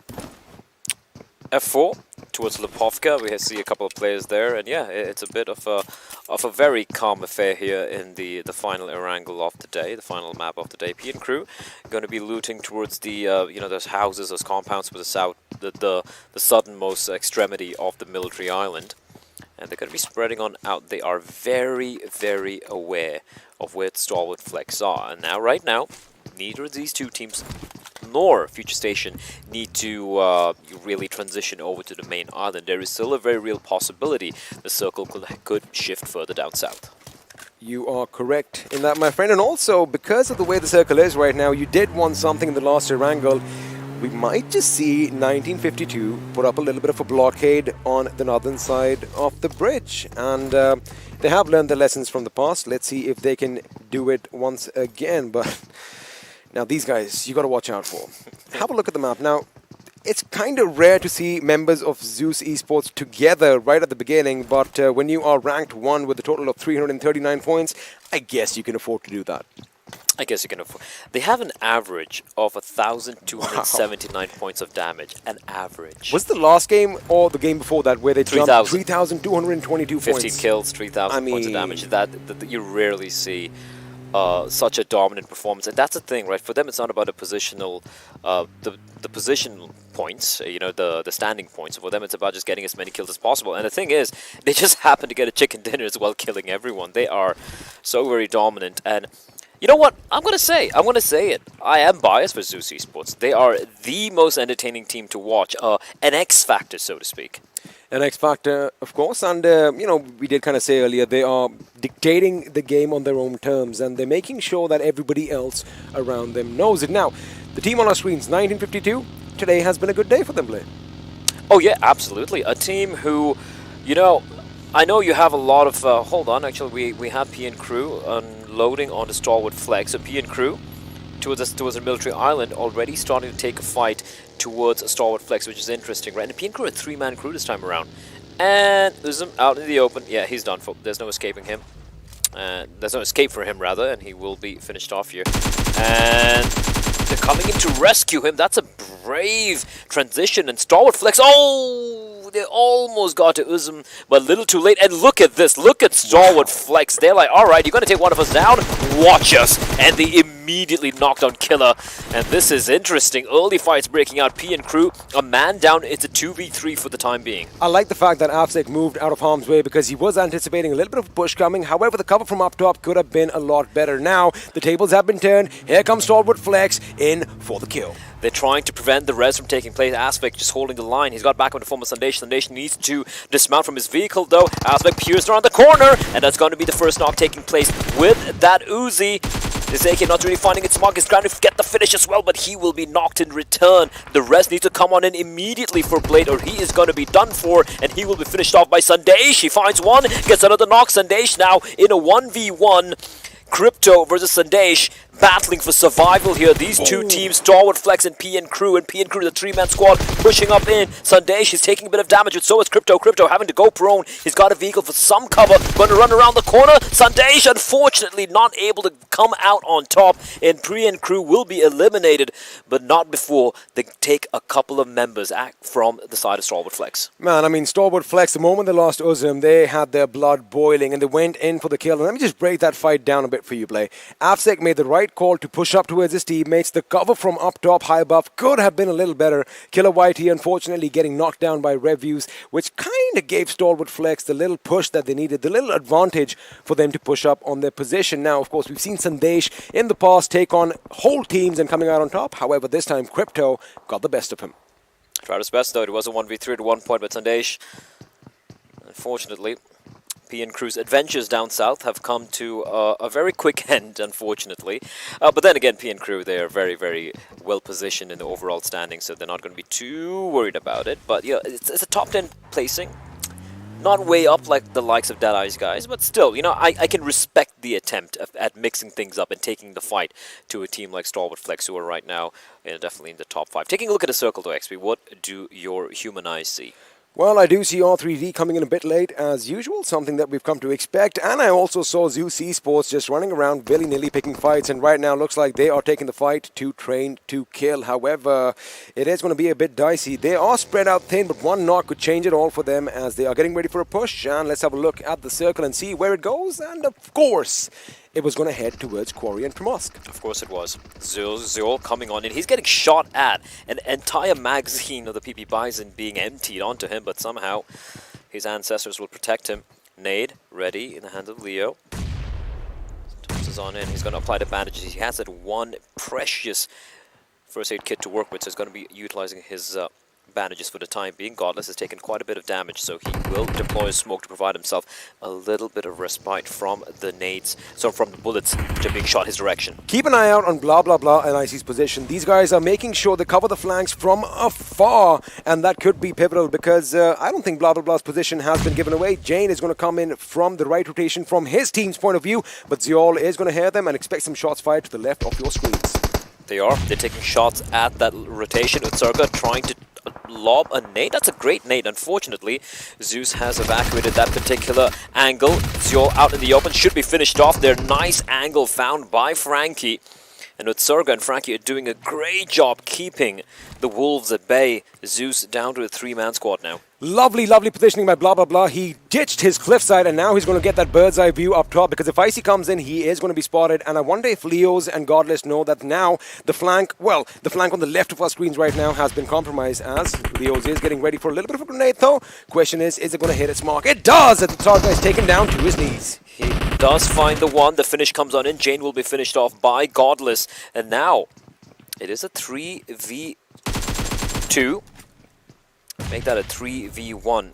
Actually, no, it's a 3v2 still. T2K do have 2 members still alive, and 1 member knocked for Zeus. So right now it's even Stevens. They need to get the res though, and Leo's pushing on it. I love this. They're not wasting any time. They want to neutralize the man advantage that they have. That and it's going to be a knock. It's a 1v1. It's a 1v1. It's a 1v1. It's going to be Godless facing off against Frankie right now, but all his teammates are right next to him. The res is going to be coming on. The question is, the final surviving member of T2K, does he go in for the push? Indeed he will. Frankie's going to come running on in, but the res should take place in the nick of time though. Will it? Won't it? He's rattling a few bullets trying to fake it out, but the rest takes place, and Godless now with his AK will finish off the job. It looked bloody, it looked close, but Zeus once again come out on top. Had Frankie jumped out the moment his teammate went down, that is when it could have been the other way around, because Godless had just about a few seconds left, and you know, he would have had to make that decision. Do I continue the res, or do I get up and fight? And that is where mistakes are made. Just a little bit of a delay blade. I do really like how Frankie tried to bait out the push. He broke the door, trying to bait out the final player from stopping the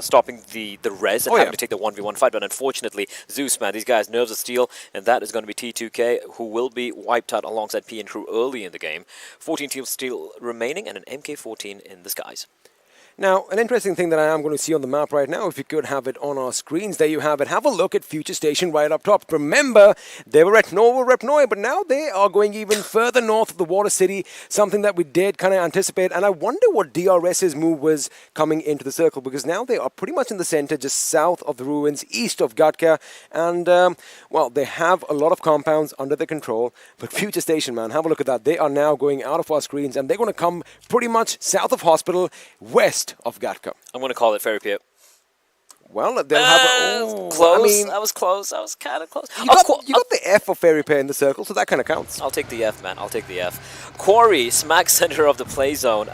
We haven't really seen a final zone of Quarry at all, ever. I want to see that, because the height elevation and, you know, all those different angles is something that is going to be exciting. But, you know, we might actually see that this time. And there aren't a lot of compounds. But right now, have a look at the bridge. A1 Esports are anticipating, well, StalwartFlex, but the question is, where is StalwartFlex? They pushed on in. The answer is they've already gone in. A1. Mind you, they were a 2-man squad, so they weren't going to take any chances on the bridge play. Absolutely not. And despite that initial scare coming in from P and Crew, StalwartFlex coming on top, and they're going to be going smack for the Quarry. But have a look at who's coming for A1 Esports. They better be ready, because Zeus is coming upon you. A1 aren't rattling off a single bullet. They're being very, very patient. They're wary. They've seen a couple of teams go on past. They haven't made a single move yet, haven't fired a single bullet. And that could be lulling their opponents into a false sense of security. It could indeed. And look at this. All the teams are anticipating that the Quarry might be where the final fight is going to take place. But mind you, there are so many compounds just north where DRS is, where Skylight Gaming is, where R3D are, and Deadeyes Guys want to join the fray as well. But it looks like while they were driving, one of them has been knocked out of his vehicle. Now, Future Station coming in hot just south of the hospital are going to meet Carnage Esports and even High Voltage. But right now, it does look like Skylight Gaming. They did hear a few shots. They know where the enemy is. And, well, Joker with his DP28. Man, that is optimistic. That is quite some distance. And, well, doing some damage is always good, because you're always depleting their utilities. Skylight Gaming have been comparatively kind of quiet today, at least the first 2 games, for example, so they would be definitely looking to end on a high note. StalwartFlex, the 2-man squad, meanwhile, going up against what has been the surprise of the day for me personally, going up against 1952. And here we go, Refuse and Crypto. Sharp is down on his knees, but he's got his teammates nearby. He does have his teammates nearby, but what's happening up north is a whole different story as F4, Future Station and Carnage Esports are going to be involved in a little bit of a life and death struggle. They are outside the circle, but I kind of like one thing, which I'm going to come to later because it looks like entry is going to be spotted out. I beg your pardon, Sharp X. But wait a second. Where did these shots come from? It came from Venom Legends. So Refuse, does he want that kill? It's almost confirmed. I don't see any members of 1952 nearby. Feels like Sharp has told his teammates, you know what, let me be. It's not worth the battle. And yes, you did point it out. There we go. Sharp will finally be found out by the zone. Wolverine, meanwhile, in the blue. Now, we know that he can heal himself, but this is gruesome. Did you just see Praveen's position? He went further up north, but it looks like Khan is going to be running away from the fight, but Capshi is going to get taken down courtesy of Wall Trucks. Again, good communication between Team F4, the winners of the last game, and like I said, they are going to continue that momentum forward as Evil Eye is taken down by the play zone, which means that could be one extra kill for the team from F4 as Wolverine gets out of harm's way in the nick of time. In barely the nick of time. He's got to use the first aid kit real quickly. Bad Rev as well will fall to the play zone. Future Station, they were trying to play the play zone. Unfortunately, Carnage were there. Coming to my point, I did mention Praveen's position. They were like, nah, we're not doing this right now. They went further up north, deeper into the blue circle, and you know what? It actually worked because they are still going to be in the running for maybe even winning this game, and they still have all 4 members alive. But the problem is they have an obstacle up ahead because R3D are going to be there as Rafat has spotted the enemy, but he's not taking shots because, of course, he doesn't want to give away his position just yet. And Jiggle, however, he's going to evacuate the premises. He's like, yep, nope, I'm out of here. And high voltage, Ozzy rattling off a couple of bullets, but Jiggle will manage to dodge them. Meanwhile, Zeus now going up with 7 Cs, and Leo will be the one to fall to his knees, but not before Mimo does. It's a 3v2 here. Zeus have lost a member earlier on, remember, but the nades from these guys can be so bloody deadly. I see tossing in the nade. This one might go away from his intended position. Another nade. The reply nade comes on in from his opponents as Hungry Box is going to be finishing off Leo. So I see he might have had an idea of going in for the res, but with his teammate falling, Icy and his teammate are just going to lie prone here and wait it out. But that's an opportunity for 7C to push on in and finish off the job and take on Zeus from the server. Well, we're going to come back to the fight right now as Galzen is going to be going up against F4, and with Khan and Wall Rush down, it could be problematic. Destroyer is the last man standing, and well, he needs to channel everything that he can to make it done, but that Molotov is almost perfect, and oh my goodness, that was so close. Destroyer quick thinking, getting back, still in cover, still has that little bit of a slope to help him out, but now he's going to be spotted out. Can he destroy his enemies? He just might, but it could be an uphill battle. Looks like Gyalzen was almost taken down. Man, he is one lucky guy to be standing alive, and with that, Destroyer is finally going to be destroyed, and well, Team F4 are not winning this game, but kudos to them. What a wonderful performance on this day. 2 chicken dinners are still going to be happy with it, but right now they will all F4 their way out of the server as 1952. Catching out Leon from Skylight Gaming. He was trying to crawl his way to safety, but he will not be allowed to do so. Skylight Gaming now, I do believe, are down to the 1 member, that is Chari, more than capable of holding his own, but odds definitely not favoring him. So we've lost F4, we've lost FPN crew, and we've lost T2K so far in the game. Future Station, SGX, are down to the 1 member squad, while Zeus, StalwartFlex and 1952 still have 2 players alive. For the rest of them, all 4 members still standing.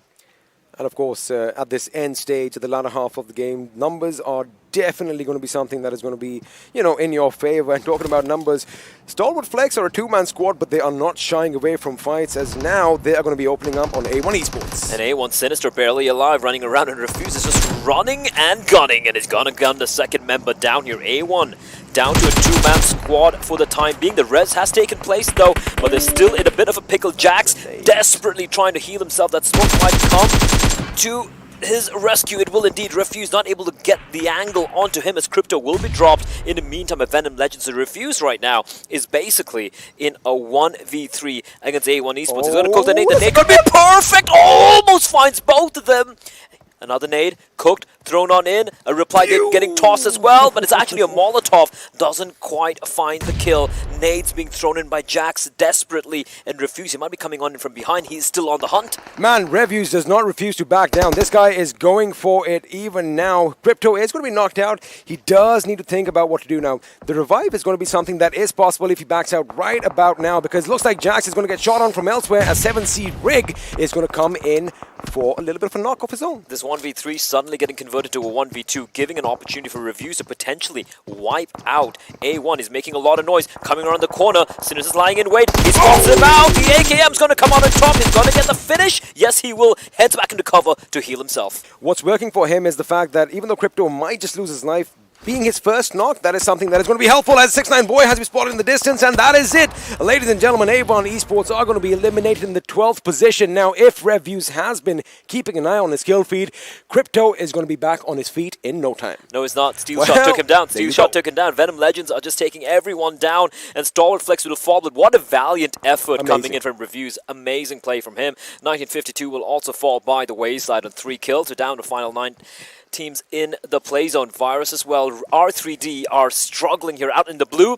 Carnage climbing up a very sheer cliff, and Venom Legends should have a field day, but from far, they are also getting harassed by bullets from another team. And the other team is going to be high voltage. They do have a little bit of a high position, and now that is going to thwart their attention as far as Carnage Esports go. Now that means Carnage can actually make sure that they administer all those first hits, and that's a good call. They are going to back away and pretty much go to high voltage's position because this is not going to work out for them. But now Assassin does spot the vehicles escaping, well, the little pit that they had created, and Manish could be in trouble. He dismounts his vehicle at the wrong time, and Assassin could take him down. Look at that. Look at the attention. Look at the steely demeanor on this guy's face. He knows he has him right where he wants him.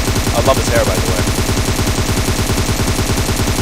The full magazine emptied into the vehicle, but that vehicle is made of sturdy stuff. It's still not gonna blow up, providing still a little bit of respite for the player from Carnage. R3D's Joker is spotted out in the distance by Steel Shot.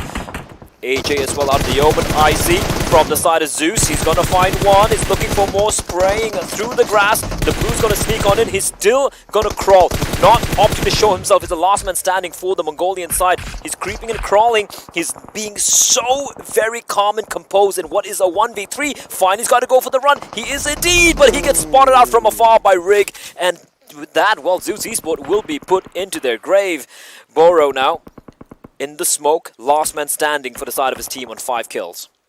5 kills, not a bad outing for them, but of course we know that DRS are worth a lot more. Now the circle has shifted further down south, and Venom Legends are going to be in full control over there. All 4 members still alive, and they have the high ground. They need to kind of spread out. They need to make sure they have their vehicles with them, and it looks like Frypan might have spotted someone in the distance, anticipating some movement. He goes prone, lays down a few shots as Deadeyes Guys are going to find themselves eliminated in the 6th position with 4 kills to their name. Now let me just quickly break something out. Have a look at your minimap. They are in the center, however, they've got high ground all around, so you've got to be a bit careful, and I'm only concerned about high voltage. Now there is a little bit of a cliff right behind them, but if they just drive their vehicles right on up, Venom Legends could just be stabbed in the back. Mr. Boro going for a very brave play, trying to push deep into the play zone, but as he was a last man standing, the moment he hits the ground, his team will fall. 7C going for a very brave maneuver. Fear is spotted out in the open. He's got to leave his vehicle, and he will be knocked out by Rafat. Vehicle explodes as well. Let me say one thing. That was perfect. I know that Fair did go down, but it gave Turu Love and Greg an opportunity to come in, and now they have that compound all to themselves. 7C,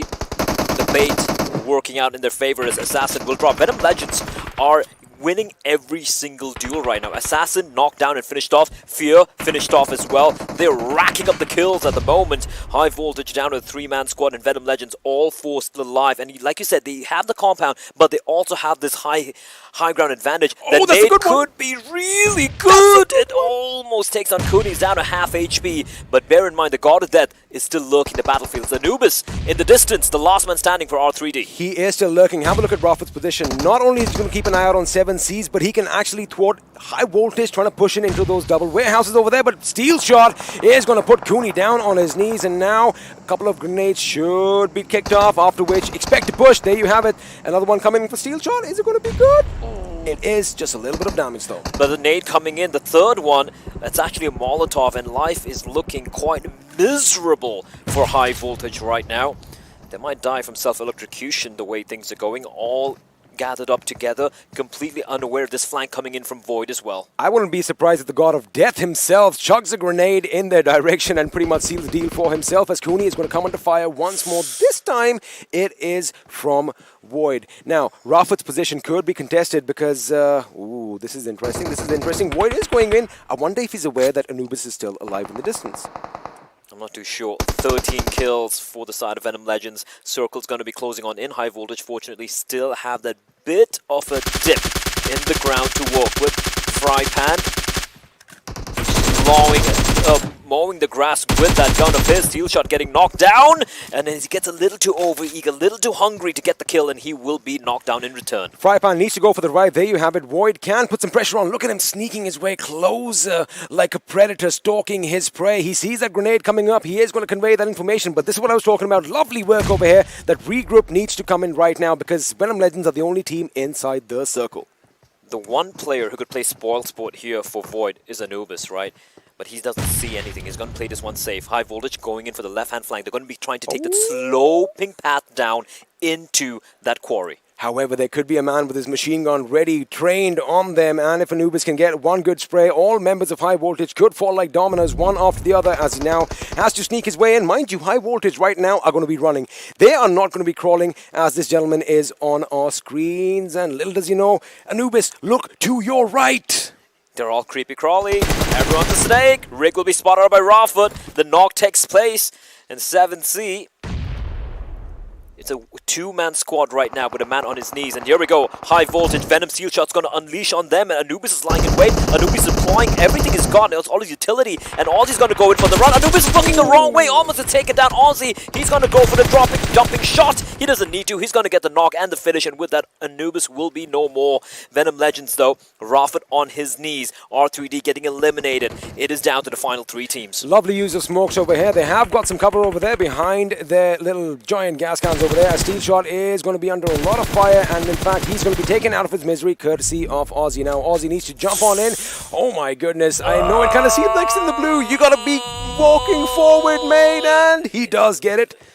He's going to go down. Now, this is where 7C can kind of help them out as well. Remember, Rawfoot has been picked up, but now the audio cue has been given out. And wait a second, he wasn't even looking at Void. He just jumped straight into his death, ladies and gentlemen. We're down to the final two teams. It is a 3v2. Frypan on his knees. There is a real chance of 7Cs stealing this one away from the side of Venom Legends. Nade sailing in, a barrage utility. Frypan down to half HP. And it looks like Rawfoot and Void are just gonna let him go away. He's done for. The tables are turned because now if Turu Love can actually get inside that warehouse and block those doors, it's going to be problematic as it's going to become a 2v2 between Venom Legends and 7C. Man, we were talking about the fact that, you know, they need a good game. Well, here they are.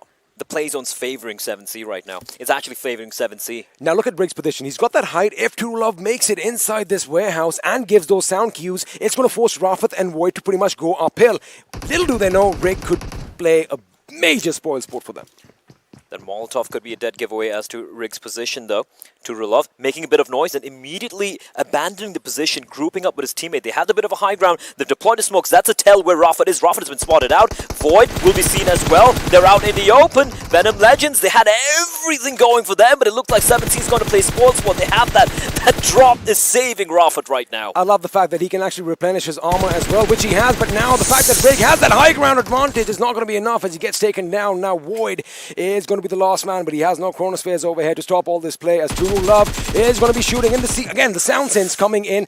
The drop is going to be there for cover again, but little does he know, he already knows where the enemy is, and there you have it. That is going to be the end for Venom Legends as 7Cs, a few high fives over there, elation on their faces. They finally take the last chicken dinner on this day.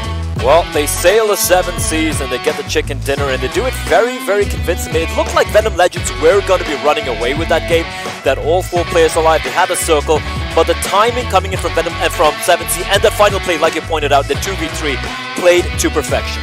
Played to perfection, of course. We're not going to take anything away from the winners over here. They played just amazingly. However, the action has come to an end for this day, but we have a lot more in surprise for you after the break because the analysts are not only going to break it down, they have a few goodies up their sleeves. So don't go anywhere. We'll be back after this.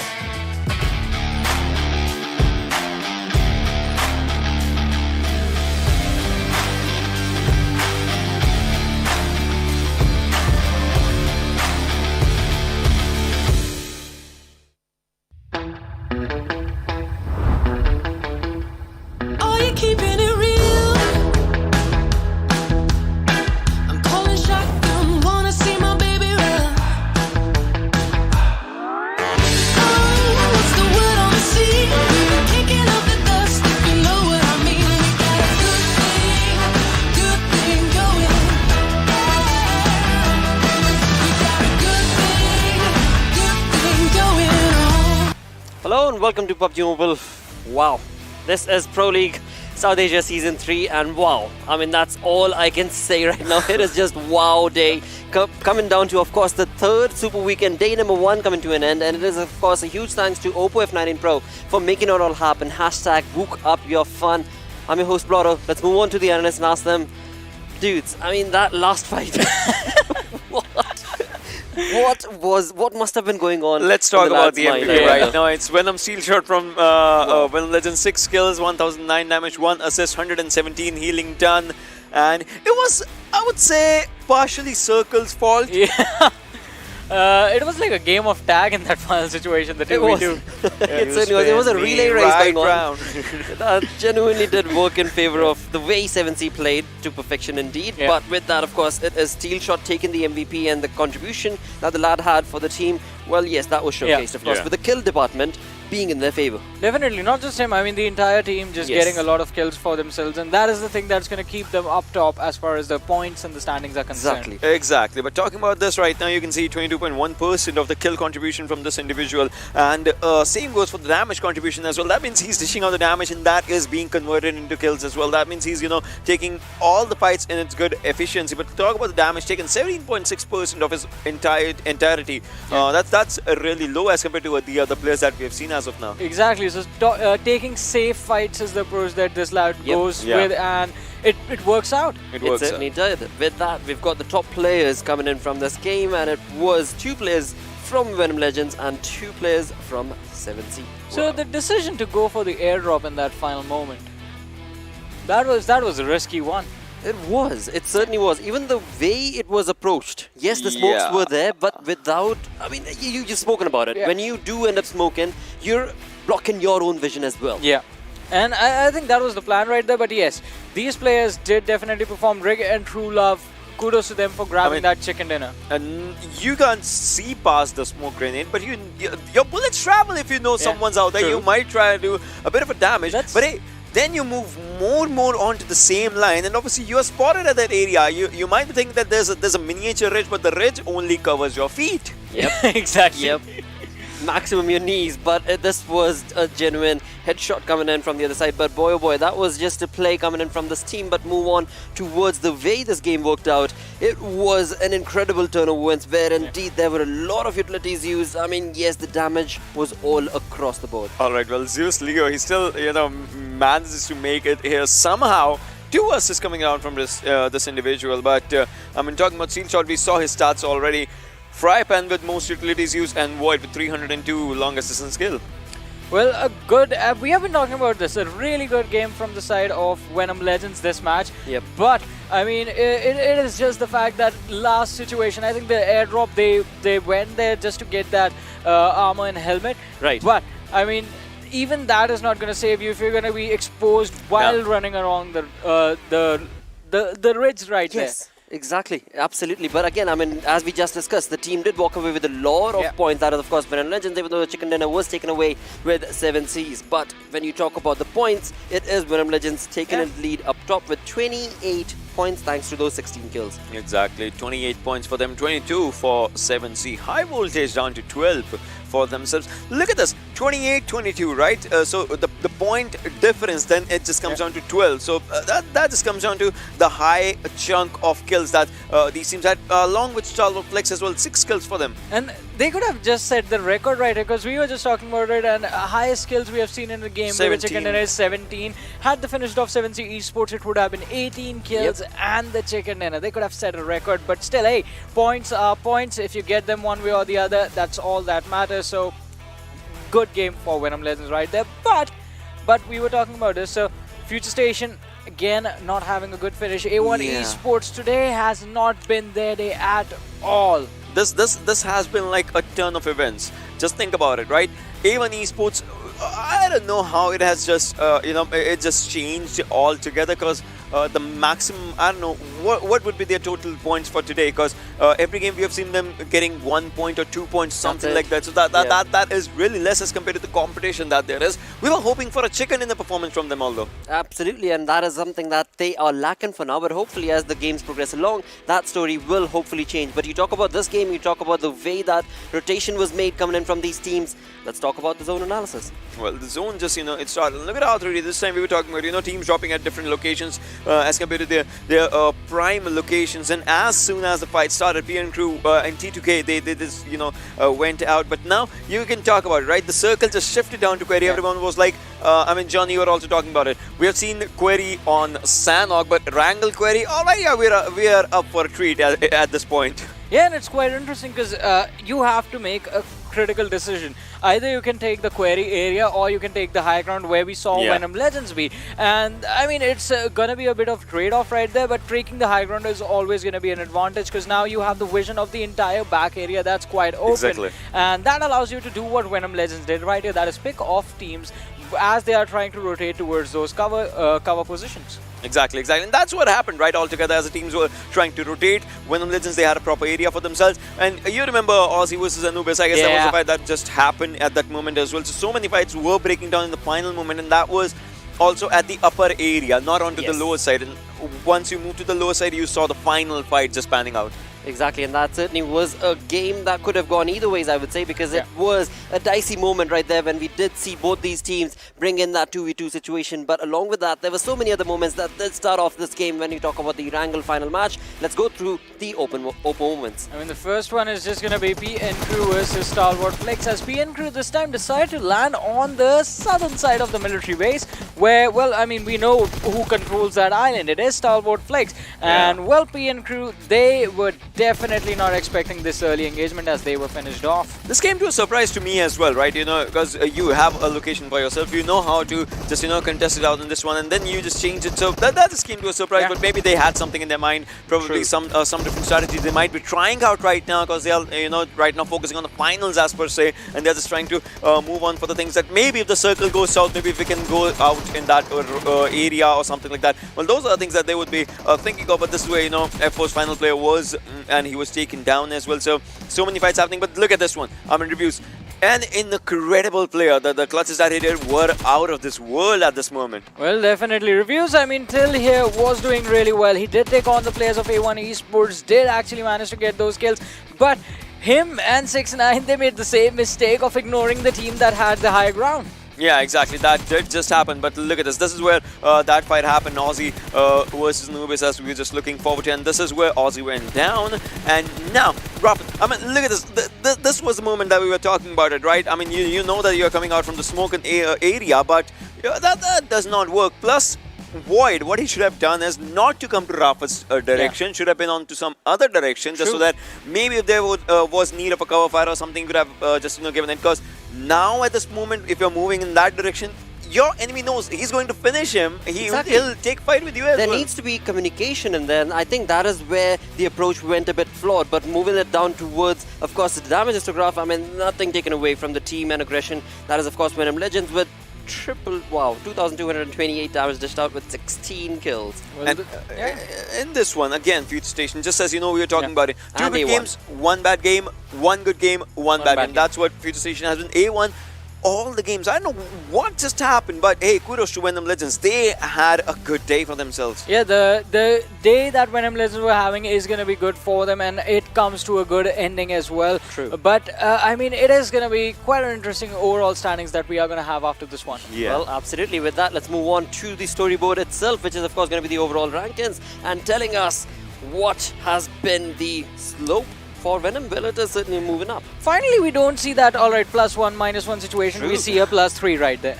Well, yes, +3, and then A1 Esports. Now look at this, 251 points for them. StalwartFlex, no doubt they are pretty close. They also got that -1 marker for themselves, but 246. A1 Esports for today, they obviously every team aims to climb higher when they come down to the competition, even with every match, but it was not their day somehow. Yeah, it wasn't their day, and I mean, before this game, we were just talking about the fact how A1 Esports and 7C were two teams that were there without any chicken dinners, but now it is just A1 Esports again. So maybe when they come back tomorrow, we're gonna see them back in action. But for now, I mean, talk about balanced approaches to situations. Look at Z3us Esports. We always feel like, alright, these guys are way too aggressive, but now they get placement points for themselves as well. Look at that, 173 placement points right there, 172 kills, 345 in total. Wow, I mean, we did have that interview as well, right? And that's exactly what Z3us Esports spoke about, and that is the approach that they've maintained throughout after that. But in that conversation, another thing that was spoken about was that, all right, now we are going to be dominating, and they have been. Exactly. And talk about F4 as well, a dominating name right now. Today, they got good games and 2 chicken dinners for themselves, 124, 123, R3D 101. So tomorrow till what? Fourth game? If you just, give it a leniency, fourth game, if you give it the best, one game. So R3D Esports can actually make it tomorrow in itself. They can make their way towards the finals. All they have to do is just make sure they have 5 points per game. Easy. 5 matches tomorrow, 5 points per game. They make it to the 16th position. Exactly, easy. And for future station, right, they started off on a really good note. We were really happy with the team, and we still are, the way they have been showcasing their gameplays. But now we still have to see, what tomorrow and day after tomorrow holds for you. Because hey, if you don't qualify, one chicken dinner gets you $1,000. Oh yes. So, get as many as you want. I mean, true, mate. That is so go YOLO. It is going to be very crucial for you to be breaking up those kills, because again, when you talk about the kill leaders, as of now, from what we've seen, it is the Mongolian team that was of course dominating. But talk about today, well, Assassin's back. Assassin's back in the top 4. I mean, the distance is there, the 10 kills separating him and Zeol, but Assassin's back, and alright. No, IC is still stuck on 195. Let's talk about this, right? Yeah. Before today's day started, IC had 93 kills. He has 95 right now. 18 minutes and 56 seconds of survival time. Now it's 18:47. Talk about Zeus Godless, right? Had 83 kills previously. Now it's 94. And survival time did increase because previously it was 18:36 and now it's 18:41.